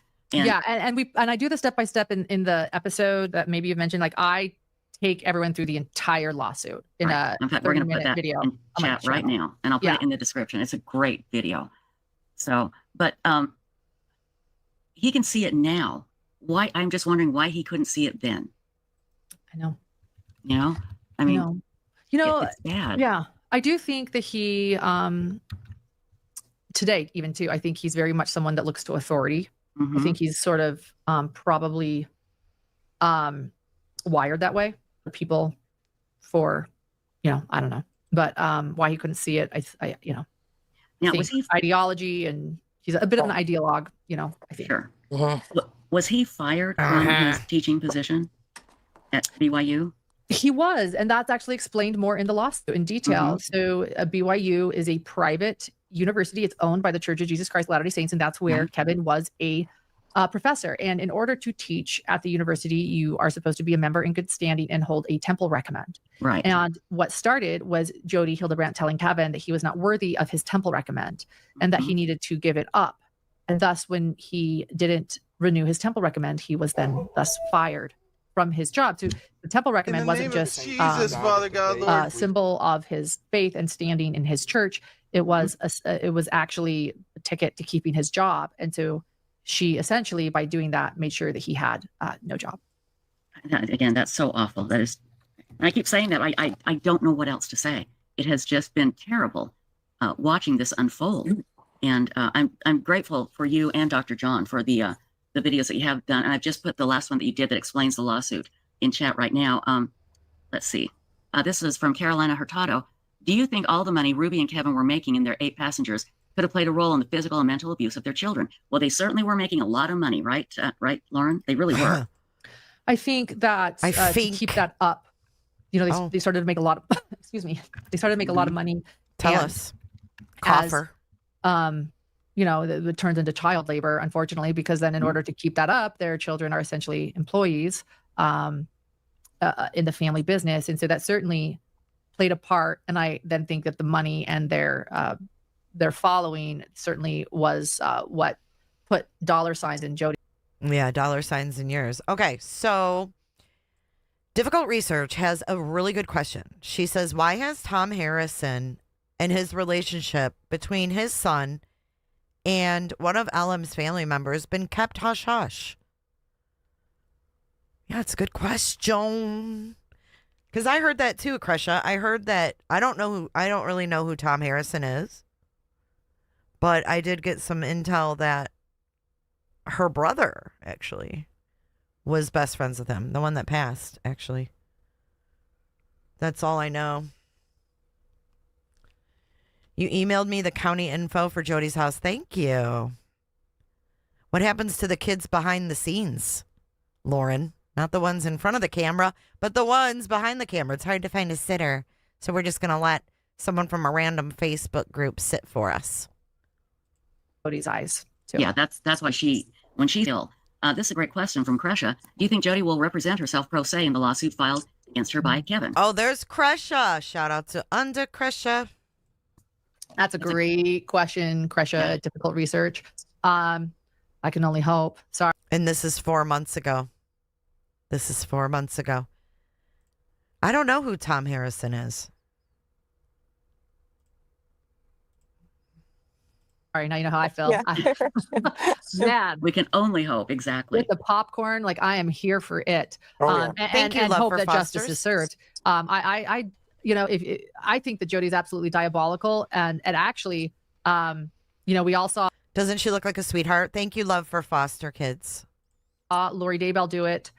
Jody is smarter and more diabolical. Not they're both diabolical. Jody is smarter than Lori, so it could be frightening to watch if she chooses to represent herself. But that would be fascinating. With the similar personalities they have, I wouldn't be surprised if she chooses to. Yeah, exactly, because she can't. Nobody can represent her better than herself because she's just so dang smart. Now, Ruby has seemed a little contrite. I don't know if it's legit. I don't think Jody thinks she's done anything wrong. No. I mean, tell us how you came to that too, because Lauren neither. Just the thing she said. I don't think she thinks she did one thing wrong. She can't apologize. Her right. response at her sentencing, I was there in St. George. She literally said, "I love these children. Yes. I hope they can heal from their, issues." She didn't take responsibility. She claimed to love them, which is what abusers do when they hurt you. Absolutely. I'm doing this because I love you. Yes. My grandmother was severely abused by her first husband, and in around World War II, and she always says, "Wait, what? Your grandma what?" When they hurt you, Absolutely. I'm doing this because I love you. Yes. My grandmother was severely abused by her first husband, and in around World War II, and she always says, after he beat her, he said, "Now you know how much I love you." That's what abusers do. What? Come on. World War II? Thank you for becoming a member, love for foster kids. Thank you for joining. Come on in and close your legs. So that's what she said at the sentencing. "I love those children, and I hope they can heal from what, Jody? From what?" Yeah. What did you do? She took no responsibility. It was disgusting. Oh my God. The pot calling the kettle black. This is you. From what? Yeah. What did you do? She took no I've never seen a worse sentencing. Said at the sentencing, "I love those children, and I hope they can heal from what, Jody? From what?" Yeah. What did you do? She took no responsibility. It was disgusting. It was despicable. I've never seen a worse sentencing response. She would have been better off not saying anything. Oh, absolutely. Showed the opposite of any remorse. Ruby's sounded like, an Oscar speech where she's like, "I'd like to thank, I know. Yeah. Effective and this person." But you know who she didn't thank? Her little boy for escaping. For bringing it to an end. Exactly. The person that saved her kids? Her kids. Her kids Exactly. saved themselves. Didn't thank them. Didn't say sorry to her kids. It's terrible. So how long are they going to stay in prison? Is it 60 years or 20 years? I've heard everything in between. It's unknown because they'll have to go before a parole board again, and it will be decided continuously by a parole board. Like that's how Utah. So it's a range. It's this to this. Like it could be this many, and I don't know. It might have been the range you just said, but it could be. And so they'll go at that moment to the parole board for them to decide if it's longer or if it's that amount. So it's like you wait till the next step. Yeah, exactly. Now, I was surprised. I had forgotten that Jody Hildebrand has her own children, right? Are they adults? By the way, USMC mom says Jody came across me like a lesbian who had a thing for Ruby, and like Chad Babel did her best to destroy the Frankie family. Am I wrong? No, you're absolutely right. Jody is a lesbian. That was said pretty much. That Sherry Frankie makes that clear. Yes, it's clear she was. Yeah, clear she was, and that she was having. Sorry, let me clarify that. I apologize. She didn't make it clear that Jody is a lesbian, but she made it clear that there was sexual intimacy going on. Absolutely. Too, and so take that for what it's. And it absolutely was like Chad Daybell. I would call it a precise, copycat crime. In absolutely, like just completely the same. I actually think that Jody might have been inspired by Chad Daybell and was like, "Let me be better than him." Watch this. And I think those kids would have died. I think there's no question. Absolutely, absolutely. And I wish they had been charged with attempted murder. Yeah, they should have been. Both of them should have been. They were starving those kids and had them tied up. I'm sorry, Stacy. Did you have a question, my dear? No, I was just agreeing. Okay. Now, so Jody has kids. Are they teenagers? Are they adults? What do we know about them? They're adults, a daughter and a son. We don't know much. They've stayed very quiet. The son had just returned, I believe, from an LDS mission, and we have not heard. Can you imagine that poor kid? I know we have not heard much from either of them, or we haven't heard anything at all from either of them. But the one thing we have heard from somebody else about the daughter was Jody's nibbling niece. They have stated that their cousin, who is Jody's daughter, anything at all from Jody's nibbling niece. They have what? What's a nibbling? What does that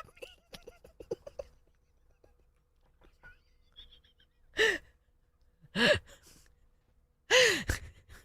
Jody's nibbling.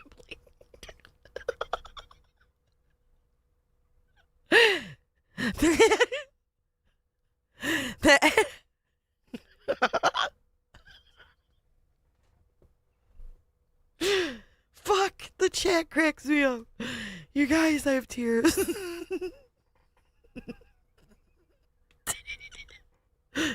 I think that the Adderall, her brain got ahead of her mouth. The nibbling niece. Oh God, we're so stupid. It's a combination between a niece and a sibling. It's called a nibbling. Thing we have heard from somebody else about the daughter was Jody's nibbling niece. They have stated that their cousin, who is Jody's daughter, said that she was afraid of her mother in the sense that if my mother told me the sky, was yellow, I would believe her. Like that Jody could convince anyone of anything. If my mother said to me, no, that sky, is red, or green, whatever, I'd have to say, okay, it is, even if it was blue. Right. That's how manipulative and convincing and conniving she is. And that, comes from a Mormon Stories interview with Jody's niece. Her name is escaping me. Yeah, is it Jesse? Jesse, thank you. Yeah. And Joel Roberts says Jody's niece needs to sue her aunt for all the abuse she dealt with in her family. There's Joel Roberts. Joel Roberts. Family, and when her family left her in Jody's custody. That's what just shocked me. Is this niece's own parents said, "Here you go. Let me serve you up this child that you can abuse." And, she should. I wish she would. Because that's the only way they're going to stop. And like you said, both of them are going to get out. And let's face it, Ruby's going to try and get back with her kids. I don't know if they'll have anything to do with her. I don't blame them if they wouldn't. Right. Because she's never, ever apologized. Really, not truly. No, absolutely not. Anyway, can you hang on for just a moment, Lauren? Because I need to talk about our wonderful, incredible friends at DNA Solves. Now, let me get to this screen here so I can show you. I thought that it was Othram. What's DNA solved? Did they say something about the sky being yellow? Because I got something for you. Someone mentioned her blouse earlier.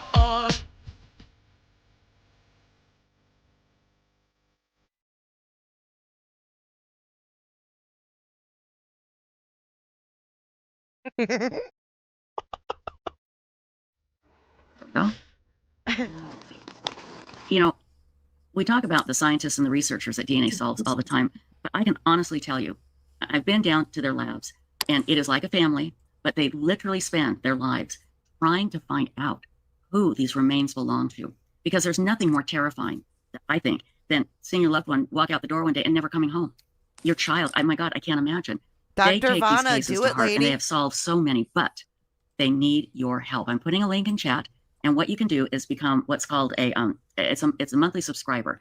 And what you do is you give whatever you can each month to DNA Solves, because these cases, each one of these cases start actually at $7,500. It's actually more, but they start at $7,500, and that's just for the DNA test to get this going.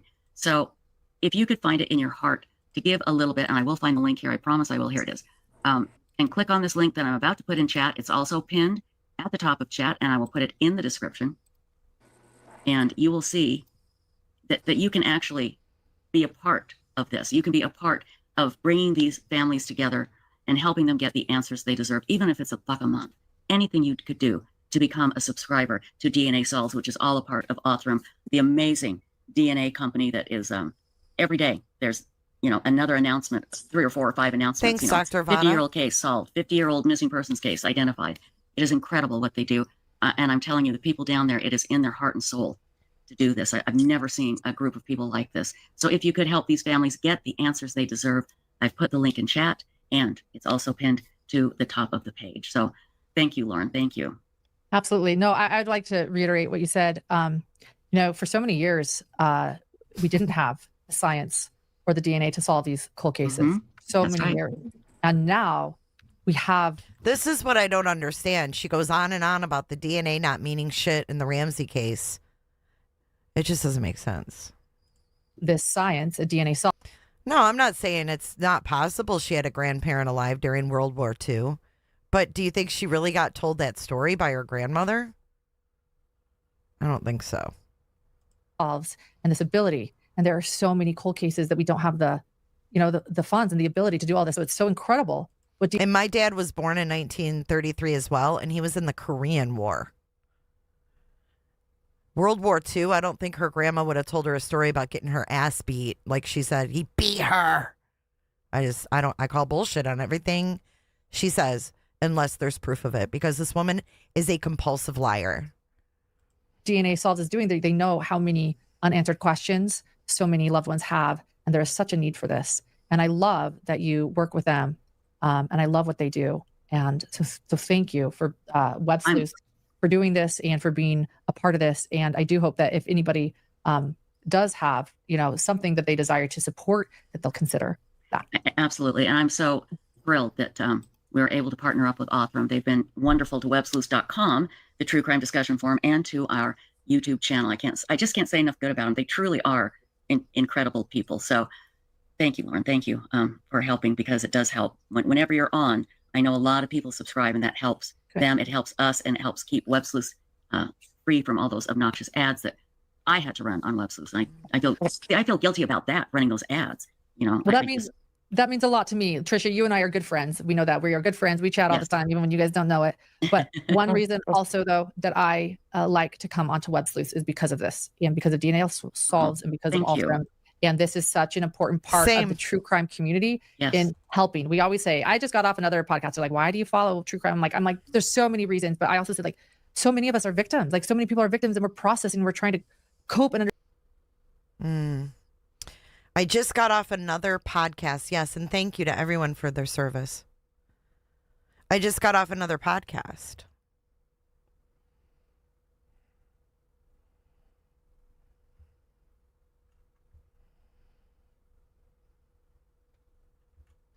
One reason also, though, that I like to come onto Websleuths is because of this, and because of DNA Solves, and because of Othram.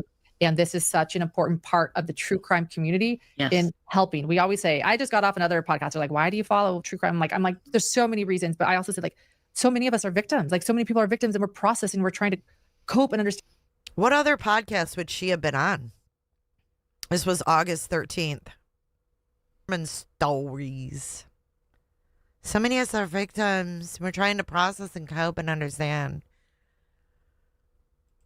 And you never know when crime hits a family, and you never know, like, no one ever thinks they're going to be a victim of crime. And then think of how many years and how many decades of crime and unsolved crimes and families waiting and in pain. And as a true crime community, to be able to help author them and DNA solves and to help families get the answers that they deserve is such an important thing. And it's one reason that I'll always support Websleuths and you as my friend. But there is another aspect to this too, and I want people to know that. And I'm so grateful that Websleuths is partners with such an important organization that helps families. Thank you, Lauren. That means a lot to me. It really does. You know how much I love you and Dr. John. We've been friends for a long time, and we love your channel. Your channel is amazing. I get so much information every time I go there, and I love it when Dr. John is on.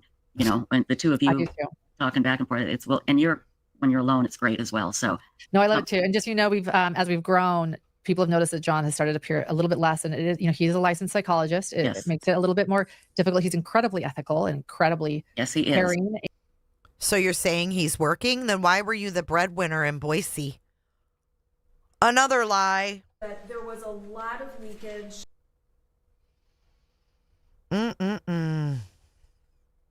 You can't talk to a fucking log.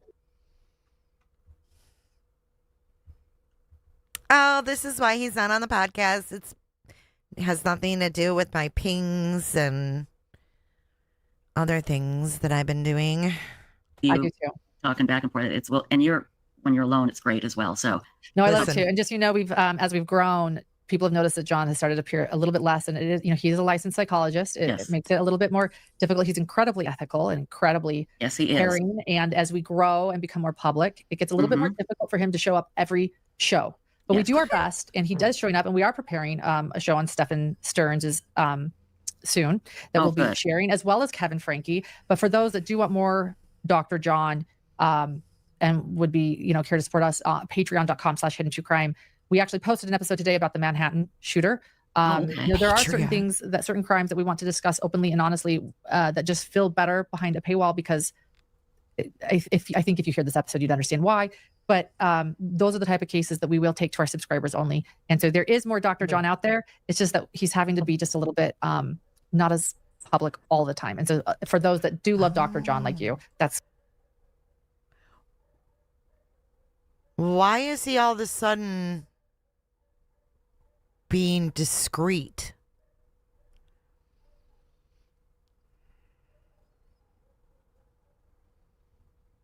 Why is he all of a sudden being discreet?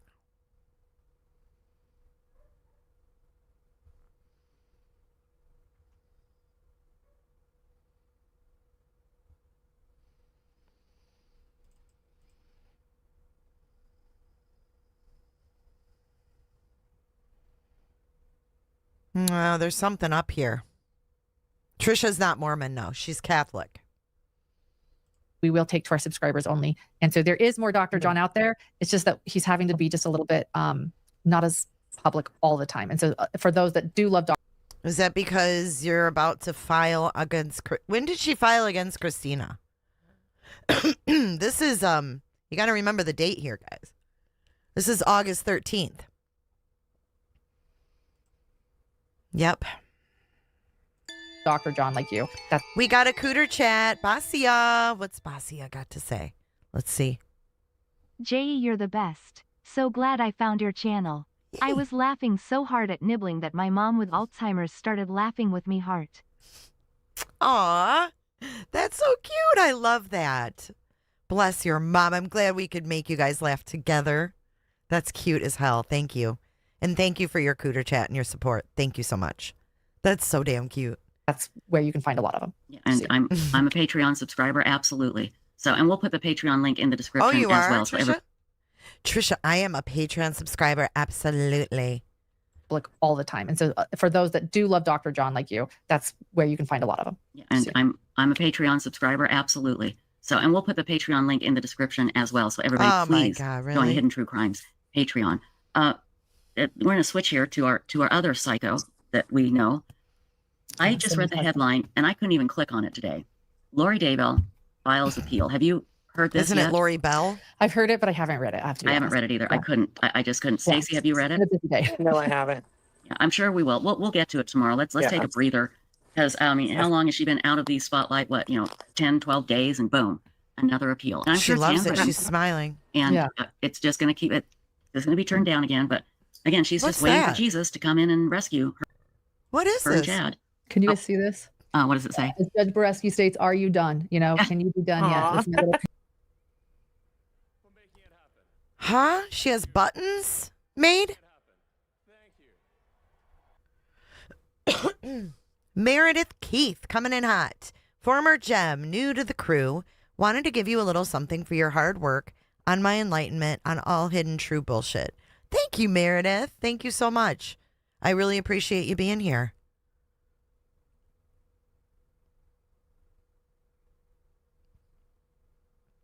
Thank you so, so much. Is he hiding something? Pay for John's not so secret dribble.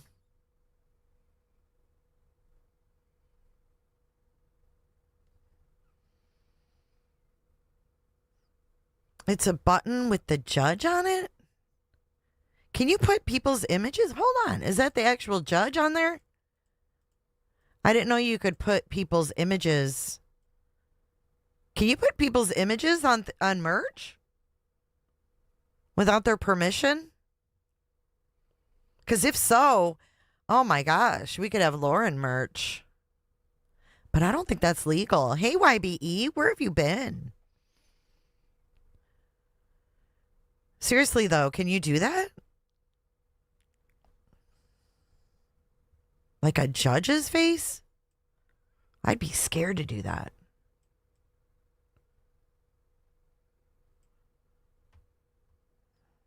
And I keep on- Turned down again, but again, she's just waiting for Jesus to come in and rescue her and Chad.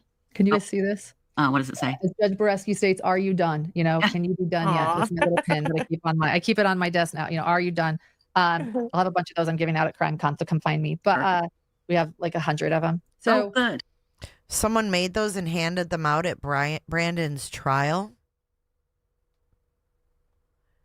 Dude, I think that's weird to have merch for trials. I wouldn't want my family member on a trial where they're handing out merch and shit and making fucking sayings from court on t-shirts and stuff. Oh, it's a cartoon face. Yeah, I don't like that kind of stuff. I'm for fair trials, and when you start making merch with sayings and I mean afterwards, fine, but during the trial is a little iffy to me. Very iffy to me, actually. Because if you think about it, if that was your loved one in the defense seat, you wouldn't want that sensationalism bullshit going on. I think it's very frightening. And I'm surprised that the victims actually went along with that. I'm really surprised, actually, because I think that's very unethical. I mean, I made a I Survived Boone t-shirt after we watched her entire trial. But I don't know about that. I don't know how I feel about that. It's not really something I've ever contemplated until now. Like, I've never thought about that before, but I think that that's fucking weird. Yeah, I knew about the don't flatter yourself. I just think everything during a trial should not, that kind of stuff shouldn't be happening, but let's just put up tables outside and sell merch. I mean, right. Sell that shit at CrimeCon. That's what it's there for. Trials aren't cons. And I hope I'm not offending anyone. I just don't agree with that. So people come up and say hi to her at CrimeCon. Wait, hold on. And she hands them an "Are you done?" button. Now that's passive aggressive.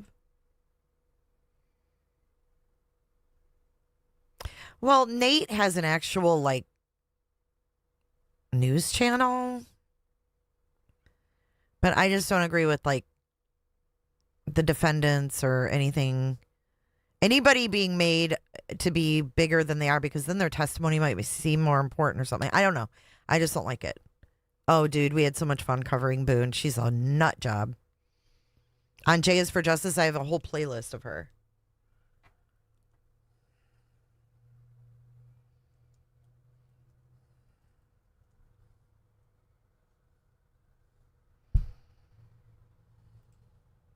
Yeah, but yeah, no, like every time I see her, I just cringe. I cringe when I see you, Lauren.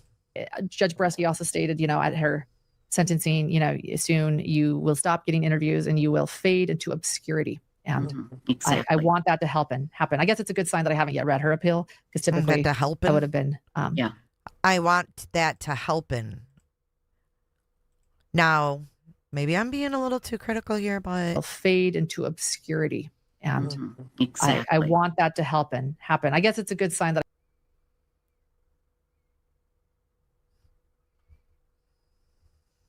Sentencing, soon you will stop getting interviews and you will fade into obscurity. And exactly. I want that to happen. I guess it's a good. Thank you, Mew. Jay, I sent you an email. My handle is in the subject line. Keep up the good work. I truly appreciate what you're doing. Thank you so much. That is so generous of you. Thank you. Sign that I haven't yet read her appeal, because typically I would have been over it. But I do plan to. Yeah, she's we will despicable. Too. The other psycho, right? Yeah, the other psycho. And we'll read it too, but I just wanted to take a breather from that. Now, you're going to be at CrimeCon. Yes. Right? And I'm 90% sure I'm going. But are you going to have a booth? Are you going to, what are you going to do? Oh, CrimeCon. No, booths are just, that's like responsibility, like I'm It just is a lot of responsibility. I had a booth once and boy, it was a pain in the ass. I got to tell you. And I want to walk around. I'm going to show up, no strings attached. Well, I guess I'll have little pins with me. You can come. How did you guys know that she said she'd have these pins? Sometimes people in chat say things before it gets to that. Do you remember this or something? It trips me out. Because someone just said earlier, oh, she's going to give out pins at CrimeCon, and now she's just now saying it. Boy, it was a pain in the ass, I got to tell you. And I want to walk around. I'm going to show up, no strings attached. Well, I guess I'll have little pins with me. You can come find me, and I'll share my little pins. We'll also have hidden true crime. Oh, good. We'll do a live together from CrimeCon, okay? Yeah, definitely. Tables cost money, booths cost money, and then you have to stay there, and I don't want to. I want to hang out, so I'm there to hang. I'm there to chill, and so I hope your 90% turns to 100. I don't want to have to stay at my booth. I want to walk around and get Christina arrested. Look at her. I've already talked to Bobby Joe. I'm going to get Christina arrested. Money, booths cost money, and then you have to stay there, and I don't want to. I want to hang out, so I'm there to hang. I'm there to chill, and so I hope you're. And I don't want to. I want to hang out, so I'm there to hang. I'm there to chill, and so I hope your 90% turns to 100%. And I do too. It's looking good, but I got to tell you, the gold and the platinum tickets, like the $1,200 and $1,800 tickets, sold out, and those are the ones where you get to go backstage and. Look at her smiling. She knows that's what Christina had, you guys. You guys. But I gotta tell you, I think this was planned snark. The platinum tickets, like the $1,200 and $1,800 ones, they're sold out, and those are the ones where you get to go backstage. That's what Christina had. Look at her. And she's like, yep, and I'm going to make damn sure that she can't fucking use them. Look at her face. Yep.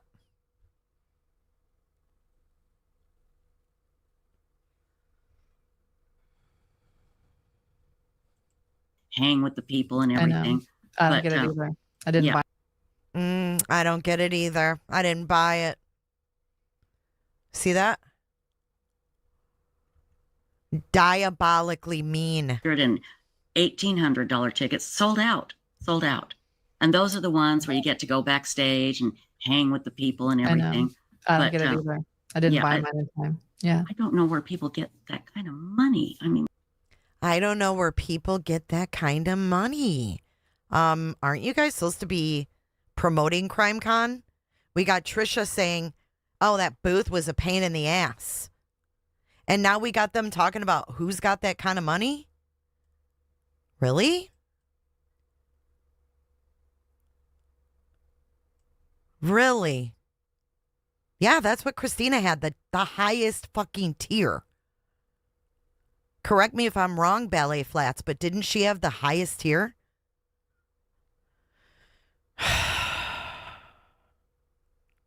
I don't know who purchased hers. oh my gosh, that's I know. crazy.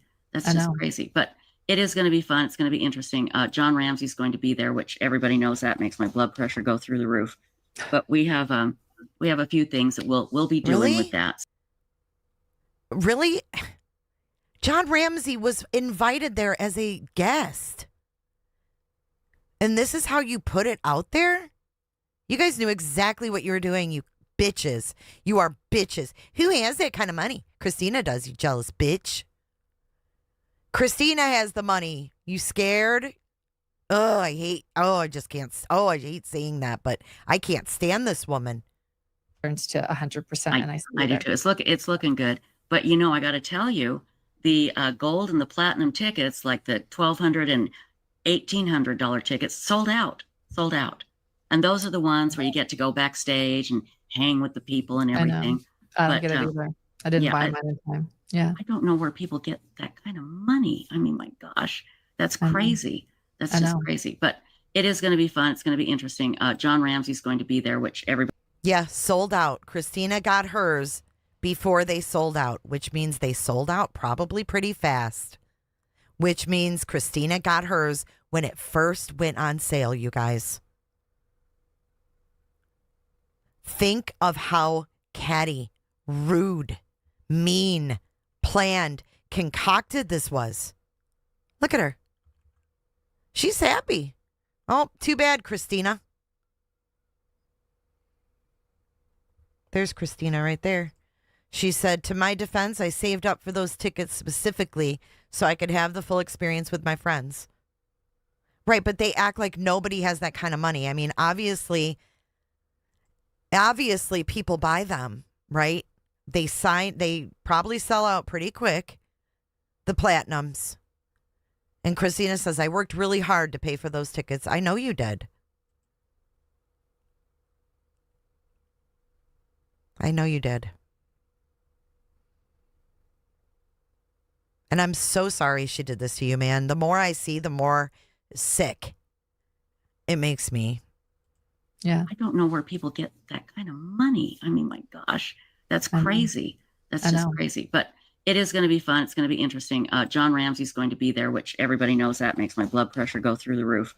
But we have a few things that we'll be doing with that. So it should be. I think we all know she got her presenter thing from Susan Hendricks. I think that's pretty obvious at this point. Janice says, my husband snowmobiles and my hobby is going to trials with my friends. You do it, lady.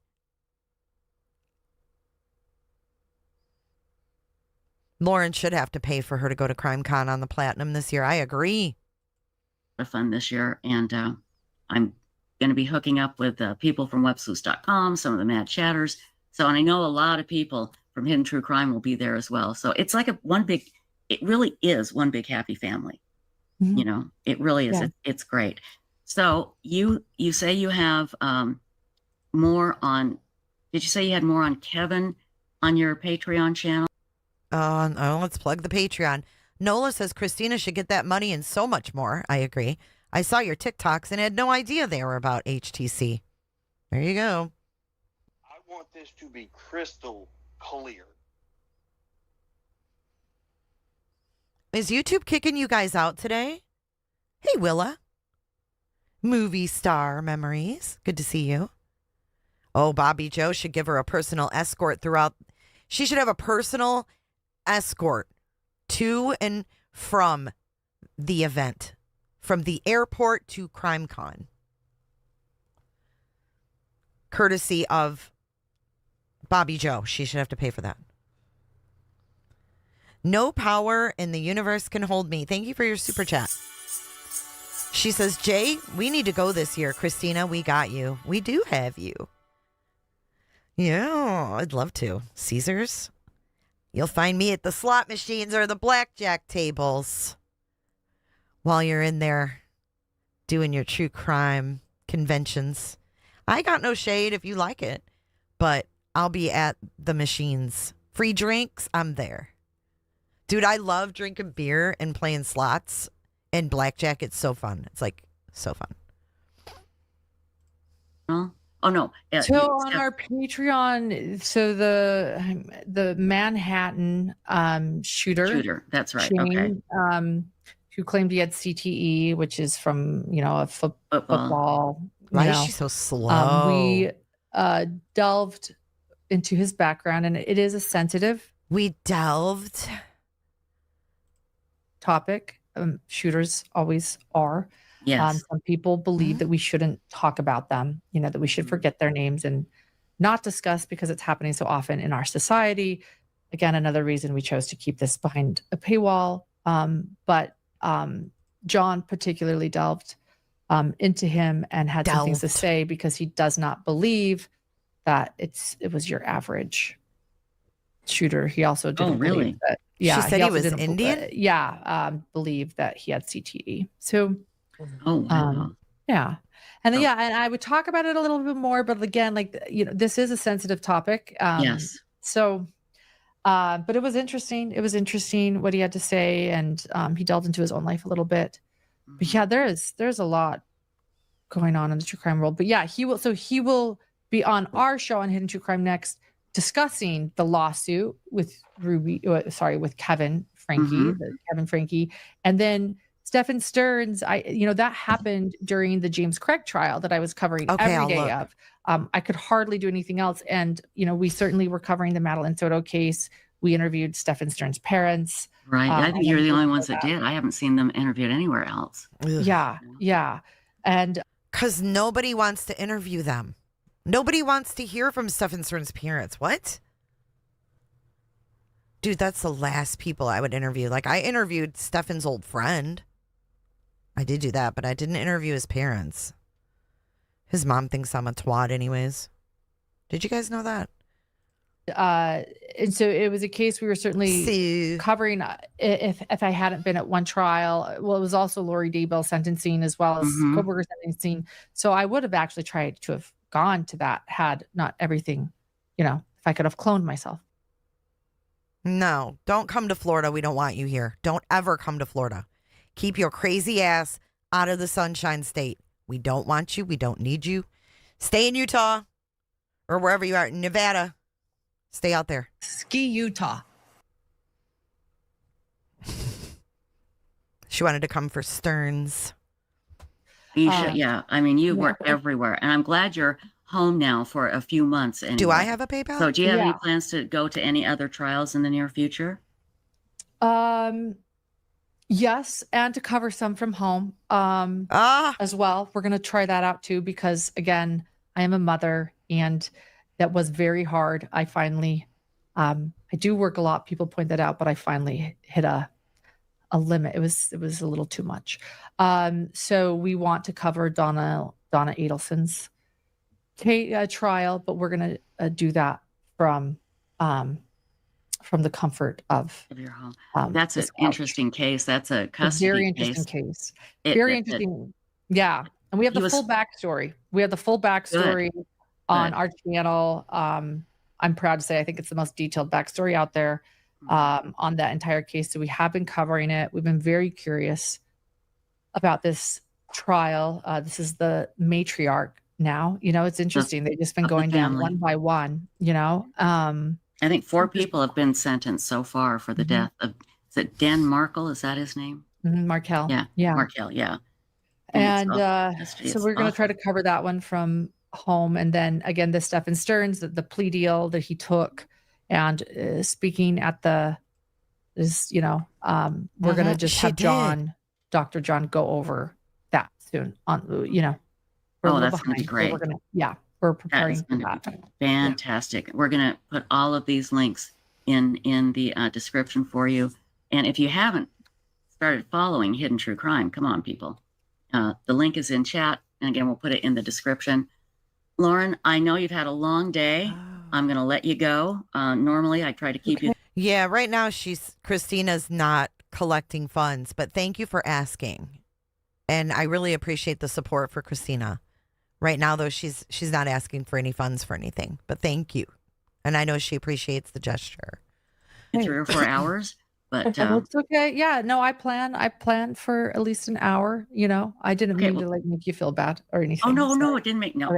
Okay. You can't make me feel bad about making you stay. No, because I will make you stay, woman. No question. No, we have a few more questions if you can stay for a little bit longer. Yeah, and I saw YouTube bad actors they pointed out they saw a picture of me with Grayson and Teddy.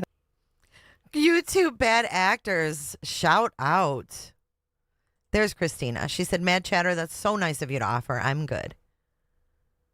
Yeah, that was really kind of you. All of you guys were like, a lot of you have said that. And I knew she appreciates that. That's fun. I didn't know that YouTube bad actors knows them, but yes. And then YouTube bad actors. Great. Someone asked me if my son started school. Oh, YouTube bad actors is great. Did you hear that?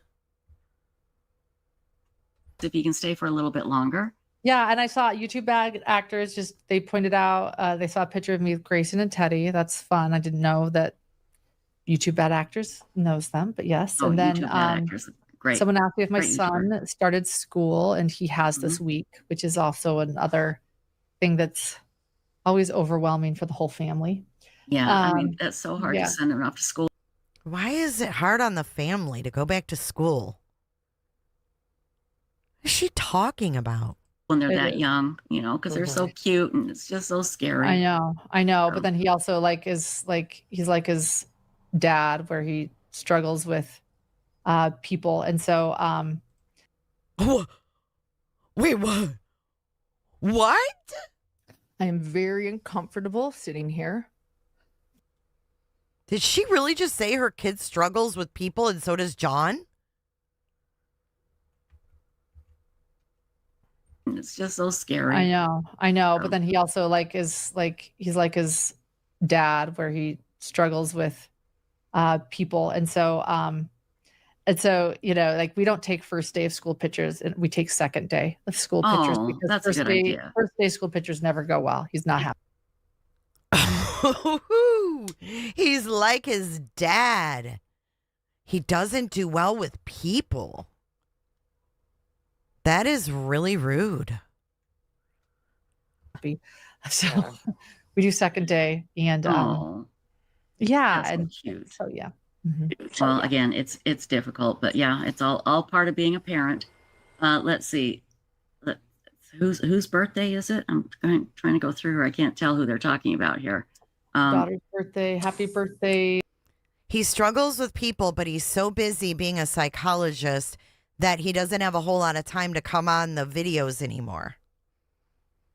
I wonder if him backing off could have anything to do with when we heard that he had a report against his license or something. He had to fight or defend something.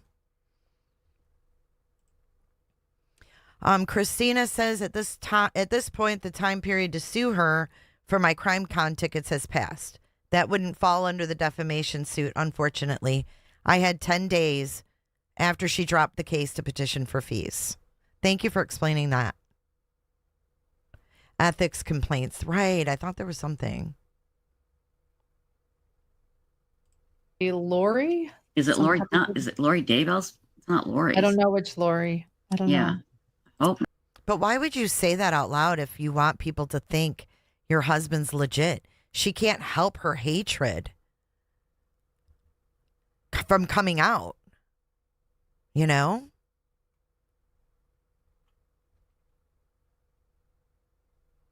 Lori, is it Lori Daybell's? It's not Lori. I don't know which Lori. I don't know. Oh, Hi, not good. Megan. It's so good to see anyone. Hi, Mixed Megan. Spunky. Oh, there's Lori. Hi, Lori. Oh, Hi, not good. Megan. It's so good to see anyone. Hi, Mixed Spunky. Oh, there's Lori. Mix Spunky. It's time to get funky. I don't Yeah. know. Oh, Hi, not good. Megan. It's so good to see anyone. Hi, Mixed Spunky. Oh, there's Lori. Hi, Lori. Lori saying thank you to Difficult Research. Oh, it's for her her. birthday. Okay, her So birthday. happy I thought birthday, you meant Lori. Dave. The good Happy Lori. birthday, Yeah. Lori. The good Lori. The Yeah. good Lori. And then hello, good. Emily and Carolina. And anyway, but yeah. So it's I good to always apologize. I be got here. to let my cat in. He's losing his mind. You do your I'll thing. be right back. Okay, I'll be right back. Well, you can do your thing. I'll entertain while you take care of your cat. Oh, there's Joe Schmo. You take care of your cat, and then I'll.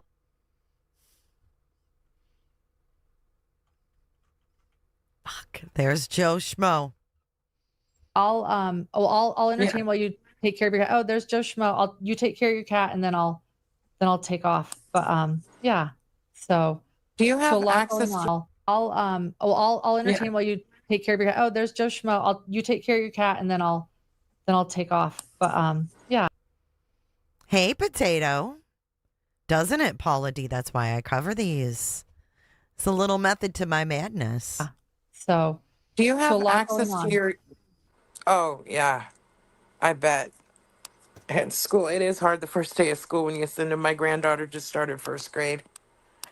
It's so nerve-wracking every time. It is. It Not is. really. So I was going to ask you, do you have access to your YouTube right now? Are you able to post a link? Because I was was there wondering if you not a could link post it. posted? Well, I thought was I going to had ask if you posted could post the link to your Patreon.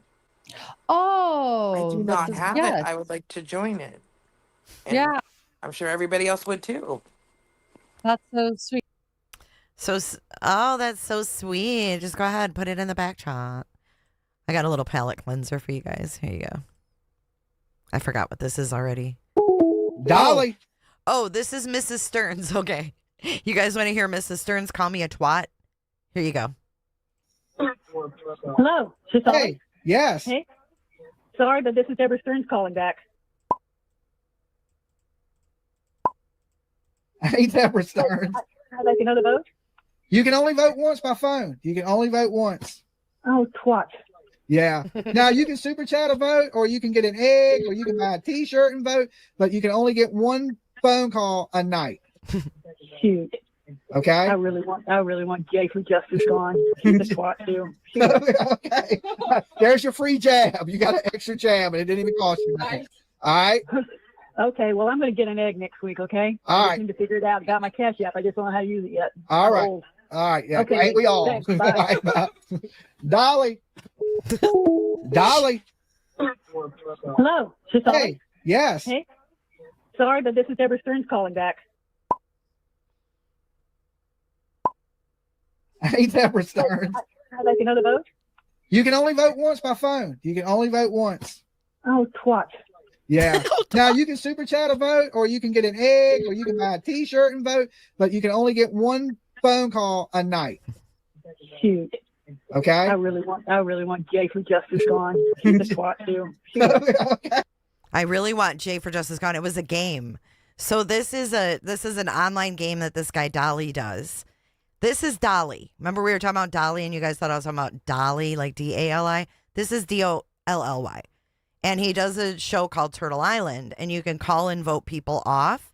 Well, the girl that interviewed her guilty of crime, she's the only other person who interviewed the Stearns besides Hidden True Crime. No one else wants to fuck with them. But so the two trash bags are the only ones that did that. So anyways, she called in because we were both, me and Guilty of Crime, were both on the game together as competitors. So she called in and called me a twat and wanted to vote me off, even though she already voted. So she tried to get a second vote in. So he's like, oh, so you got your jab in. Yeah, she's like, she's a twat too. Yeah. There's your free jab. You got an extra jab, and it didn't even cost you nothing. There's your free jab. I'll pull that up next, DB. Yes. Okay, I see what you're saying. I will get on here. Here we go. Oh, and then here's the new jaw-dropping claims, Kevin Files. that's my last video. And then let's go to Websleuths. What? And then I'll add it. Yeah. So like I can see the comments on she's adding her Patreon. I can see the comments on our stream, but I can't like chat. Oh yeah, look, there I am. Weird. Okay. And then Susie says, Lauren, I love you and Dr. John. What link should I post? Cat Ride says, yes, post the link. I'll grab it. Patreon, her Patreon. Okay. Oh, let me grab the Patreon link. Hold on. Yeah. I'll grab it here. And the snorting you hear. Okay. Yeah, I can find it. Okay. The snorting here is my dog, Othram Tex Bug Nugget the First. He is a pug, so he just snorts a lot. I added patreon.com/hidden2crime. I guess I can't do the. Is it under your Hidden True Crime? Here, I'll put it in our private chat here. We have a special private chat here that no one can see, right? Right. Haha. Put it in there. Yeah, do that. So, yeah. And then I can do that. Private chat. We just chat the whole time, right, ladies? No, just kidding. Yeah. Here, I've got the Patreon. I've got it right here. Okay. Got it right here. Boo, honey, I know. You're just gonna have to chill for a minute. Okay, here is the Patreon link. There you go, my darlings. Right there. And Troublemaker Baker is an empty nester starting next week. She's my amazing moderator, and she is. I mean, they grow so fast. So she's sending hers off to college. Love every minute of it, people, because it goes like crazy. Thinking of you, Troublemaker. I know. Oh my goodness. Okay, this is DB's clip. Let's see what this is. Hey, Jams. All right, DB, what do you got going on here?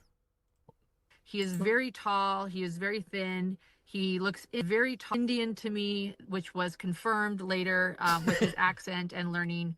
Tom Webster, thank you so much.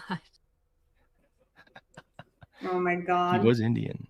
That's true. Interesting. She said he looked Indian? Oh my God, DB, I've never heard your voice before. You know what HTC wasn't wrong about? He is very tall. He is very thin. He looks very Indian to me, which was confirmed later with his accent and. What is she talking about? Is she talking about Richard Allen?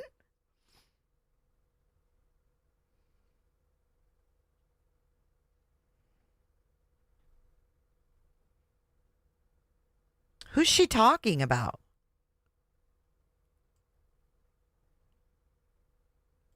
You know what HTC wasn't wrong about? He is very tall. He is very thin. He looks very Indian to me, which was confirmed later with his accent and learning. Tom Webster, thank you so much. Who the hell is she talking about? Dr. Martin from the Delphi trial? She just randomly tells everyone he was Indian? Oh, like Indian, like from India. Oh, he was like an Indian. Okay. You know what HTC wasn't wrong about?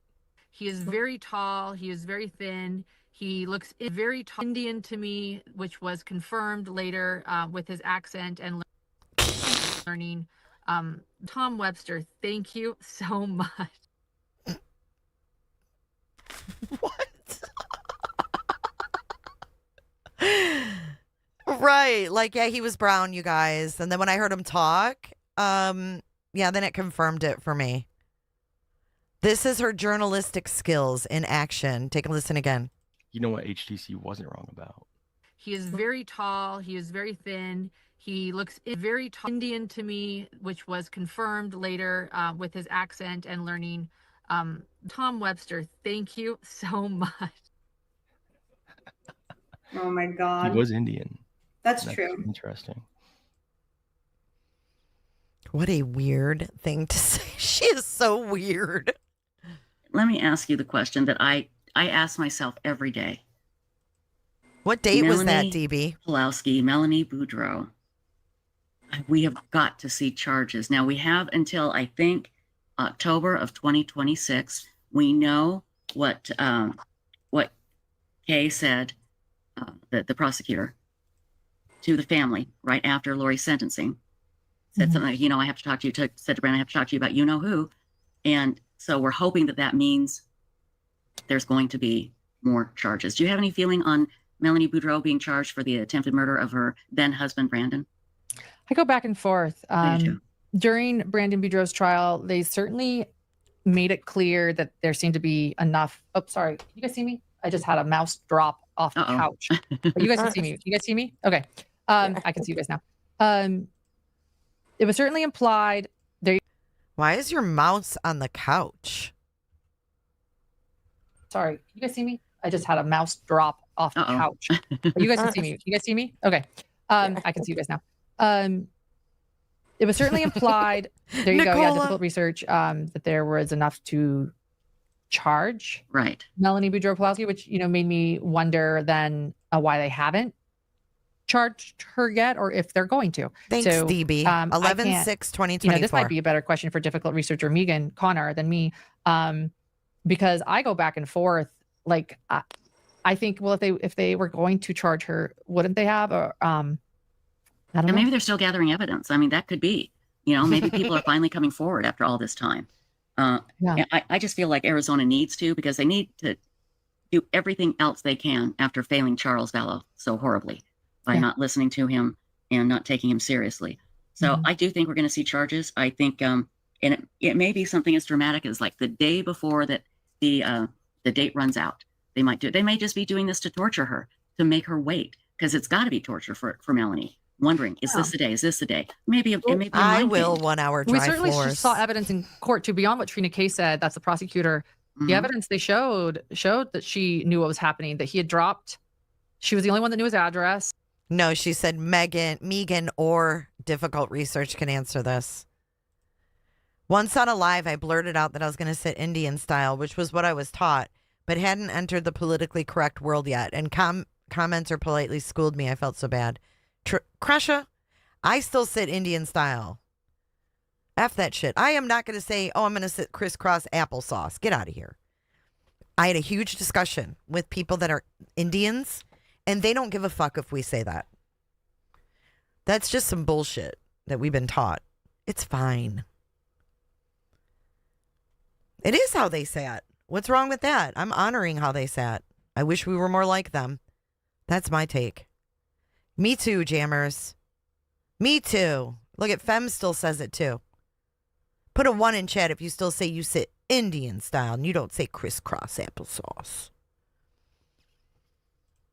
His address, he had dropped one of his if you're a teacher, you can't. But children off with her.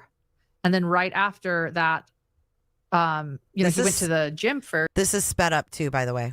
But that wasn't expected. And they talked about that the car that Alex was driving showed up right when they suspected that right after. Well, I definitely am not trying to offend anyone. It does not come from a place of offense at all. But I just can't change like crisscross applesauce. Like I'm 52, man. Butterfly style. I never heard that.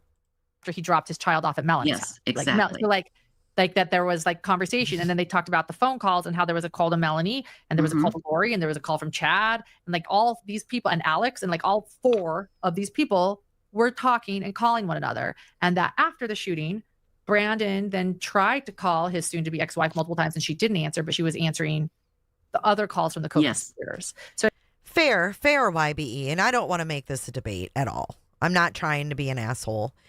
And I agree with you on the racism thing. If it doesn't affect you, I don't think your opinion on it matters. I agree with that. But I also agree that there's just things that certain people do, and it's just, I don't know, cross-legged. There you go. We'll say cross-legged. Cross-legged. There we go. Thank you. Because I just can't say crisscross applesauce. Hey, Riaka. I love your name, by the way. Oh, my gosh, are you beautiful? Maria. It's just, I think that people make too big of a deal about it. And then when there's too big of a deal about things like that, and I'm not talking about racism, hatred. I'm talking about saying, Chris, like, if I say, I'm sitting Indian style. Like, I'm not saying that to be hateful at all. So that's, I guess, where I don't understand. And I admit that maybe I don't understand. I know, right? I'm lucky if I can sit like that too. But we all learn in different generations. It's interesting to see like people that are just like appalled by it, and then others that are like, wait a minute. Like it's a distraction to like keep us like to put tension there when tension shouldn't be there. Like it makes me feel like I'm disrespecting a whole group of people, and that's definitely not my intention. And I just really don't want that to come across like that. And I'm confused on why it does. So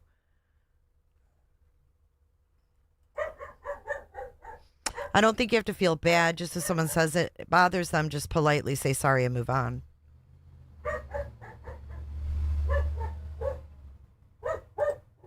Lois, I'm with you. Yes, just close them. Just slam them shut. Just slam them shut. I mean, gosh, like, okay. But, I mean, maybe. It's gotta happen. And there's more. That's very powerful, but there's more. You know, there is from Lori's, or I think it was Chad's trial, that her husband. Cooter style. There you go. Blowski, what's his first name? Sit Cooter style. Ian. You know, he taped Melanie. Perfect. And he taped a phone call with Melanie, Chad, and Lori, where they're talking about Alex's funeral. And Melanie starts getting all emotional, talking about Alex taking care of her 2 kids. And they just happened to be the 2 kids that Chad said were dark, and that Alex was going to take care of them. Well, Alex was already dead, and the kids were alive. Right. What did that mean? Right. How is he going to take care of them? Well, Right. Alex and Melanie show up at Brandon's parents' house where the kids are, and she tries to walk in the house, basically. And Right. Alex is there. Why is Alex there? What did Alex do? He killed people. I firmly believe those kids were in danger. I do too. I agree. That Melanie believed that bull, that, you know, if you can cast. Christina says the amount of misinformation even people in line at Delphi would share is wild. I just busted out my Delphi notebook and I wrote down things people tried to spread in line that we never heard in court. Wow. And that was one where people could really sensationalize if they wanted to. Because there was no cameras. No one knew any different except for watching different people cover it. CNN, stop. You know I love you. Stop. Now you're making me feel guilty again. Cast out the spirit, but then you have to kill the body so they'll get to heaven. And she was talking about Hey, how Purple. Alice will take care of her kids, you know, and she was getting all emotional about it. You know, it doesn't take. They didn't come right out and say, yes, we're going to kill the kids. No, they didn't. But there's no other. Yeah, I'm interested now too, because Christina, we were talking about like an angle where maybe Hidden True Crime was like paid to do PR for, you know, the prosecution because they looked so messy and sloppy and everything else. So I'd be curious what the information was that was going around. Who would it have hurt more? Meaning you can take away from that. And I'm just hoping that maybe they're taking their time to cross their T's and dot their I's before they charge her. Brandon, You go, girl, sis. former husband, said he's very, very cautious on what he says. When people have always asked him, he's been asked a million times, do you think Melanie should be charged? And he always says, I think anybody involved should be, and I'm paraphrasing, I think anybody involved should be charged. It's up to the authorities. I will back whatever the authorities do. He has never said, yes, she needs to be charged because he's dealing with his kids. And she's got 50-50 custody. And that in itself is shocking. 50-50 custody with absolutely no restrictions. So God knows what I know she's you telling are. I those kids, deserve it. You know, Yeah. It makes me crazy, Lauren. It just makes me crazy to see this happen. I know. So let's hope that there is a trial and that she is found guilty. I deserve it. Are they trying to offer her a plea deal? I don't know. But it needs to, in my opinion, it needs to happen. It needs to happen for the kid's sake and for Brandon's sake, because then he can take that to, take that to a judge in a custody battle and say, well, you know, she was found guilty of attempted murder. That weighs heavy, and maybe he can get those kids away from her. I'm That's the hungry, plan. Molly. I really do. But Tijuana again, because they're Flats? kids, he's not going to talk about it publicly. He's not going to be part of that gossip. And I agree with him 100%, although I'd love to know, but I agree with him not bringing up his kids. So Right. We hear very little from that's- Brandon. And I think that's one reason why there are children and he has to protect them and not talk too much. Yeah, absolutely right. Yes, Carolyn Hurtado, Melanie Pulowski, Lori 2.0. Thank you, Now, here's a JC. question, and maybe you know this. I've heard 2 things. One, that Idaho does not allow their prisoners to give interviews in state prison. They just don't allow it. Or the other thing I've heard is, yes, they allow it, but it's very rare. So I'm wondering, do you know which one it is? I think it's rare, and I think they are more in charge. I can tell you that Dateline had been talking to Lori since Idaho and wanted to interview her much earlier. And they had to essentially wait. Arizona, Jodi Arias was also interviewed. Arizona was much easier for them to get an interview. I don't think there's any law or rule that they can't. Has Lori been on Dateline yet? What? How does she know that Dateline has been talking to Lori since Idaho? And why is she sharing this information with the public?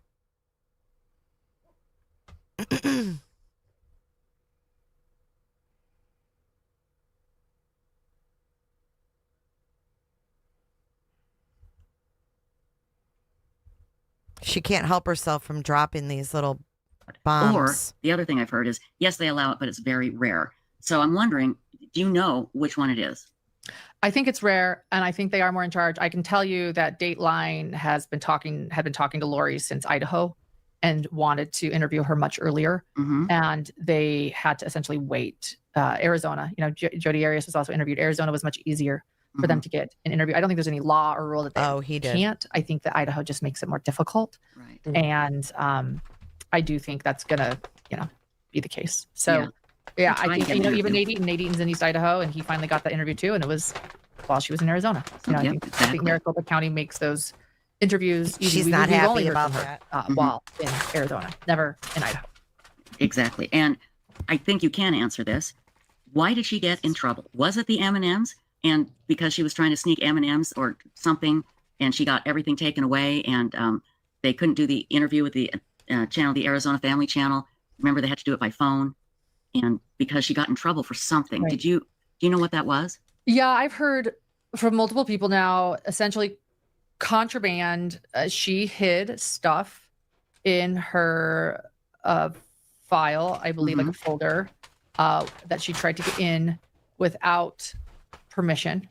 So whether that was, I believe that it was more than the M&Ms, but it wasn't the M&Ms that were any issue. It was that she tried to secretly get that and or other things through by putting them in like a binder that she had and hiding them. And so that was pretty harsh punishment. If it was for hiding, M&Ms, pens, whatever, hiding them, that was a harsh punishment. That no more sit-down camera interviews, Lori. I do believe it was more than the M&Ms, but that's okay. all. Yeah. So let's see. Tricia, Difficult Research says, Trina told us in the family room after her sentencing, but Megan knows how to say that better. Trina called herself a pot stirrer. We love us some pot stirrers. Absolutely. Yeah. And Megan says that was the big legal accordion file that she was putting stuff in. And they caught her. And, here's the thing. Contraband does.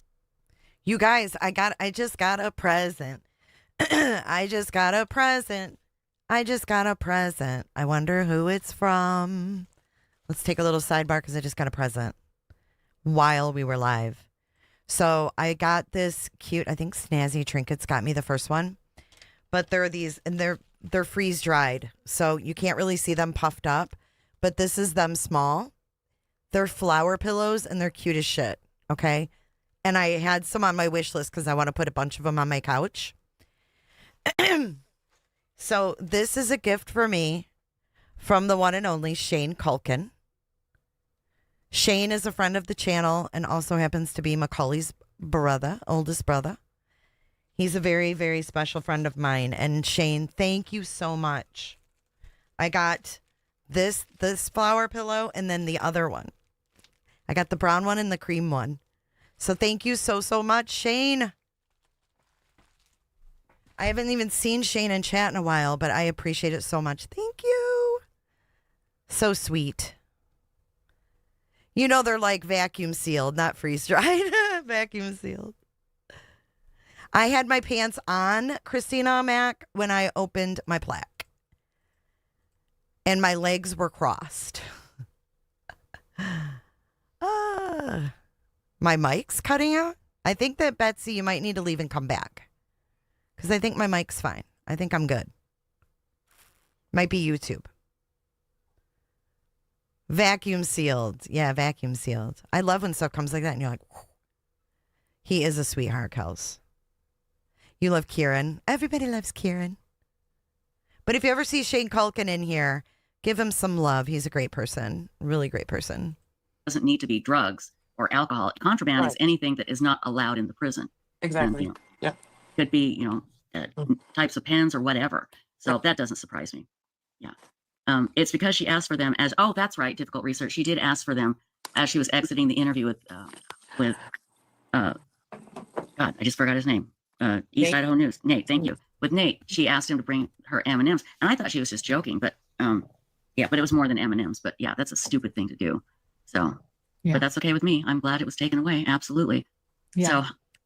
So anyway, we've got lots to look forward to from Hidden True Crime and from Hidden True Crime Patreon channel. Both of those links will be in our description. And Lauren, will you please give Grayson our love and of course, Dr. John. We love him and we love you. And we are so grateful for everything that you do. Dr. John, we love him. Thank you for coming on. Go rest, go enjoy your family. And we'll have you on again real soon. Okay. Thank you. Love you guys too. Thanks. We'll see you. Bye-bye. We love you.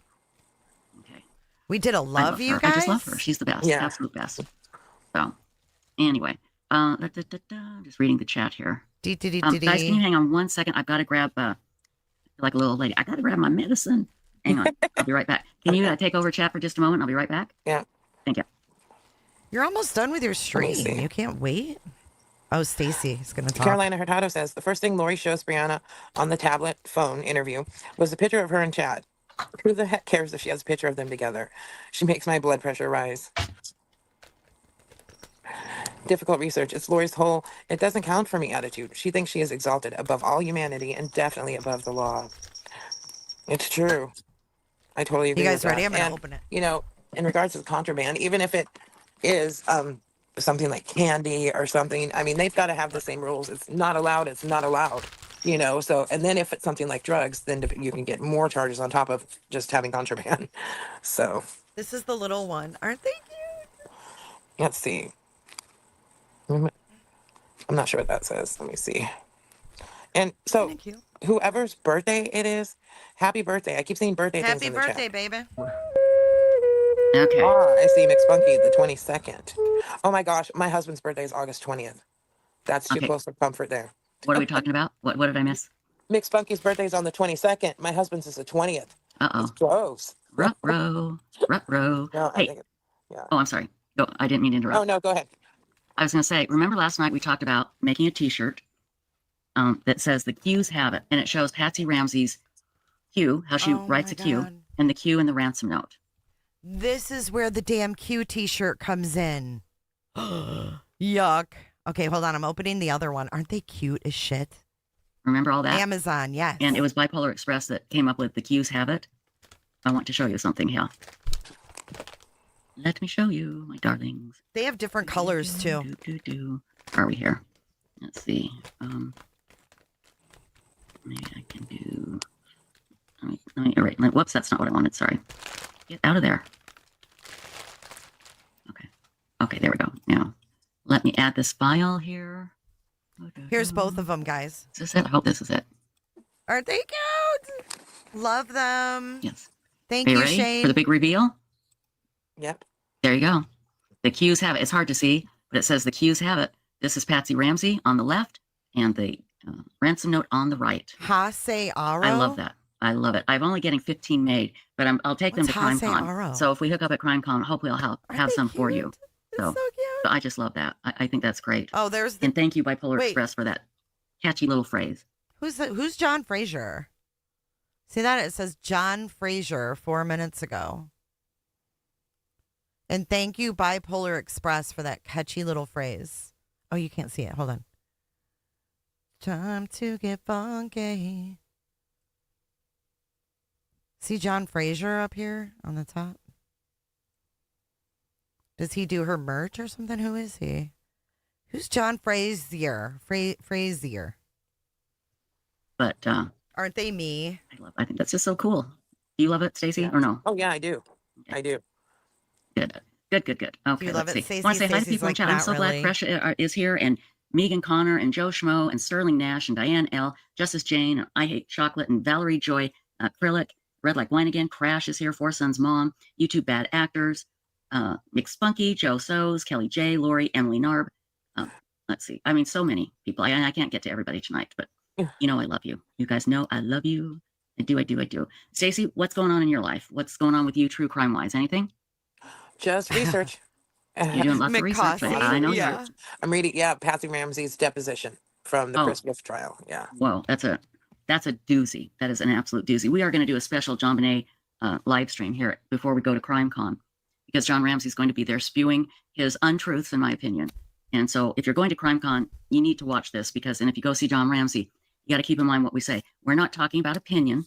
We're not talking about judgment. We will just show you the facts. And it will be very clear that there was no intruder. It won't be clear who killed John Bonet or what happened. There was no intruder. We can show you that. And we can show you that Patsy wrote the note. So Feminem is said never that once or getting twice here, banned haven't from I? my I think channel. so. Just a few times. And I want to remind everybody that this Saturday, if you are a Websleuths.com guardian, meaning that you pay $3 a month to get special perks on Websleuths.com, this Saturday is one of those special perks. It is our Zoom call. It's an 8-hour Zoom call, and I'm the host, and I usually start just revealing all kinds of crap that I shouldn't reveal long before the 8 hours is up. But I'm there the whole 8 hours. Lots of people come in, lots of members come in, and you get to sit and chat with each other and meet each other. It's so fun. If you want to become a guardian for $3 a month, just go to Websleuths.com. It's right there on the front page. Click that and just follow the instructions. It's really, really easy. So don't forget, it's this Saturday. And Guardians have their own special forum that only they can see. You go into that forum, it says free for all. And there is all the information on the Zoom call for Saturday. So I hope you will join us. I think we have some Guardians here in chat. And that $3 a month goes to making sure that those damn ads stay off of Websleuths.com. So anyway. Yeah, this was August of this year. What else we have going on? I don't know. We've got, we had Lauren tonight. And we're going to be getting Jim Rathman on, the Secret Service agent, former Secret Service agent. We'll be having him on soon, very soon. We're going to be doing the John Bonet Ramsey special. Did she ever have this Secret Service agent on? Oh. And we're going to be getting Jim Rathman on, the Secret Service agent, former Secret Service agent. We'll be having him on soon, very soon. For what? We're going to be doing the John Bonet Ramsey special. You know, we'll have a New Year's Eve special, I'm sure. But that's a little far away. Oh, the Halloween special that we're going to do. I've already got the haunted item that we're going to unpack, and it's really cool, isn't it, Stacey? Oh, yeah. And it's something you would never, ever, ever guess. Oh, let's see. I'm not one to self-promote. That's okay, Joe Schmo. We want to help you. But I'm interviewing Mike Watkins tomorrow night. Please check it out. I hope I don't screw it. Who's getting Joe Schmo? Who's Mike Watkins, and who got him the interview? I think that they were going to put him under their umbrella. Joe Schmo Media? That doesn't even make sense. I'm not one on self-promotion, but I'm interviewing Mike Watkins tomorrow night. Please check it out. I hope I don't screw it up. If you guys can't get along in chat, just block one another. We're all adults. I don't want to have to block people. I don't want to do that. Just block each other. Mike Watkins. Let's Google him.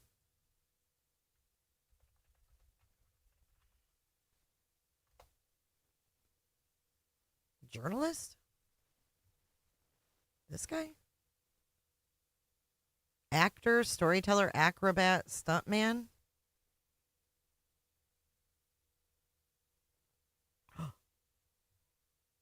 No. Mike Watkins. He was born 26th of October, 1957 in Salt Lake.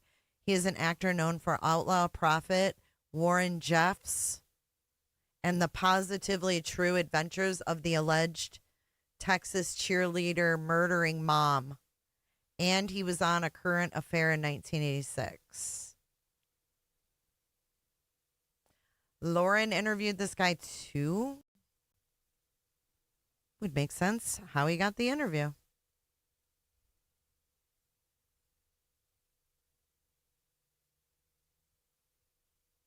I don't know what's happening in chat, but if someone's getting on your nerves, just block them yourself. I don't want mods blocking people for dumb shit. We only block for major shit. Mike Watkis on Daybell. Nate, Lauren, and Joe Schmo interview him. What is this?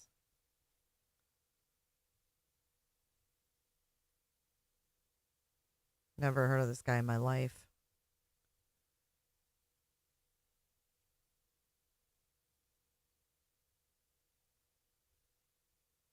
This is what he used to look like?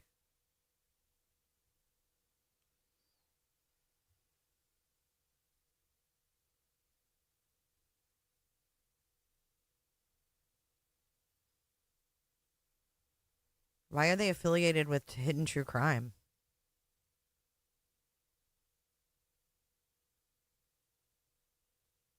He worked for Arizona Family TV.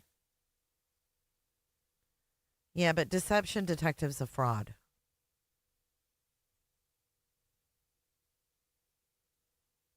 How did we get to Mike Watkis? Oh, we were listening to this. Is it live? That's so cool. Hey, when the thumbnail's up, let me know. We'll come up, and you're not going to screw it up. You're going to be great. So don't worry. Megan, I don't know if Summer's going to be there. I haven't seen anything. Ski Utah. Have you, Stacey, seen anything about Summer being at CrimeCon? No, I'm scrolling back in chat to see if somebody said something about her going. I'll tell you what. Let me go to the CrimeCon website and just see if it's up there. I mean, she was this was 2 years ago, I think, 2 or 3 years ago that Summer was at CrimeCon, and it was a big.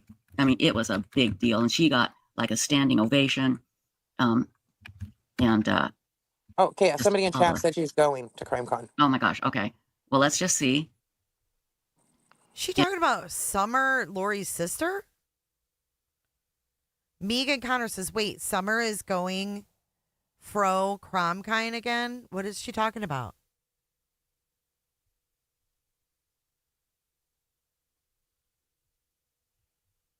If they have, let's see, get involved, shop about, register. They're sold out of all the big expensive passes. Let's see the schedule here. Let's see if it's on the schedule. Early registration. Let's see, Luigi Mangione, Manifesto, Manhunt and Moral Divide, Jesse Weber, Anjanette Levy, Elizabeth Milner, Active Shooter, Bob Nauta and John Harrell. Chris Hansen is there. On Prime Madison Crime. McGee, Ice Cold Case, Affirmative Murder, Sharon Plotkin, Leo Schofield, Gilbert King, Alice Sheesh LaCoy, Brett Talley, Lynette Gray Bull, Raven Payment, Stephanie Gomilka, Faith Jenkins, Chris Hansen, and Joseph Scott Morgan. Yay!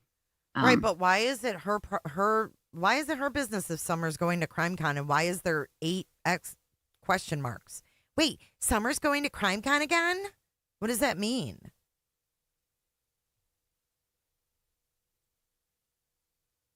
She was scared she was going to be there. Why? Cheryl McCullen, we love our Cheryl.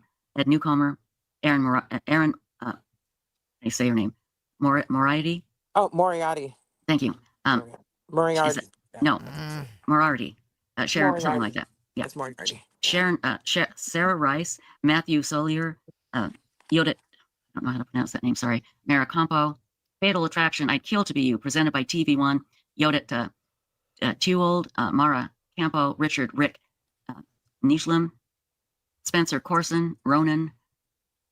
A lot of the speakers are speaking every day. There's going to be a crime fighting and a live canine demonstration with the Aurora PD. That should be good. The Daybell case, the family torn apart, Nate Eaton, Colby Ryan, Ray Hermosillo, no mention of Summer. Now, maybe she's going there, but not scheduled. But let's just keep looking they here. just said going, so. Oh, okay. Yeah. Well, she probably wants to be invited up on stage. What do you want to bet? What do you want to bet? She wants to be invited up on stage. Why Let me is it just look through okay? here really Why is quickly. it- Annie Elise is going to be there. That's going to be cool. Stephanie Harlow, love those ladies. Nancy Grace, of course. David Middleman, yay. I know that name. The Future of Forensics, how Othram is blazing the trail. Absolutely. And there's a meet and greet with Colby Ryan, Nate Eaton, and Ray Hermosillo. Ray Hartley, Nancy Grace, John Ramsey. Ugh. I'm just reading these here really quickly, see if I can see your name. Tricia, anywhere. you thought that it was an accident, so why are you talking about him like this? Why do you have so much disdain? And Paul something? Joe Schmo, Paul. He wrote a declaration for Lauren. It's in court documents.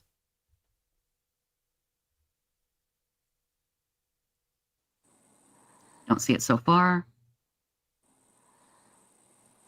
Don't see it. Paul Holes, Kate Winkler, Peter Van Sant. I don't see her. So she might just be going. Hold on, wait a minute.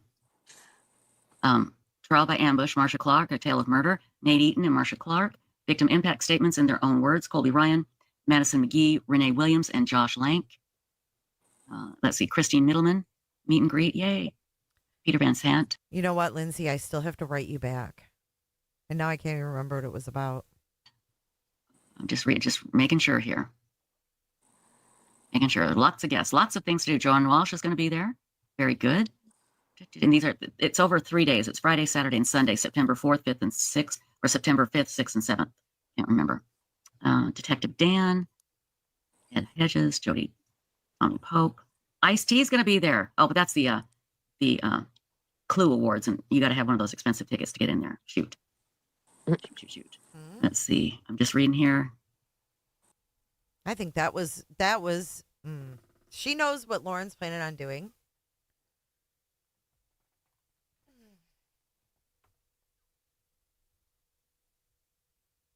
I agree, Pippa. It's sick. There. Oh, but that's the Clue Awards, and you got to have one of those expensive tickets to get in there. Shoot. I think that's a jab at Christina. She knows exactly what Lauren's going to do. Why you got to be so catty, Tricia? I try to like you. Ed Hedges, Jody, Tommy Pope. Ice-T is going to be there. Oh, but that's the Clue Awards, and you got to have one of those expensive tickets to get in there. Shoot. Let's see. I'm just Janice says, fun fact, Ice-T's room was across the hall from our room. How cool. I'm sure you guys got to meet him. reading here. Don't see anything. Beth Karras. Oh, I haven't seen Beth forever. Yeah. Okay. I do not see her name on anything to do with the Daybell case, Nate Eaton, or anybody. I can't imagine that she would be on the same stage as Colby Ryan. That would be very strange. So, since she supported Lori all during the Charles Vallow debacle when he got killed. Thank you, Kresha. Thank you. If Summer does show up, let's all pray she doesn't bring Edgar. That's right. Edgar, the hitman, her boyfriend. I will never forget that. She ever so calmly stated in a text that, and she wasn't kidding, that Edgar doesn't miss and he makes it look like an accident. Yeah. So there you go. YouTube bad actors. I'm 90% sure I'm going. Wait a minute, Websleuths. You mean you saw a private text that wasn't yours? I think we need to get charges on her. We definitely need at least an ankle bracelet. I'm having a little issue finding someone to take care of my animals, but I think I may have that worked out. So I still have time to find somebody. There are always people walking down the street. I can just grab one of them and say, hey, stay here. I've got mac and cheese and animals. Hang out for 4 days. I think I'll do that. I won't, people. I would never do that. I promise you. But yes, be real to Edgar sounds very scary. Very scary. So anyway, if I won't go if I can't get somebody to take care of my animals. No, we haven't so seen. We'll see. I'd like to bring them with me, but it'd be kind of hard to bring 2 cats and 2 dogs. Yeah. FrankCon. Be a little difficult. Yes, it's in Denver. Joe Schmo says, Tricia, I need some fur baby time. Is Indiana doable? Hey, if you're out in Dallas and you want to attempt to stay in this fur ball of a house, I'll pay you. You know, Kathy Lynch for mac and cheese. I'll come take care of your animals. You guys are so sweet. No, I think I have a backup neighbor that I haven't talked to yet, and I'm 99% sure she can do it. So we're good. We're all good. Well, I think that's it. Do we have anything else, everybody? Oh, that wasn't her that we thought was her, Lindsay. Kresha, did any of them ever offer to pay you to talk about them? Good question. When I say everybody, I mean Stacy. Yeah, I was just going to say, I don't right now. Okay. Well, I don't know what we're going to do tomorrow, but I can tell you it will be interesting. It will be. All right, that's it. That is it. Gosh, so many breadcrumbs today.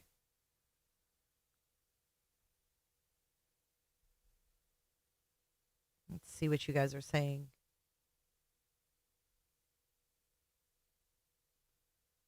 Stop harassing each other, please, first and foremost. I don't like that. We have a great community. I want to keep it that way. So, I guess that wraps up today. Oh my gosh. My question for Tricia, if anybody is here that talks to Tricia, do you still support Lauren after the horrific things she said? And why? And by the way, there are multiple plaques. So the first creator award plaque is at 100K with silver. Then at $1 million, you get gold. And then I think there's like 10 million. It's like diamond or something. But yeah, I wore my pants. I wore my pants. Video wasn't live. I had someone walk around the bar 2 to 3 times to see if L and G were there so I could take pics of Ashley. They weren't there, so I hurried to take pics. And your socks, no less. Nobody's ever paid me to talk about anybody. No, has anybody ever offered to pay you? Not actually paid you, but offered. Because it seems like, Kresha, we figured out that she likes to get people to do things for her, pay them, and then say they're contractors. At least that's what I've seen. And thank you, Christina, for being in chat, answering questions. Same with Janice, Dental, LIZ, Crossbody, all of you guys that have been in here. Stephanie, Colette, you guys have all made your presence known in here, and I really, really appreciate that. You didn't wear pants, you wore a skirt and socks. That's right.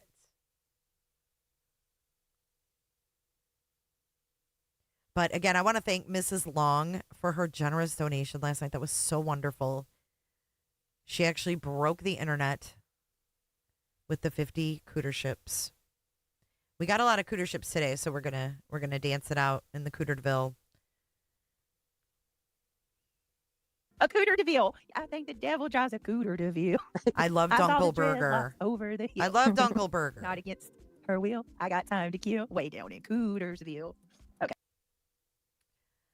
Oh, yes, Dr. Vanna, thanks for being here.